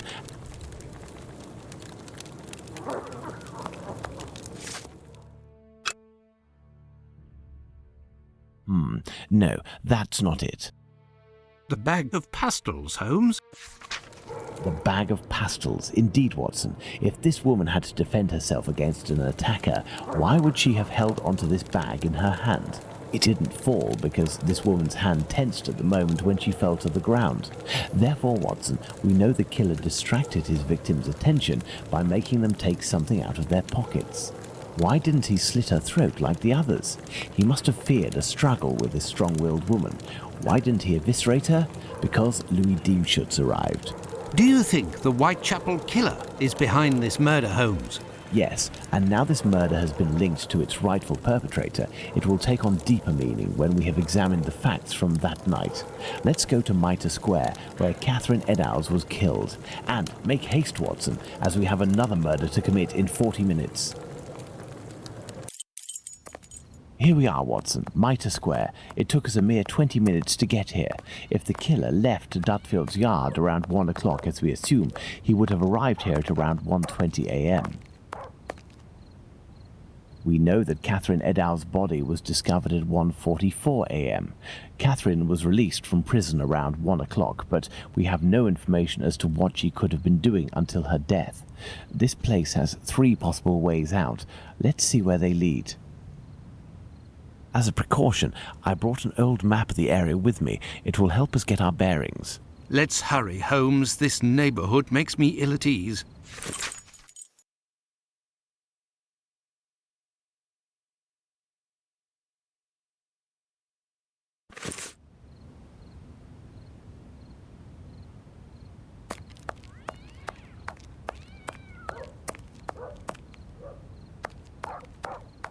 This is Mitre Street, from where Watkins, the constable who found the body, came. This is Mitre Street, from where Watkins, the constable who found the body, came.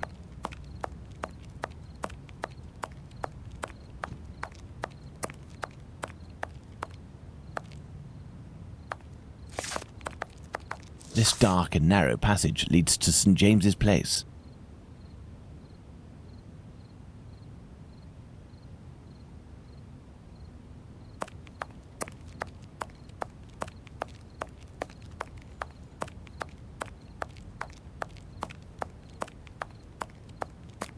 Church Passage. It must be opposite the Imperial Club at 16 to 17 Duke Street. Let's go to the end of this lane, Watson.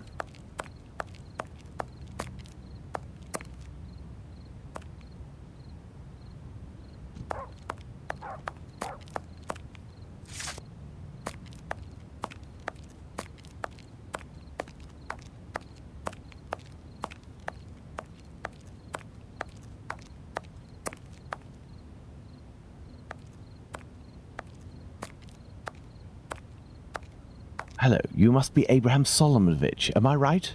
Yes, that's me. But I know you. You brought a lad to my place to take care of a cat, and I loaned you my mask. That's me. May I present? Dr. Watson, of course. Delighted. And you?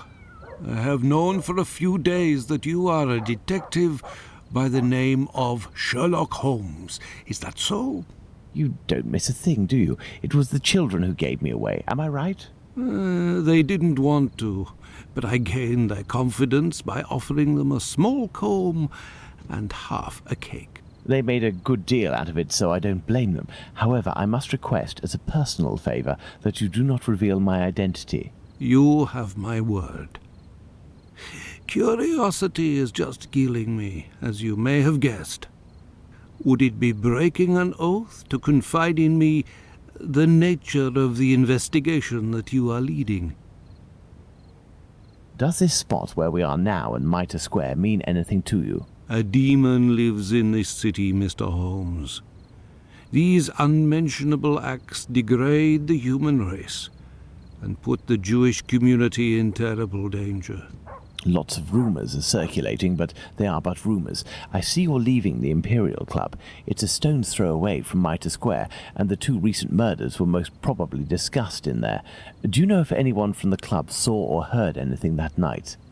Yes, Mr. Holmes. That night, 3 members of our club saw a woman talking to a man at the very spot where we are standing, a few minutes before the body was found, at the end of this passage. Fantastic, Holmes. Calm yourself, Watson. There is nothing at the moment to suggest it was the victim. Can we meet these members? I am afraid that won't be possible. As soon as the police heard the evidence of these men, they were sworn to silence. I understand. But you are working for the good, and I must tell you what I know. One of the 3 men, my friend Joseph, left that night with 2 other members of the Imperial Club, Harry and another Joseph. It was around 1:35 a.m., perhaps a bit earlier, when Joseph, not my friend, but the other, the Aldgate butcher, exited.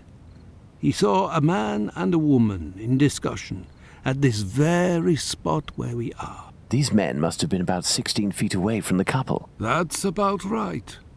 So Joseph, the butcher, said to the other two, while pointing at the couple, "Look, I don't like going home alone when I see this kind of people here."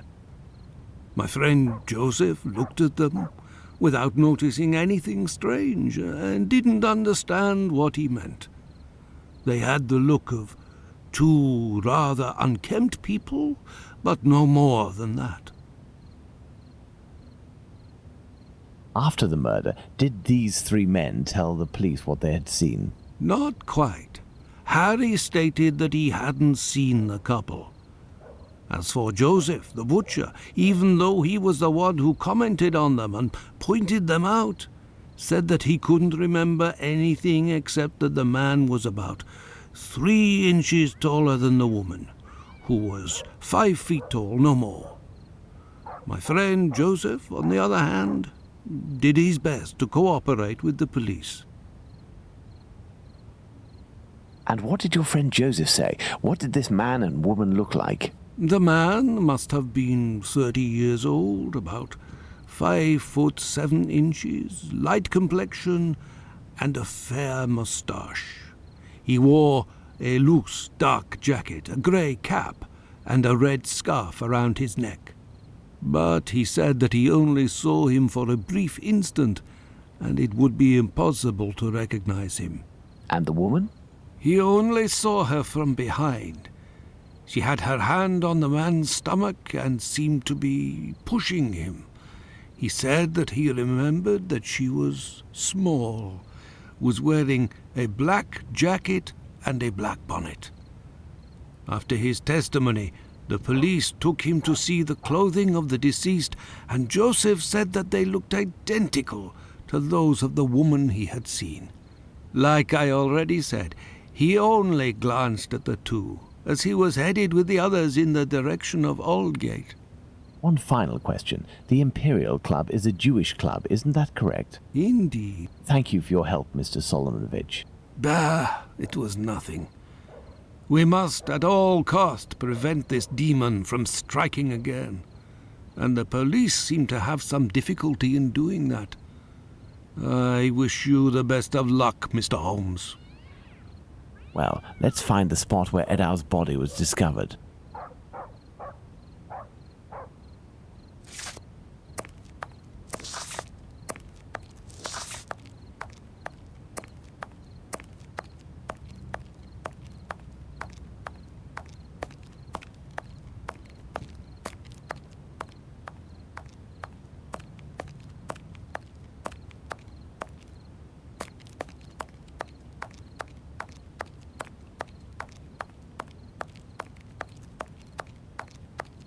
Watson, we are now in the exact spot where poor Eddowes tragically ended her days.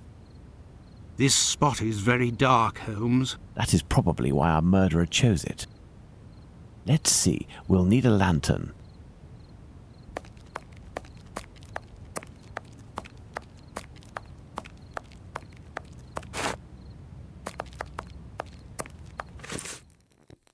Take the lantern, Watson.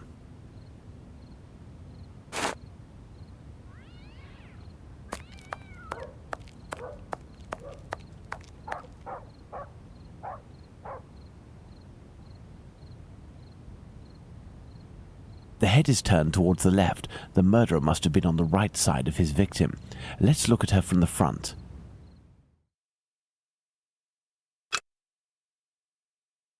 The eyelids were cut off.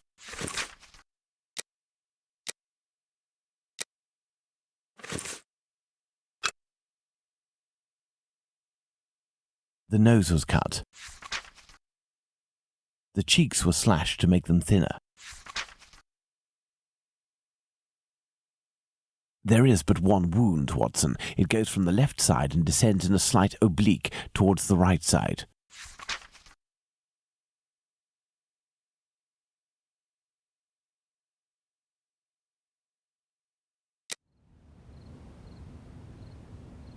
These intestines were pulled out altogether to grant access to the abdomen. The main incision goes from the sternum all the way down to the groin. The murderer opened this abdomen as if it were an animal carcass. A kidney was removed. The uterus was removed. A thimble is located right beside one of the victim's hands, just like Chapman's sachet of pills and Stride's pastils. Do these objects spread out by the victim remind us of anything, Watson?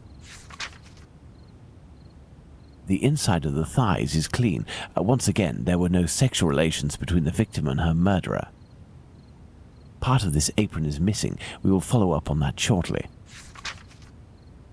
My goodness, Holmes, it was a slaughter. Understand, Watson, that our killer had neither the time nor the conditions to bother with the niceties. He had no more than 7 or 8 minutes at most to kill the woman, open her up, and all the while in total darkness. Holmes, it's a woman, a poor victim you're talking about. Consider all the time this man lost and the risks that he actually took by cutting the victim's face and the lower abdomen in around 20 precise spots, especially the lungs and the liver. These attacks, which I considered gratuitous, are in fact nothing of the sort, and have as much sense as the removal of the organs. Watson, we must now consult our timeline. We began in Dutfield's yard, but this time we will try to recreate the actions of certain people, in this case, those of the 2 policemen.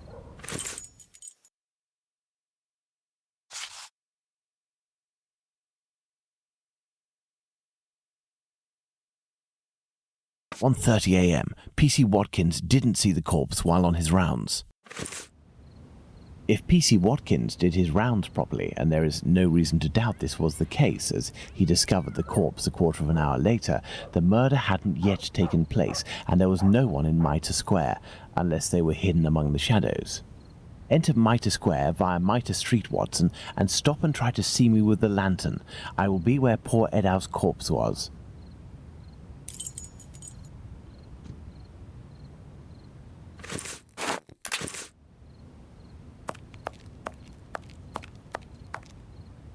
I see you, Holmes. Perfect, Watson. Let's look at our timeline, Watson.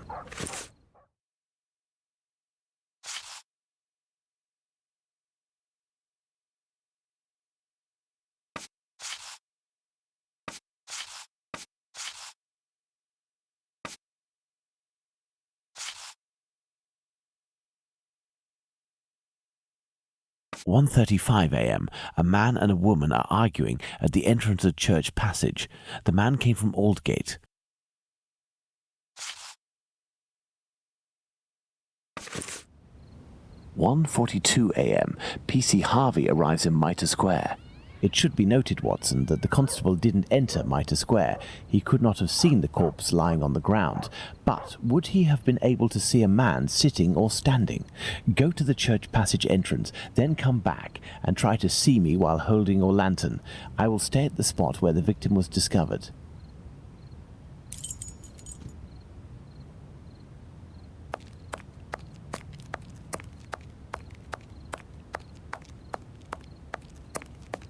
I see you, Holmes. You had to proceed into the square in order to see me, something Harvey didn't do. It is possible that the killer was still there. 1:42 a.m. P.C. Harvey arrives at Mitre Square, but does not go in. The murderer may well have still been there.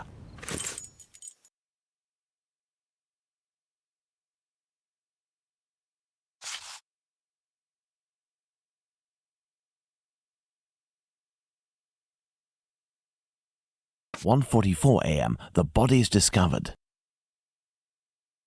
Very good, Watson. Thus we can categorically state that the murder had not yet occurred at 1:30. Let's put the murder of poor Eddowes on the timeline, Watson.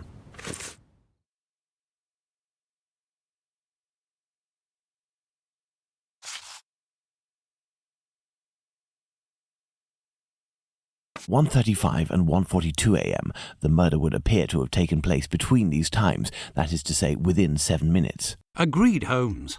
But does this really prove that our killer had the time to perpetrate these 2 murders? Let's look at our timeline, Watson.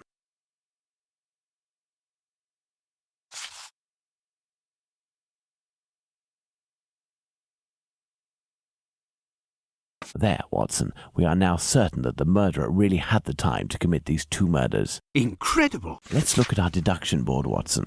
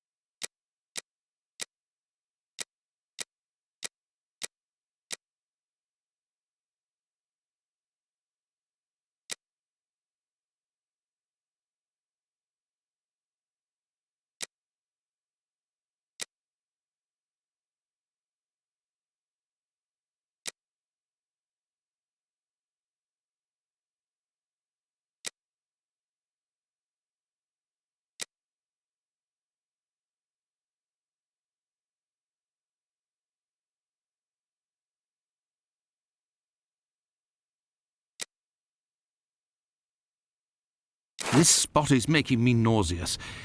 Can we not head back, Holmes?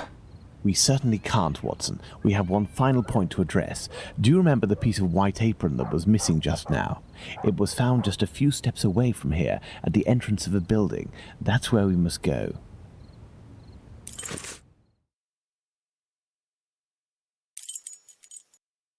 Let's go.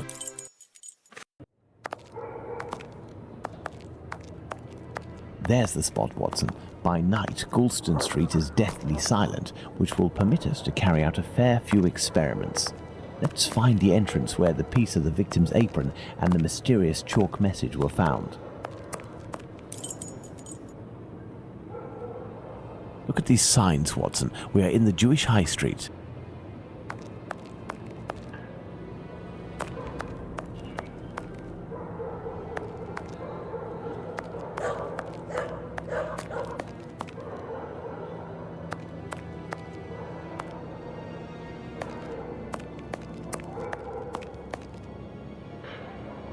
I have no reason to go that way.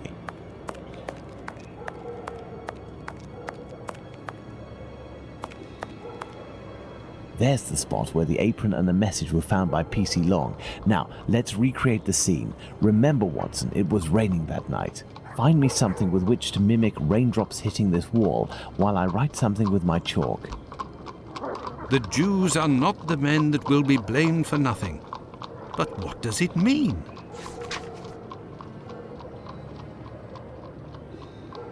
Have you found something for us to pour water from, Watson? Find a container and some water. Let me remind you that it's night time and the street is deserted, Holmes.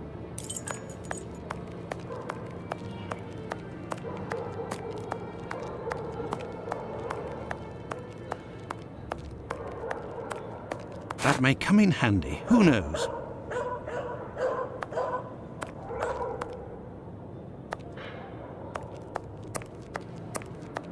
That may come in handy. Who knows?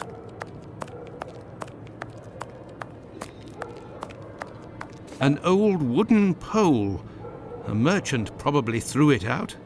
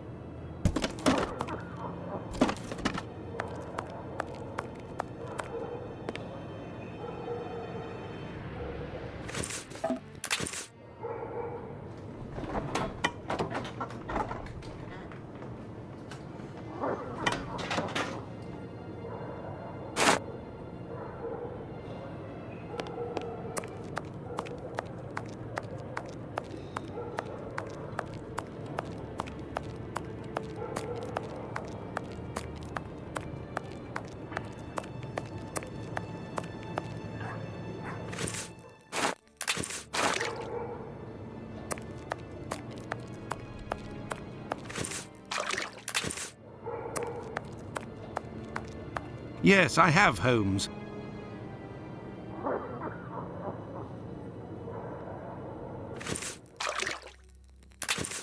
If this message were written by the killer, then it would have been lying in this entrance for up to 35 minutes before being discovered. Let's find out in what state it must have been. This message could not have withstood an entire night in the rain. During the investigations carried out on the night of the double murder, PC Hulse inspected the entrances of this street around 2:20 a.m. and confirmed to have seen nothing out of the ordinary. At 2:55 a.m., 35 minutes later, PC Long found Catherine Edow's piece of apron and the message in chalk. This message would not have withstood a whole night in the rain, as had I continued to water it for a little longer, I would certainly have erased it. It was written, therefore, at the moment when the piece of apron was dumped. This substantiates PC Hulse's statement, which stated he had seen neither of these during his rounds. After its discovery, it was guarded and protected from the rain, which was subsiding, which explains why it was still legible when it was erased at 5:30. My dear Watson, when you met P.C. Smith on his rounds in the street, where was he? On the pavement or in the middle of the road? In the middle of the road, Holmes, without a shadow of a doubt. Good. You will go down the street with your lantern as if you were a policeman on patrol, using Smith's position as a guide. As soon as you see the entrance where I used the watering can, tell me if you see anything.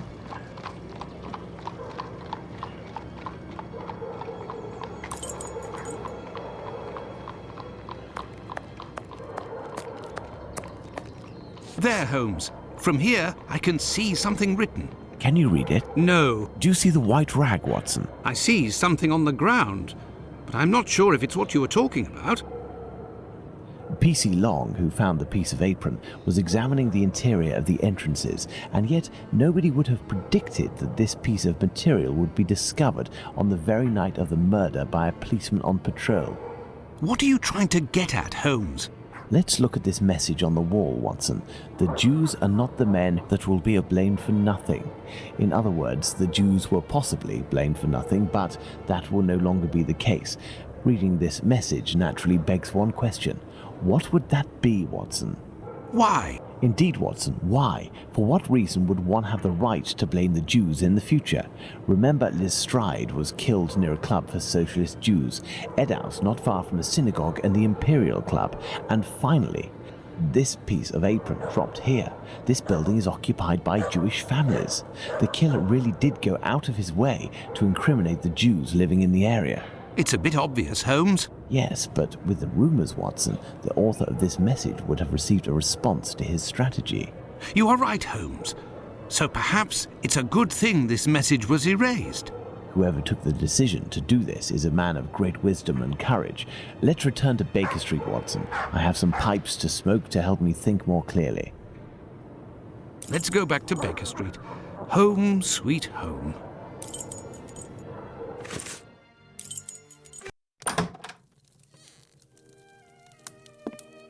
I had nightmares all night, Holmes. As for you, I bet you didn't get a wink of sleep, did you? It's this chalk message business, isn't it? Among other things. And this lunatic is still running free. If only we knew what he looked like.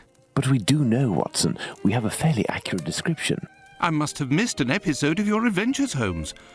Not only have I heard you discredit the value of our eyewitnesses, but the few descriptions we do have don't seem to correspond. An inaccurate account can regain its value if we can discover why and to what extent the truth must be rewritten. We've learned a great many things tonight, and I'm able to tell you what our man looks like. Really? Yes, and we're going to need a few things, Watson. Find me 3 mannequins, my worker's costume, my 3 full wigs, one of your worn garments, yes, that can be used for the workman's outfit, and one of your old suits. Oh, and my deer stalker, the one I never wear, but everyone seems to think I wear day and night.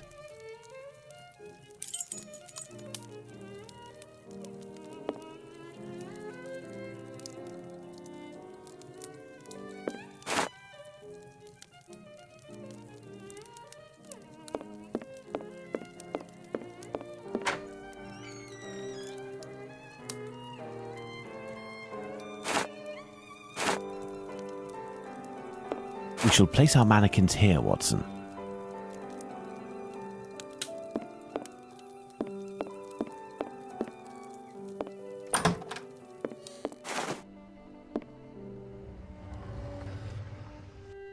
A wig! This will come in handy.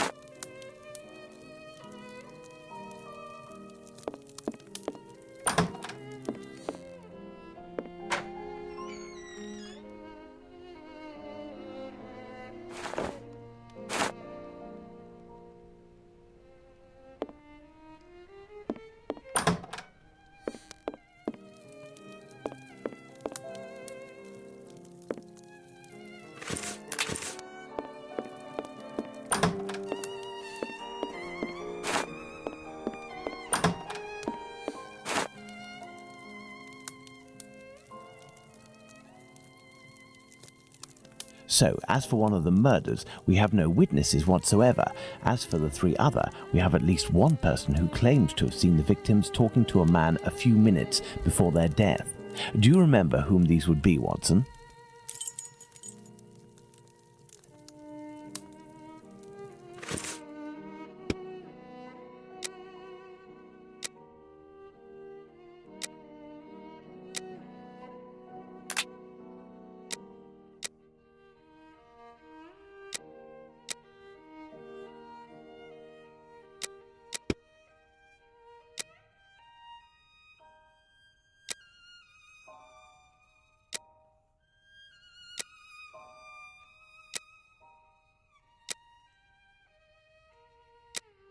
Bravo, Watson. There are our three witnesses.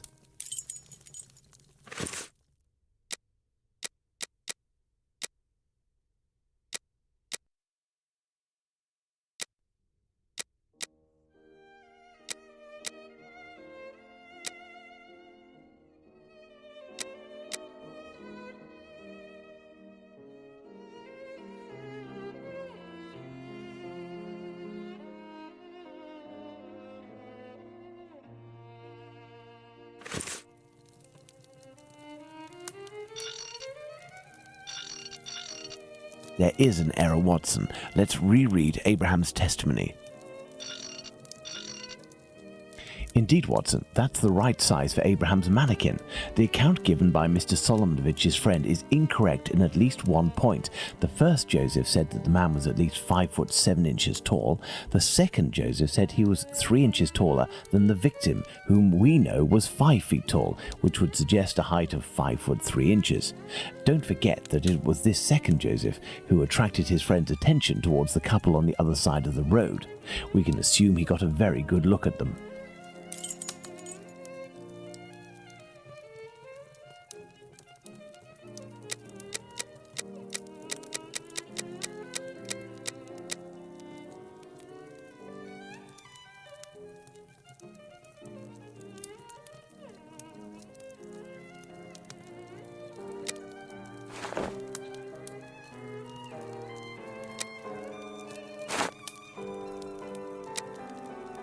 Excellent. Now, on to the next step.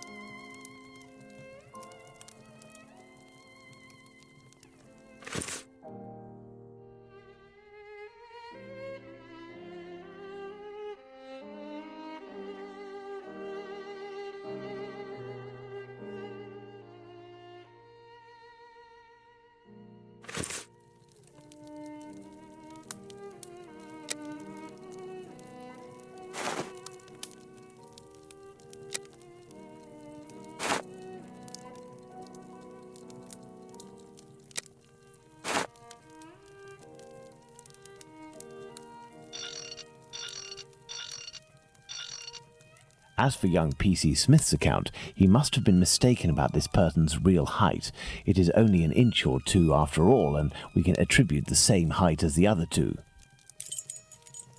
There we are, magnificent. Bravo, Watson. Our mannequins have been recreated based on the correct accounts.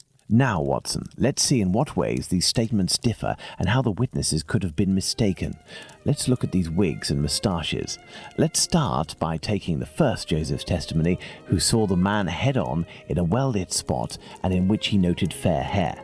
Now, let's consider the same person, but in the lighting and angle of the other two witnesses, in the darkness of night, with poor artificial lighting from above. Put out the light, Watson.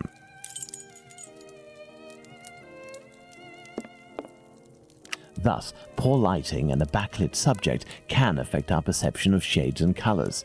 The wigs from Abraham's mannequin took on the same colour as the other two. The three testimonies, therefore, don't contradict one another, and we can apply the same facial hair to all three mannequins. Turn on the light, Watson.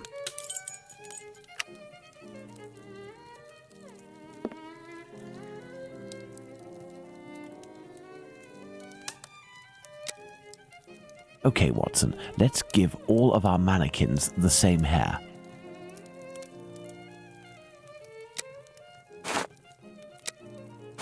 Yes, I have, Holmes. Well done, Watson. With regards to the murderer's hair, the three witnesses should agree on Abraham's testimony. As Joseph is the only one who saw our man in full light, his hair must therefore be fair. You see, Watson, it is hard to draw objective conclusions when one is an eyewitness to an event. This leads us to reconsider the various statements regarding the supposed age of the man. Even if you are face to face with someone in full light and for a period of several hours, to what extent can you determine their exact age? And even more so if you observe them for only a few seconds and or from behind. We must allow some flexibility when considering our witnesses' statements, but always scientific flexibility.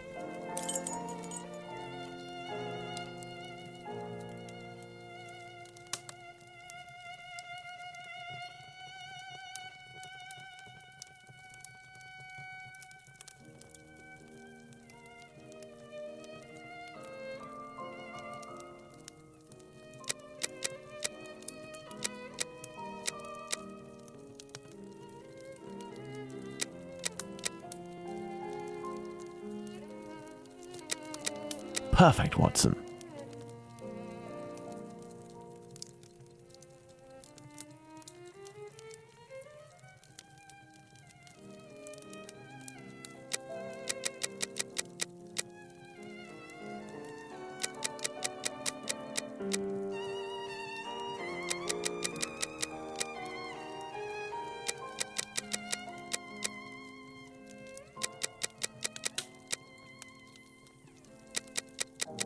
Excellent. Now, on to the next step.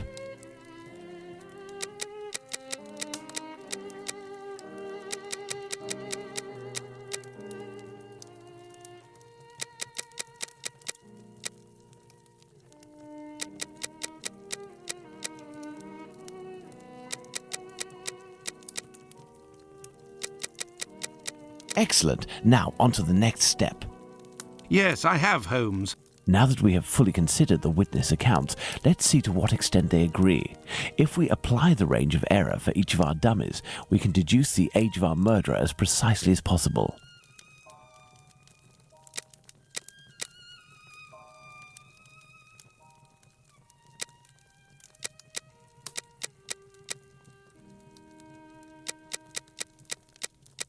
Perfect, Watson.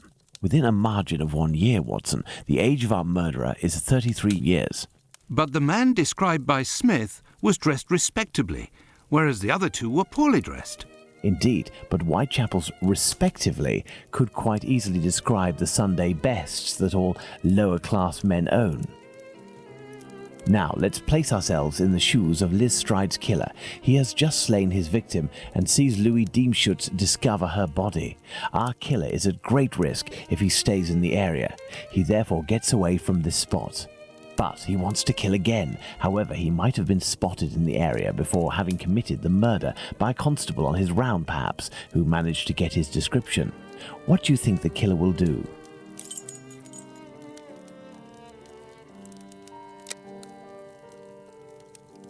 Go back home or to a safe location, change his clothes and leave again in search of another victim.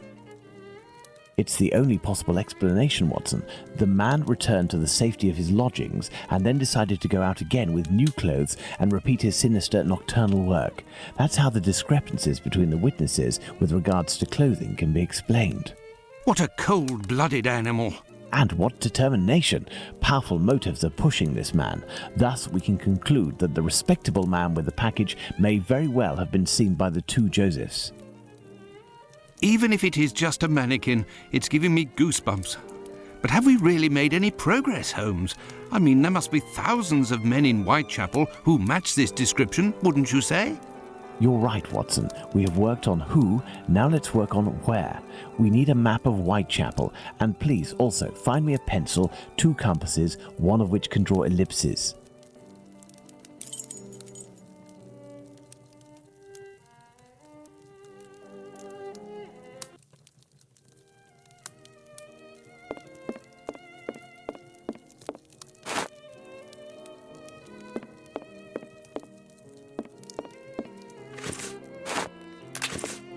First of all, let's place our 4 murders on this map, as well as the spot where the graffito appeared and the piece of apron was dropped.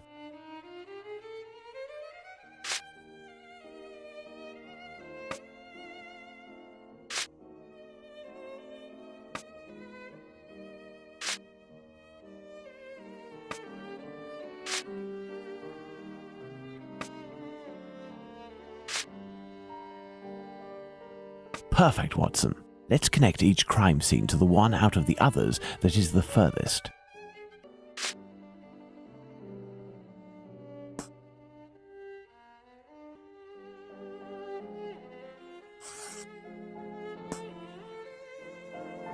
You see, Watson, the murders aren't grouped together, but seem to be spread out like cardinal points around a central zone. The killer obviously wanted to avoid returning to the previous scenes of his crimes, assuming that they would be more closely watched, or that he could be recognized. So, the killer lives at the center of this cross? In the vicinity, most certainly, but how near? We cannot afford to get it wrong. If you concentrate, Watson, you will notice that the murders are roughly equidistant from the intersection point of the diagonals. Let's focus on the night of the double murder. Remember, Watson, it took us 20 minutes to get from Dutfield's Yard to Mitre Square. Let's draw a line from one to the other.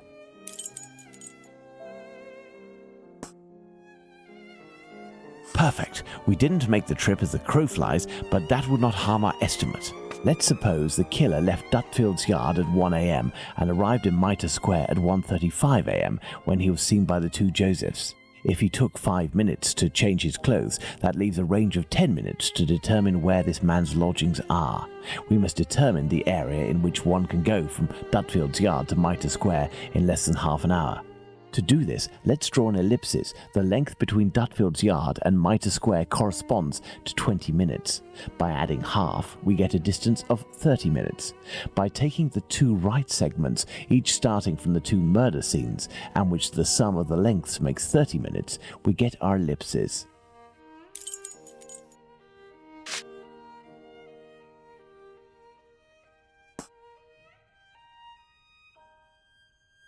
There we are, Watson. Our killer lives in this area. It's still rather a vast area, Holmes. Yes, indeed. And our goal is to reduce this area as much as we can. We must consider the fact that the murder at Mitre Square was committed under a certain amount of pressure, given that the killer knew he was wanted for the acts he committed not long before. We can assume that he had to do it in a safe zone, that is, an area not far from where he lives. This is especially true of an act such as the graffiti he carried out after 2 murders. Let's trace a circle around this point, with the distance separating it from Mitre Square as the radius. This will enable us to determine our killer's safe zone.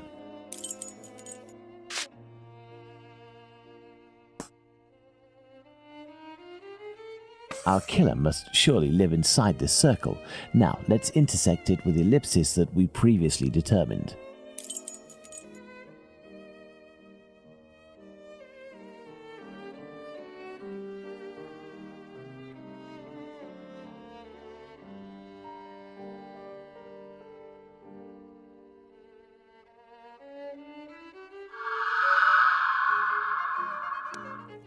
There we are, Watson, the Aldgate district. Shouldn't we inform the police so that they can concentrate their efforts on this area of Whitechapel? It is probably already crawling with inspectors, Watson, and I doubt that they would take us seriously, even if they were willing to listen to what we had to say. Let's focus instead on understanding the killer's modus operandi. We know our murderer preys on prostitutes who are penniless, weak, sick, or alcoholic, that he distracts them the moment before killing them, and that he left an anonymous message inciting anti-Semitic hatred at the entrance of a building occupied by Jews. How would you describe this man? What a coward! Indeed, he is a person of great cowardice. Let's look at his murders, and in particular the depredations on the corpses, putting aside that of Liz Stride, because on that occasion his work was left unfinished. If we recall the observations made on the victims and the parts that were mutilated or damaged on each of the bodies, without forgetting the fact that he also removed one or more organs, we can ascertain that our killer evolves during the course of the murders, cowardly and still evolving. And yet, look at the location of our first murder, that of Polly Nichols in Bucks Row. It is the most distant from the area our killer would appear to live. Perhaps this murder was preceded by another within the killer's area. I believe a cowardly killer would commit his first murder in an area close to his home in order to find refuge as quickly as possible on carrying out the act. Holmes, an idea just occurred to me that fills me with dread. This evolution of which you speak. He will pursue his next victim as long as the conditions permit him to continue killing, Watson. But how could one go even further in this horror? Look at what he did to that woman, Catherine Eddowes. In order to avoid having to answer that question, we must act with haste and planning. Watson, I suggest you inform yourself on the mutilations sustained by the victims. We played with the idea that this could be an act of vengeance against prostitutes. If the mutilations correspond to areas affected by a specific pathology, perhaps the killer wanted to give an eye for an affliction he felt the prostitutes he knew were responsible for. And this trail leading to Dr. Tumblety, Holmes? I also have a few things to look into in the meantime. I still have a primary witness to track down, not to mention old trails I've yet to pursue. See you soon, Watson. When we first spoke about the Bucks Row murder with Watson, he was reading a newspaper, The Star, dated September 1st, 1888, I believe, which mentioned similar murders in the preceding months. I have no chance of finding the police reports, but perhaps I could find some information at the Central News Agency. I must go there at once. Afterwards, I'll go back to see Abraham, the owner of the pet shop in Whitechapel. The second Joseph's statement would lead me to believe that he may know the man spotted on the corner of Church Passage that night. If that's the case, I must find this witness so I can question him.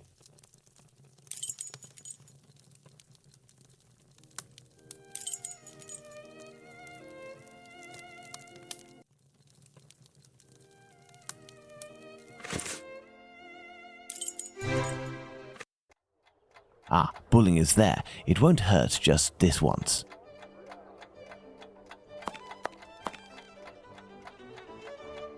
Hello, Mr. Bulling. So, did your colleague tell you about the tip?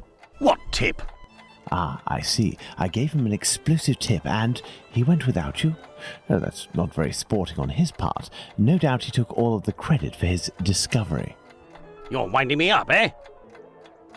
I must show Bulling something to make him believe me.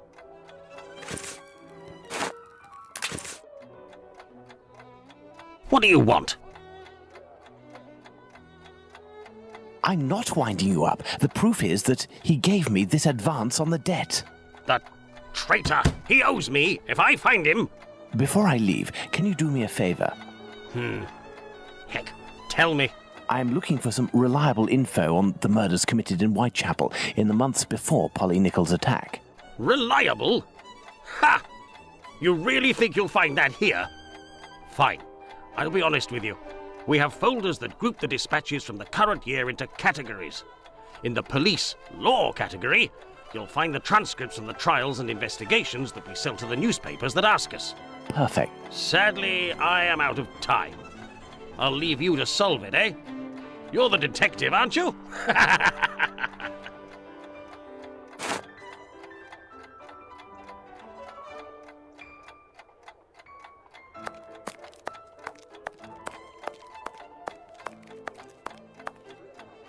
The dossiers are full of papers in dated envelopes. I can't open them. That would be too obvious. How can I tell which compartment to look in? No categories are indicated.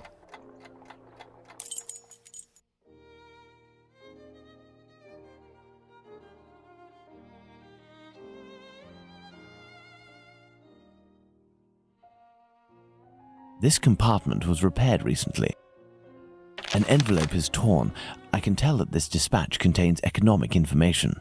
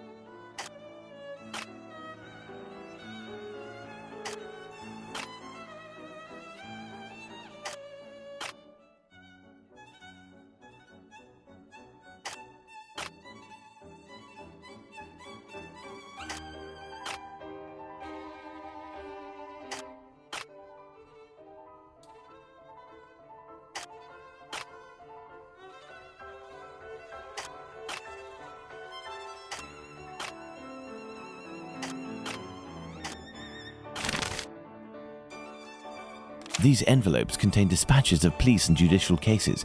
Now, I need to open them discreetly. I must try to unglue the openings.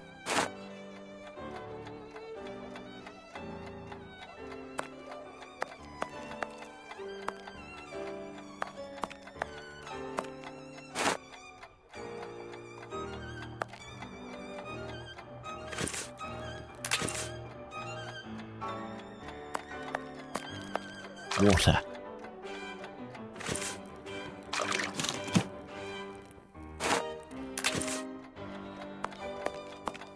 There, that will provide me with steam.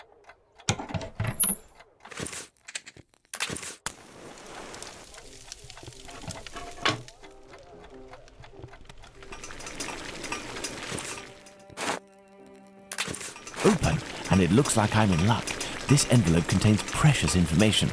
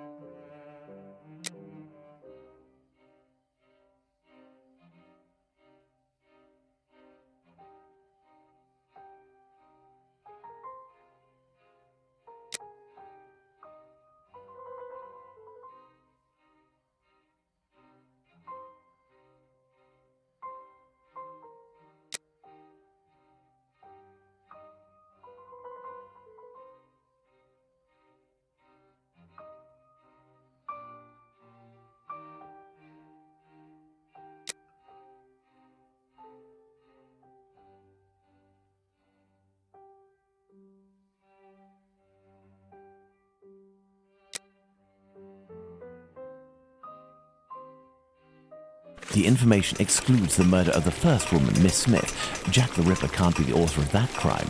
On the other hand, there are enough similarities to suggest he may be the killer of Martha Tabram. I must go to the pet shop.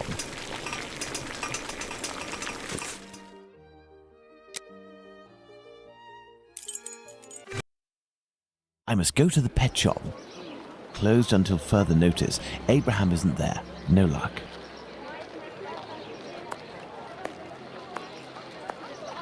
Beep beep. Good evening. Oh, good evening, sir. Do you know why Mr. Solomonovich's shop is closed? No, I don't. Perhaps his cousin, the cobbler, knows. But I believe the police came to take his animals. I think that might have something to do with it. When was this? During the day. The kids you were with the other day were there, they told me. They just came by to ask for some cat's meat. They didn't have any money, but I gave them some anyway. Is something wrong? It's just that there was a little girl with them, the same age as mine. My little girl who went away with her mother, with the angels into the sky. Dr. Watson told me about your loss. Please accept my condolences. Would you like to talk about it? How did it happen? The illness, sir. My poor little girl was in agony, and her face and body were ravaged by the disease. Her face? Yes, she looked like a ghost. What illness was it? Dr. Gibbons tried to explain when I took my little girl to see him, but I didn't understand. I'm sure that he was trying to insinuate it was my fault. I'm sorry, but I don't want to talk about it anymore. I understand. Farewell. Let's go and see Dr. Gibbons.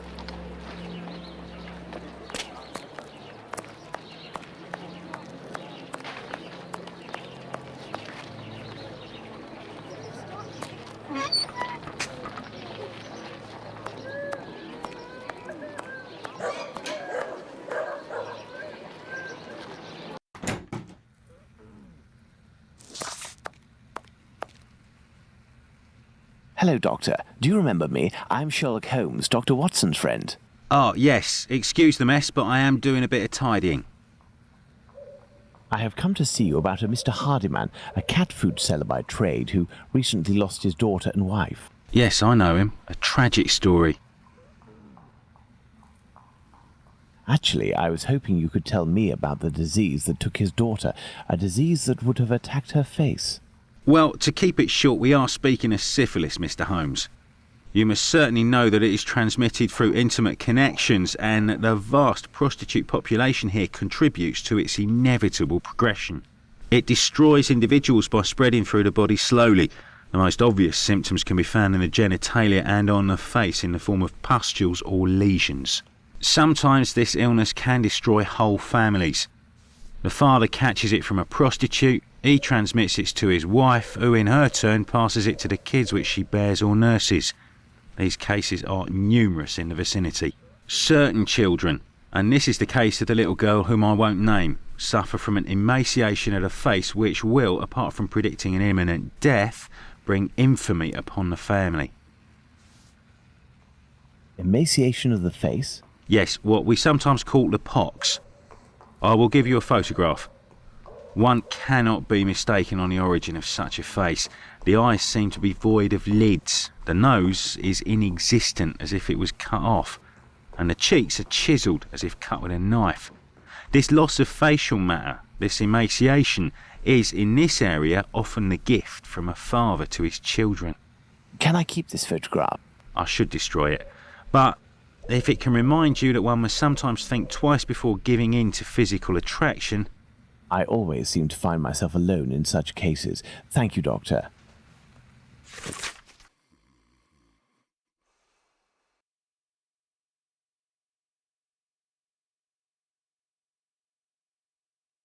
Let's go to the cobbler's.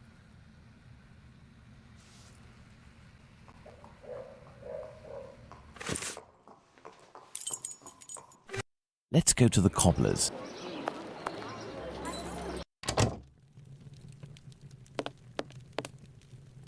Hello, Mr. Solomonovich. Ah, Mr. Holmes, how are things with you? I heard your cousin Abraham had a problem with his shop. What happened? If I didn't know you well, I would tell you that it's Jewish business that doesn't concern anyone but the Jews. But as you have a little bit to do with it, you have the right to know what is going on. Ah, would I have something to do with it? Someone had seen Abraham telling you something and making big gestures near the Imperial Club. A vicious rumor quickly spread, and it has caused him great injustice. A slanderous denunciation attracted the authorities' attention to my cousin's shop. Abraham must be in the process of answering their questions. I did, indeed, speak with your cousin the other night. I'm shocked at the consequences of this discussion. As I was saying, it's the story of the Jews. In the face of adversity, we are united, but amongst ourselves, it's like anywhere else. As soon as our people take a dislike to someone, for right or wrong, we can be without pity and quite cruel. This is all very worrying. Your cousin knows one, or rather two, of the men who were at the Imperial Club on the night of the Mitre Square murder. One of the two, a butcher in Aldgate named Joseph, is probably withholding information of the utmost importance. I must find this man. Perhaps you can help me. But there are dozens of Jewish butchers around Aldgate, half of which must be called Joseph. And you know, Mr. Holmes, we Jews prefer to remain in the background of this murderer business, this Jack the Ripper thing. All of London is pointing their fingers at us, saying, "It's a Jew who disemboweled these women." Our community is in great peril, you know. There was the business with Lipsky and Leather Apron. I will see what I can do, but I don't promise anything. I'd be extremely grateful to you. Very well. We may meet again, Mr. Solomonovich. You are most welcome, Mr. Holmes. I've paced up and down Whitechapel enough. I should return to Baker Street in order to reflect on the new facts that I have discovered.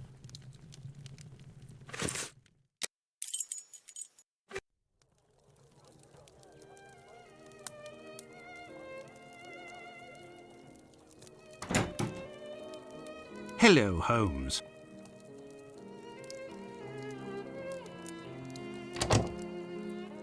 Good day, Watson. Listen, Holmes, I know I should have got here sooner to give you a report on my research, but this case has led me to neglect my patients and my wife more than I care to admit. I've been able to sort things out over the last few days, and now I am ready to pursue this investigation. You don't have to justify yourself, Watson. Whilst I do tolerate you as an observer, and despite your occasional help with more menial tasks, may I remind you that you are by no means an indispensable part of this case. Oh, you tolerate me as an observer, do you? Oh, you're too much, Holmes. Well, Mr. Detective, despite my absence, I have been working on this case, putting my relationship on the line in the process, and I happen to have a confidential letter that only passed from one lord's hand to another. What it contains is extremely serious and concerns Dr. Tumblety and his collection of uteri. Let me see that.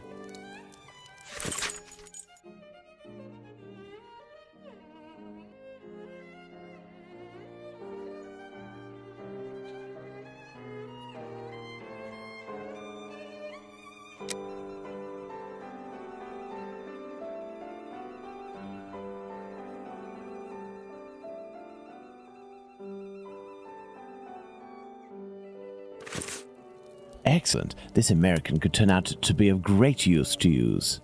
That's right, and that's not all. I did some research and finally found an illness that affects the genitalia and can, in certain cases, cause facial symptoms resembling the mutilations seen on the last victim. It is called, would you believe? Syphilis and the emaciation that can be seen in affected children. I have known that for days, Watson. Really? Listen, now you're already here, Watson, we may as well continue the investigation. Do you remember the map on which we established the area in which our killer lives? I think we should continue our study.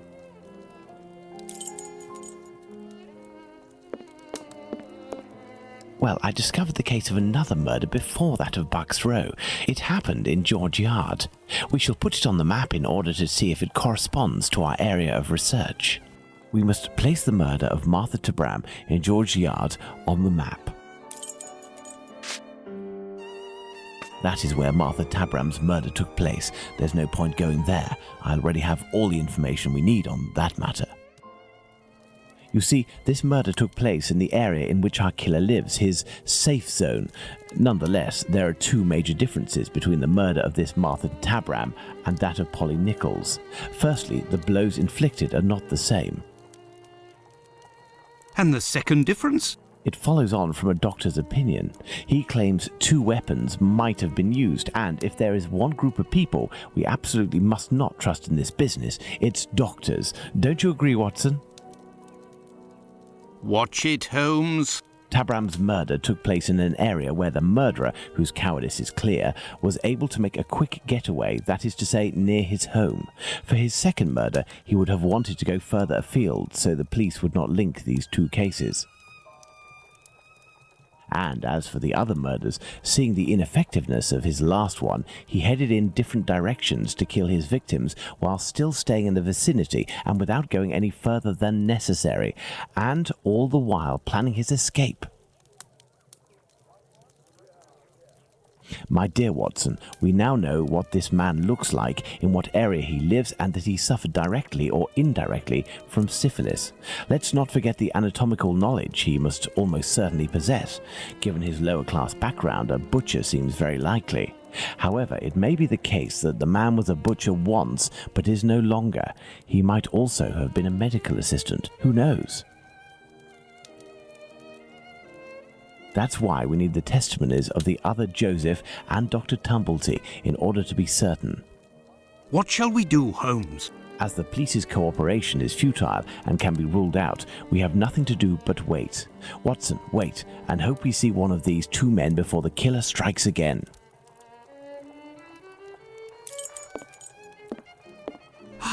At last, a long day's work done. How are you doing, Holmes? Fine, Watson, just fine. I suppose you still haven't heard any news from Whitechapel? No, Watson. It's been almost a month now. Who knows? Our killer may have brought justice upon himself, overcome by remorse and ignominy for his actions. Not a chance, Watson. You haven't done anything about the story of a kidney that was sent in the post and reported by the papers. Why not? The killer left a message on one occasion with the intention of harming. The letter accompanying this package served no purpose other than to give value to its recipient and arouse disgust against its sender. The killer has never done anything for nothing. In order to authenticate the Galston Street message, he left an indisputable piece of evidence. Can we really say as much about this kidney? I don't know. All I know is that there are letters piling up on your desk. Isn't it time to move on to another case? Absolutely not, Watson. I think that the other Joseph is reluctant to meet me. The man he saw must certainly have put the fear of God in him, a man well known for his violence and his hatred towards Jews. There can't be any shortage of those in Whitechapel. I have hope yet. As for Dr. Tumblety... We found him, Mr. Holmes. We found him. Who's that? Dr. Bumblebee. He's been locked up by the bobbies, but they've let him loose. Oi, he was looking round like a rat who's scared of his own shadow. He's gonna do a run at years. Watson, this is our chance. The game is afoot. Let's hope that Tumblety will go to collect his trunk. As for you, my little friends, thank you for lifting this burden that has been on my shoulders for almost a month.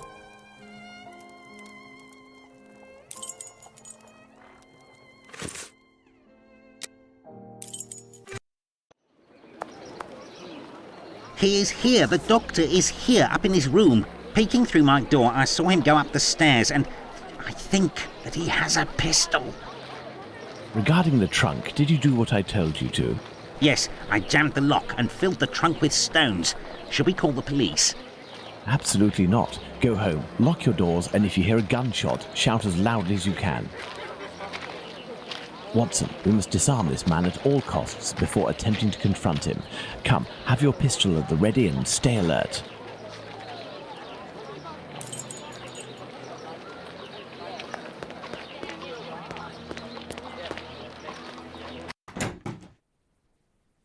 Don't move a muscle or I shoot. Who? What is going on? Bravo, Watson. I take back everything I ever said about your less than full involvement in our investigations. Listen, Mr. Policeman. I already told everything to your colleagues at the station, so... Don't you believe it, sir. We're not with the police. We are here to talk about human organs, an area in which you seem to have a great deal of interest. What? But who are you? We are the ones holding the pistol. Listen, Tumblety, tell us everything you know and you will be spared from the noose or a bullet. Have you tried to get hold of any female genitalia from someone during these past months? So that's it. You English. Listen, as it happens, I do have a collection of female genital organs which I hold dear and never miss the chance to show my friends whatever the occasion. If you knew what I feel when my eyes meet the young men's as they contemplate with astonishment and disgust this soft and flabby skin that they worship and place at the center of all their passions. Women repulse me, gentlemen. They are one of nature's greatest mistakes. Lying, haughty, and most of all, nauseating. No, sirs. Men, mankind, we are not made to soil ourselves with such animals, and it is my task to educate my peers, like the ancient Greeks used to do, and put them on the path to masculine relationships, the only kind worthy of our intelligence. My God, this man has lost his marbles, Holmes. You haven't answered my question. Did you attempt to obtain any female organs? Indeed, but a long time ago. I was living in Liverpool at the time. A few of my specimens were starting to lose their freshness. But despite the sum proposed, the heads of the university hospitals refused to accede to my demands. The fear of what others would say, certainly. I know nothing more similar to an arrogant fowl than an English doctor. Yakety-yak, always showing off in the courtyard with their haughty airs. And as soon as... Shut it, Tumblety. So, was it you who killed all of these women? Yes or no? I regret to say that it was not. If I had really wanted a few more uteri, I would have had them brought in from the United States, where it would cost me much less than here. Or I would have shown a few gold coins in the hallways of a morgue or a hospital in London, and they would have kissed my feet to sell them to me. And not taken the least risk. But kidneys are all the latest, aren't they? I think that I could find one tomorrow for less than £1. In short, gentlemen, I do not know your killer, and I don't know why he's doing that. But if you come across him one day, please send him my friendship and my deepest respect. You've gone too far this time. Come, Watson, let's not get carried away now. Thank you for your assistance, Doctor. If I may offer some advice, you should leave England as soon as possible. Each day that you remain in this country is a risk that an intelligent man would not take. My pistol? Without that, it will be even more risky. Can we believe this man, Holmes? He can't be the murderer, and his story regarding the organs fits. But we can't afford to take the slightest risk. I will ask the Baker Street irregulars to follow him. Listen, lads, when Tumblety leaves here, follow him discreetly and come and tell me as early as possible tomorrow where he is currently residing. Understood? Understood, Captain. You are already ready, Holmes. What is going on? I have been waiting for you for at least an hour, Watson. It would appear that a new drama has unfolded. The youngsters came to give me this address, but I have some doubt as to the actual location we are going to. Let's try anyway. At worst, we may come across the Baker Street irregulars to put us in the right direction.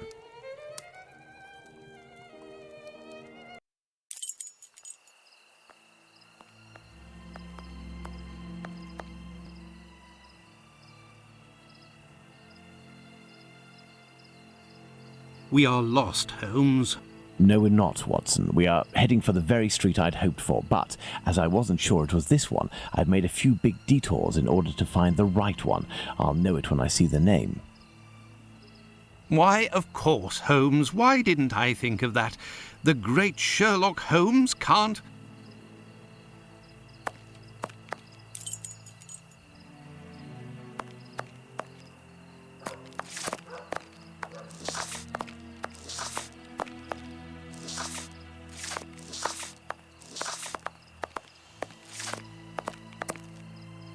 How are you, my friend? Are you not feeling well?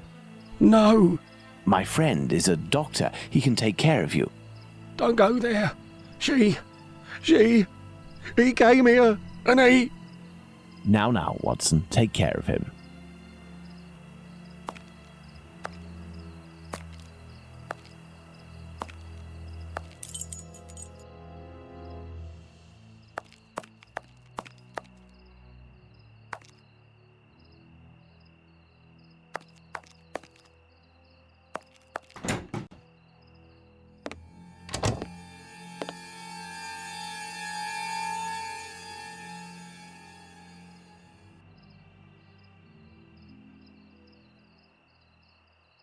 My God! What happened? Can't talk. Wait for the coppers. Are they coming? My eyes are crying. No. Go find them too, mister. I'll stay here and keep an eye out. Go! No, I must await my friend. Ah, here he is. Watson, are you there? How are you? Fine, Holmes. And you? What happened? Hello, sir. Where are we, Watson? In Whitechapel, Holmes. This must be Dorset Street. You don't seem very well. Do you need something? Indeed, Watson. Some clay, a great big piece of clay. I would ask for some wine, too, but as you know, I taste nothing but melodrama. What is over there? A trip from which you will never return, Watson. Trust me, don't go there. A trip? Behind this door? In this room? It's not strictly a door, it's more of a portal, a threshold, and what lies behind it is not the mortal realm, Watson. It is a place beyond time and space, the gift of a frantic artist who made use of his talent in order to grant us access to his world, Watson. Beyond that threshold is an abyss. Hell.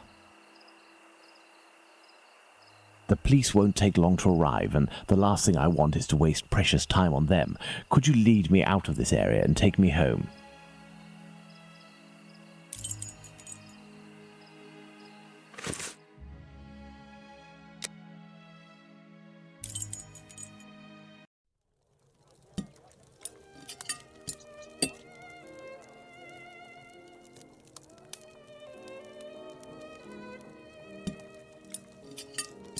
You should come and eat, Holmes. Mrs. Hudson has worked wonders.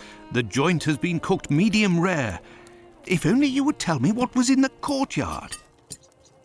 The answer, Watson. The answer, Holmes? Yes, the answer to a question that you asked me a few weeks ago. How the devil can the answer to a question I asked you be found in that courtyard? And what question are you referring to, Holmes? How our killer set about reaching the height of horror by taking another victim, Watson.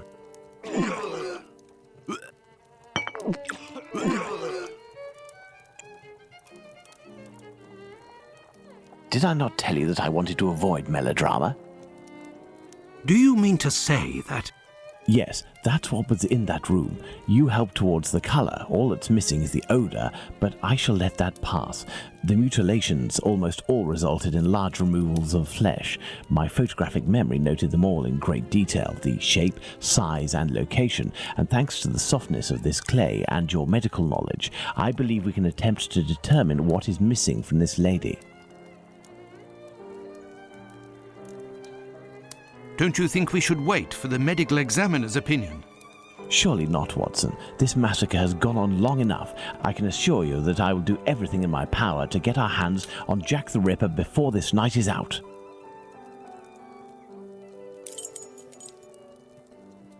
Watson, we shall reconstruct the body of this poor woman and inspect it in detail as well. Your help as a medical man will be invaluable. Holmes, I feel a bit unwell. Well, I understand. I will manage on my own. Her throat was slit just like the others. The wound is particularly deep.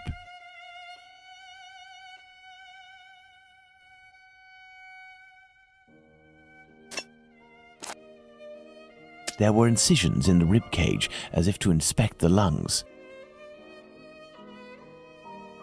The liver was neatly removed.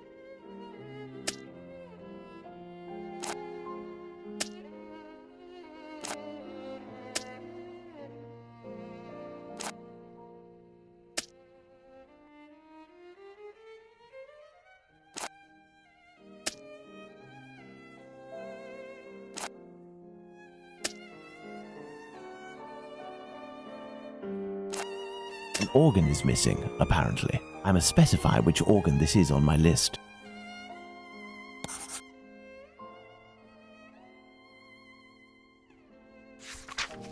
There we are, Watson. We have examined everything. The heart is the only thing missing. 2 uteri, a kidney, and now a heart.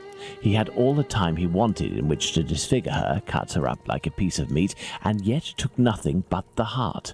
What do you think of that, Watson? Watson?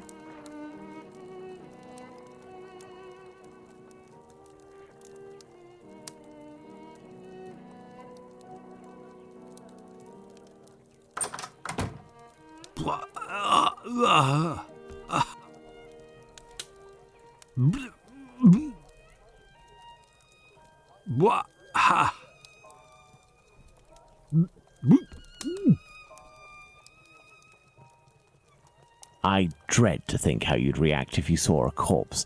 I'm returning to Whitechapel, Watson, to Isaac's. If the heart tells you to come with me, if the heart tells you a little wordplay there. Let's go to the cobbler's.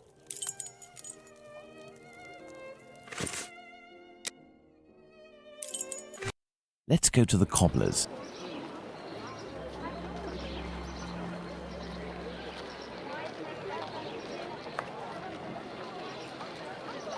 Beep, beep.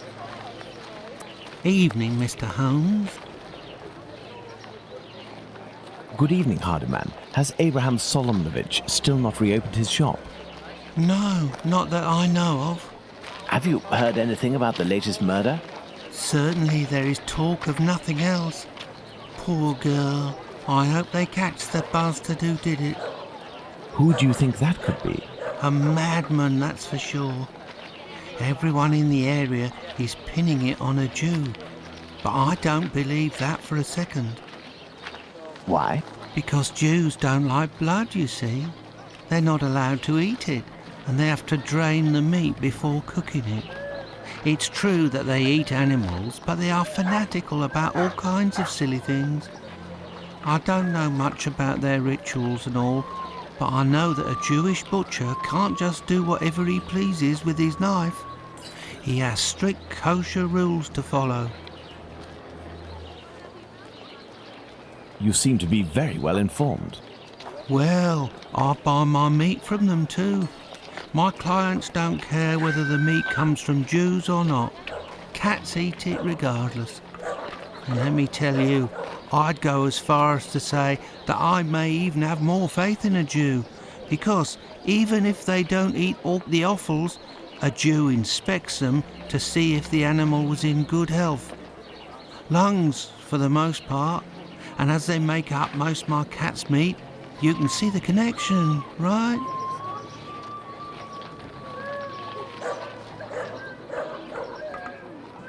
Jews are allowed to eat offals? Oh, yes. They eat calves' kidneys, I think. How big is that? A calf's kidney? Ah, well, that depends if it's fresh or if it's been marinated in brine or cooked. When fresh, are they as big as a human kidney? They would be, yes. You know, Mr. Hardyman, it's lucky for both of us that the murder that took place in your mother's courtyard was only the Whitechapel killer's third. Had it been the first, I wouldn't be thanking you, as I'm doing now, for all of this important information. Goodbye and take care. If you say so. Right, farewell, Mr. Holmes. Let's go to the cobbler's.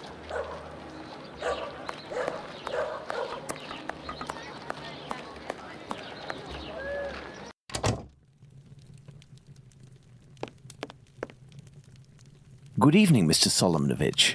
Evening, Mr. Holmes. If you've come about the business of my cousin, I hate to say... Before you respond to my request, I must ask you to answer this question of the utmost importance. What offals are Jews allowed to eat? Well, the same as you. Kidney, heart, liver? Yes. How are they prepared? Kidneys are boiled, heart is often finely sliced and cooked on a skewer, and liver is always grilled. These offals, do they come from cattle? Yes, beef or veal. And eating non-kosher food would be a grave affair for a Jew, isn't that right? Yes, it would be very serious. But what are you getting at? If I were to tell you what I'm thinking, Mr. Solomonovich, you would pull out your own eardrums to not hear the end of my sentence. It goes against the beliefs of hundreds of members of your community, and for some, perhaps even worse. I will ask you one last time before involving the authorities, who I assure you will be far less discreet than myself. Do you know who the second Joseph is, the Aldgate butcher, who your cousin knows from the Imperial Club? His name is Joseph Hyam Levy, but I don't know where he lives. I know nothing about him, other than he's a member of the Imperial Club on Duke Street. That street is after Church Passage, coming from Mitre Square. Am I right? That's it. Thank you. You have been an enormous help to both of us. Now, listen carefully. I need you to find 4 or 5 strong men among the members of your family who you trust wholeheartedly, and to wait here with them until my arrival, or you receive a message from me. Is that clear? But if you will tell me... Later, Mr. Solomonovich. Later. Let's go to the Imperial Club.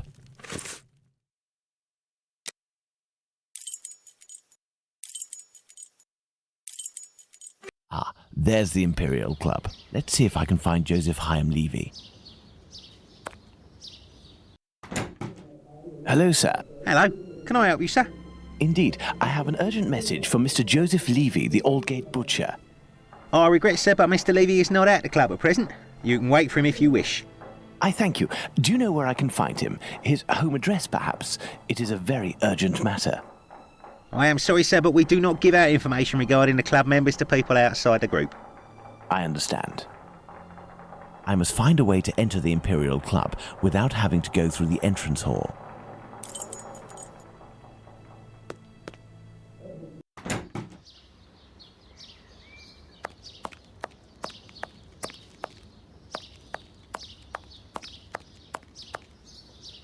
Cole, it's a service door and firmly locked. There must be a stockroom in the cellar beneath this room.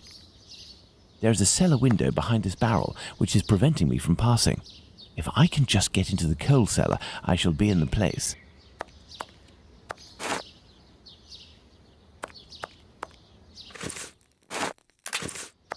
There we are. My pivot is in place. Now, let's find something to tip over this barrel.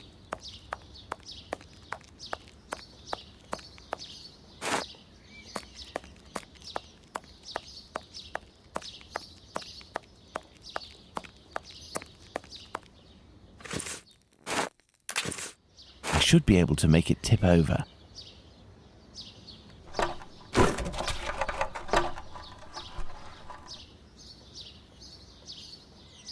Closed. The cellar window is locked from the inside by a simple iron hook.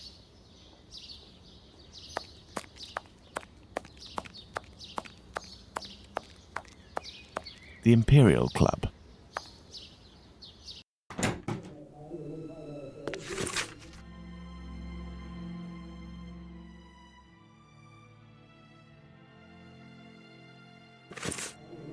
Anything else, sir? A note encouraging members of the Jewish community to remain prudent and vigilant after rumours about the Whitechapel murders.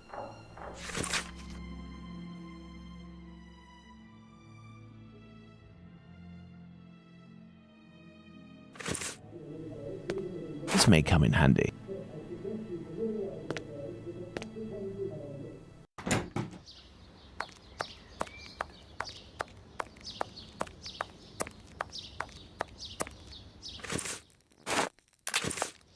Let's go. Good. Let's try to find the exit that leads to the club.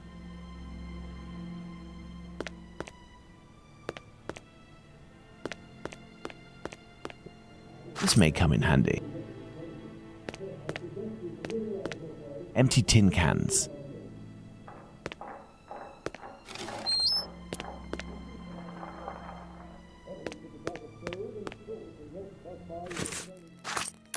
Let's hope that it really is the key to this door. Administration. Perfect. This must be where the information on club members is kept.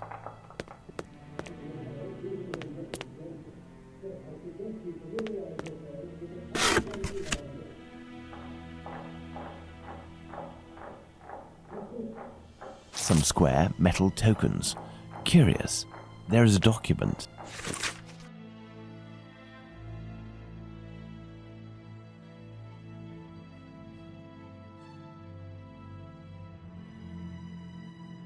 There must have been litigation between Joseph Hyam Levy and Jacob Levy.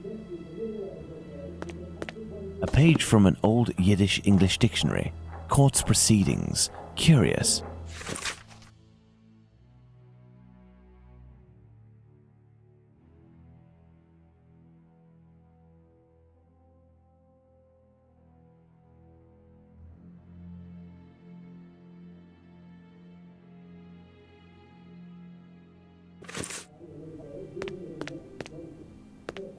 This must be the club's safe. What I'm looking for is probably inside.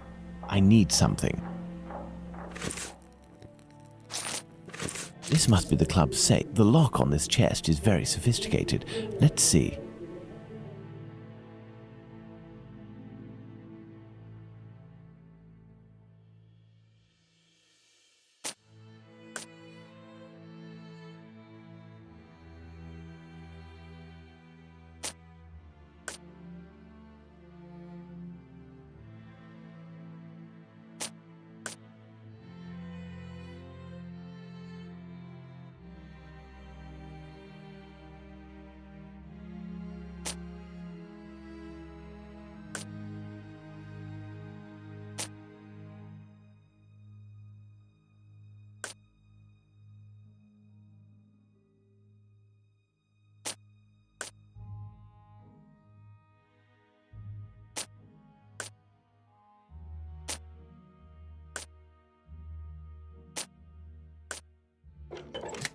Elementary.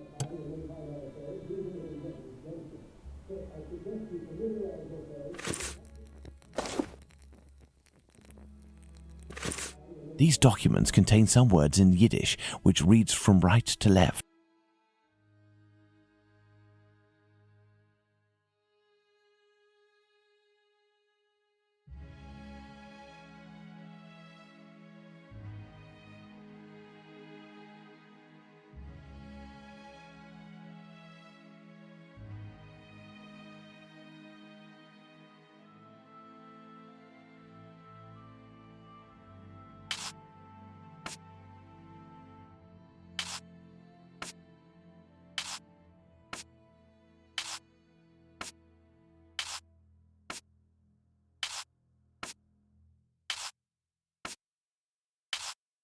Excellent. Now, on to the next step.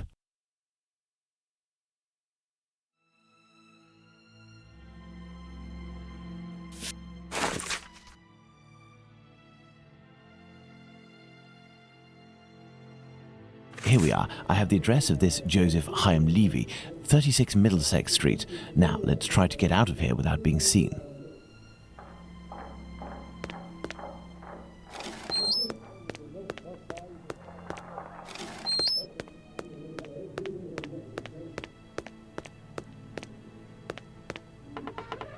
Blast! My exit has been sealed off. The barrel was replaced. I'll have to find another way.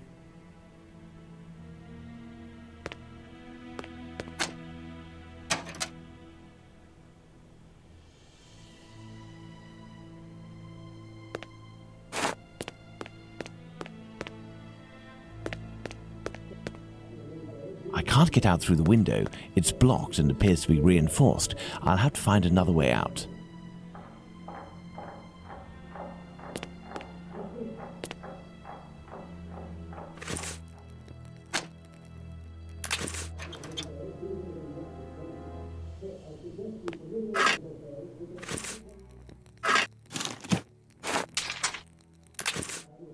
I I need something.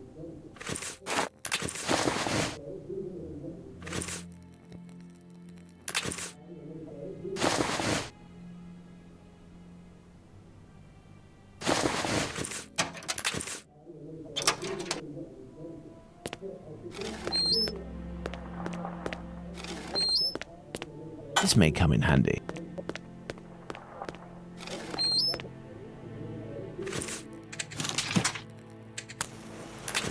Now let's quickly hide in administration.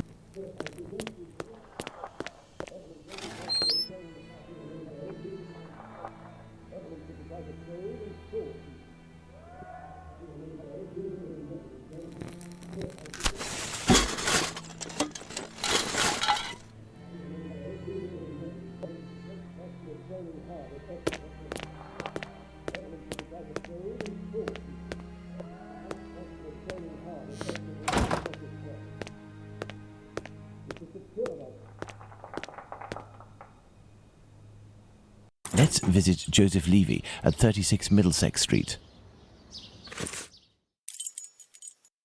Here I am in Middlesex Street. Let's find number 36. Flowers! Flowers!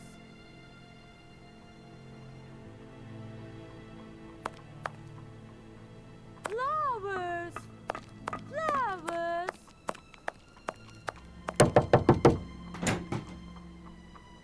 Hello, sir. What do you want? Hello, Ma'am. I would like to speak with Mr. Levy. Do you know if he's in? I am Mrs. Levy, his wife. He's not arrived yet. Do you know when he'll be in? No idea. You know, he works at the butcher's and helps at the slaughterhouse. It often happens that he doesn't come in until early morning and then leaves right away. Well, listen. As soon as your husband Joseph returns, tell him that... My husband isn't called Joseph. You aren't the wife of Joseph Hyam Levy? No, of course not. I'm the wife of Jacob Levy. Mr. Hyam Levy used to live here with his parents, but he moved. Mommy, who's the man that you are talking to? But this poor child has syphilis. He carries the mark on his face. Leave us, children. Go back inside with your brothers and sisters. Yes, Mother.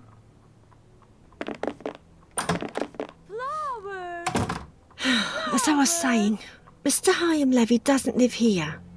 He works in a butcher's near Aldgate, but I don't know exactly where. But if you find him, he will surely live next door. Butchers always live near their work. Could you possibly give him a message on my behalf? I don't see him often, and, well, even though we know him, we aren't on friendly terms, you see? Is he bothering you, Mommy? No, Simon, not at all. That's a handsome boy you have. It's strange that he has light hair. He takes after his father. Strong, with light hair. Wait, he sounds familiar to me. A man of about 50 years old, very big, at least 6 feet tall, and left-handed, correct?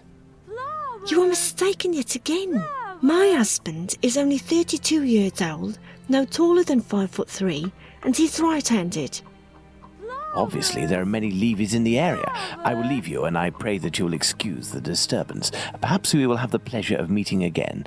Farewell, Ma'am. Goodbye, sir. Flowers!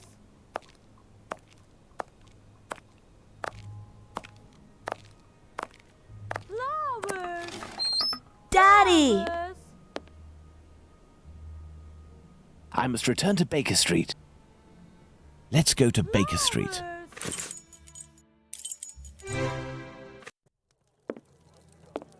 Well, Watson, not looking so good. Whose fault is that, Holmes? If you hadn't shown me your masterpiece in clay... Some actions have much larger repercussions than would be assumed at first glance. Listen, Watson, in a few minutes I will leave Baker Street in order to meet Jack the Ripper and put an end to his crimes. Beforehand, I want to go over all our discoveries to assure myself that everything is clear. Jack the Ripper? You know the identity of Jack the Ripper? Without a shadow of a doubt, Watson, and I assure you that we are in possession of all the elements required to determine who Jack the Ripper is. Would you like to do this work with me?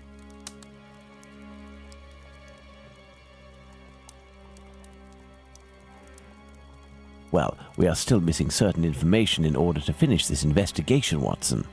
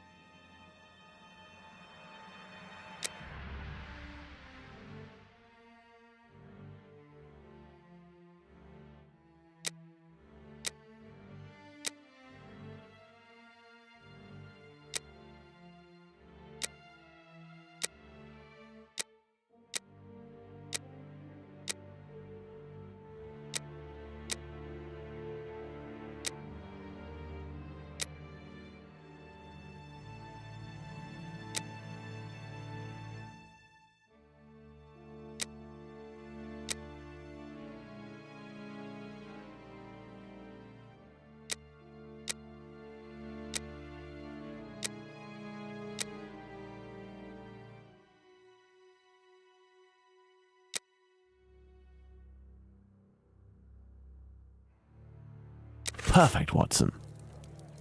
Let's determine who Jack the Ripper is, Watson.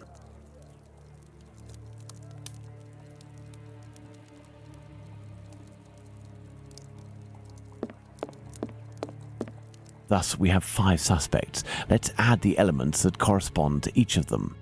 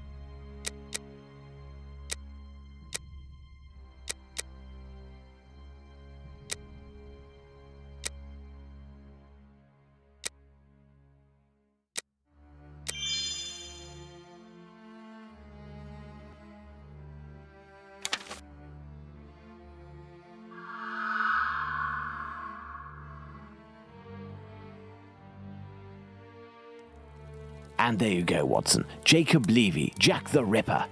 Fantastic, Holmes. And terrifying. But some aspects of this case are still unclear, at least for me. For example, Watson? Why does the man only kill prostitutes? The man kills prostitutes because he blames them for the misery of his life. He must have frequented them assiduously, and during these nocturnal visits, he contracted syphilis, which he passed on to his spouse, and via her, at least one of his children. He is an angry man in despair following a mistake that cannot be fixed. Why does he only kill such miserable prostitutes?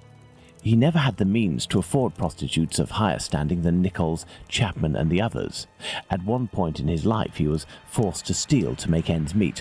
This indiscretion cost him dearly. He was imprisoned and exiled from his community. He had frequented low-class prostitutes, thus it was they who infected him and they who must pay. But why did he remove the organs?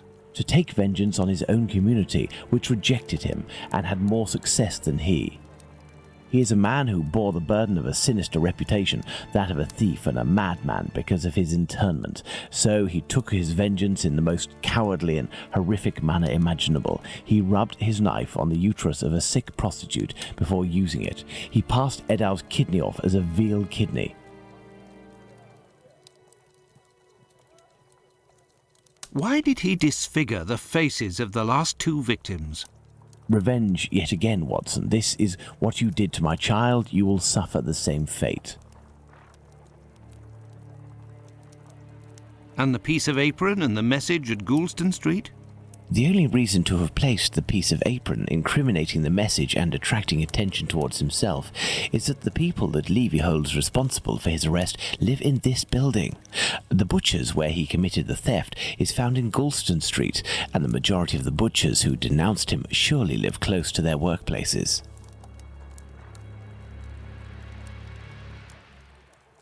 But finally, Holmes, why didn't his wife or anyone else notice anything? His wife has many children and must be very busy. The man is a butcher, which must facilitate things when one is questioned by the police in the street and must justify the bloodstains on oneself. Furthermore, butchers often work during the night as the meat must be sold fresh each morning. His nocturnal absences were easily justifiable. Finally, he works in the butchers or slaughterhouses. Nothing could be more simple than slipping a kidney in here and using a knife oiled with human blood there. This story is frightful, Holmes. Indeed, Watson. Lies, infidelity, venereal disease, murder, mutilation, and finally cannibalism. A complete anthology of what humans at their most vile are capable. Let's go at once to Whitechapel and put this madman where he can do no more harm, Holmes. Let's, Watson.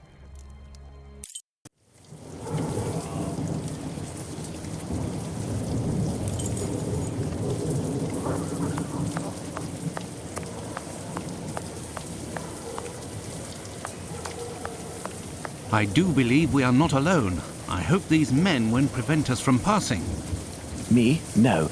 But you, yes, Watson. Your journey ends here tonight. Pardon? You're sometimes a little hot-headed. Moreover, Mr. Solomonovich has a few things to tell you. I won't be long.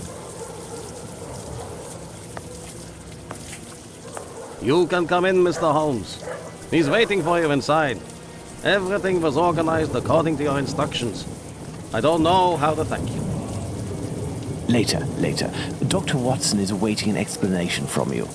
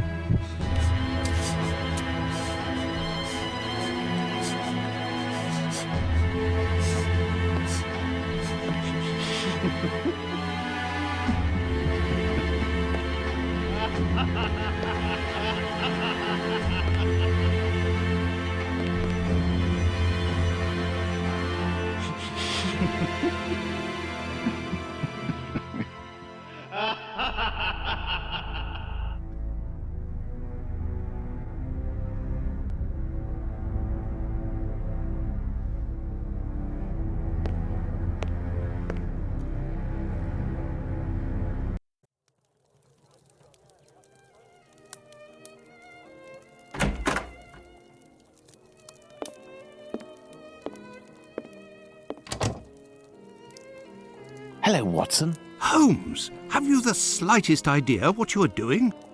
I think so, Watson. Leaving this bloodthirsty pervert at liberty and hiding his existence from the London police? What folly! Certainly, the police will never find their man, but with so many men deployed, this affair will indirectly have a benevolent effect on the crime in the vicinity. But Holmes, wait! Justice hasn't been served, and we are accomplices to the fact. Justice? But I don't serve justice, Watson. I serve truth. And incidentally, I serve my country, and I don't think that I have ever served it better than today. Imagine if after months of terror and a murder as abominable as that of Miller's Court, we deliver to the English people a man of the Jewish faith, a journeyman and head of family as the guilty party. A man who forced members of his own people to eat human flesh. All of this contained tension would have exploded in a myriad of anti-Semitic acts which would have thrown Whitechapel into a rage of fire and blood. And this man's family, who are completely innocent and have suffered more than their lot, would have been the first in the line of sight.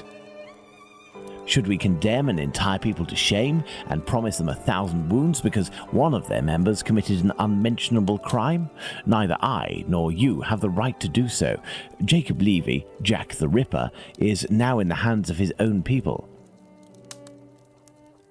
I have complete faith in Mr. Solomovich and the members of his community who, I remind you, courageously helped us. They took great risks and acted with the most salutary discretion. And, oh yes, it is understood that you cannot chronicle this investigation. It would be best to invent a story that takes us far from London during the sombre period, in pursuit of, let's see, something challenging. A ghostly dog that glows in the night. Don't be ridiculous, Holmes. But what will happen now? The police will endure a serious setback and a real loss of credibility. And this man? Well, a few months after the murders have ceased, the police commission, finding themselves at an impasse, will come up with a story to tell, and everyone will vow that they know the secret identity of the killer without having the right to reveal it. As for Jacob Levy, Jack the Ripper, he will be imprisoned by his own people. He will pace like a lion in its cage until the end of his days, haunted by his crimes and his insatiable vengeance, until finally the disease which drove him to kill those poor women will finish its work and make him its final victim.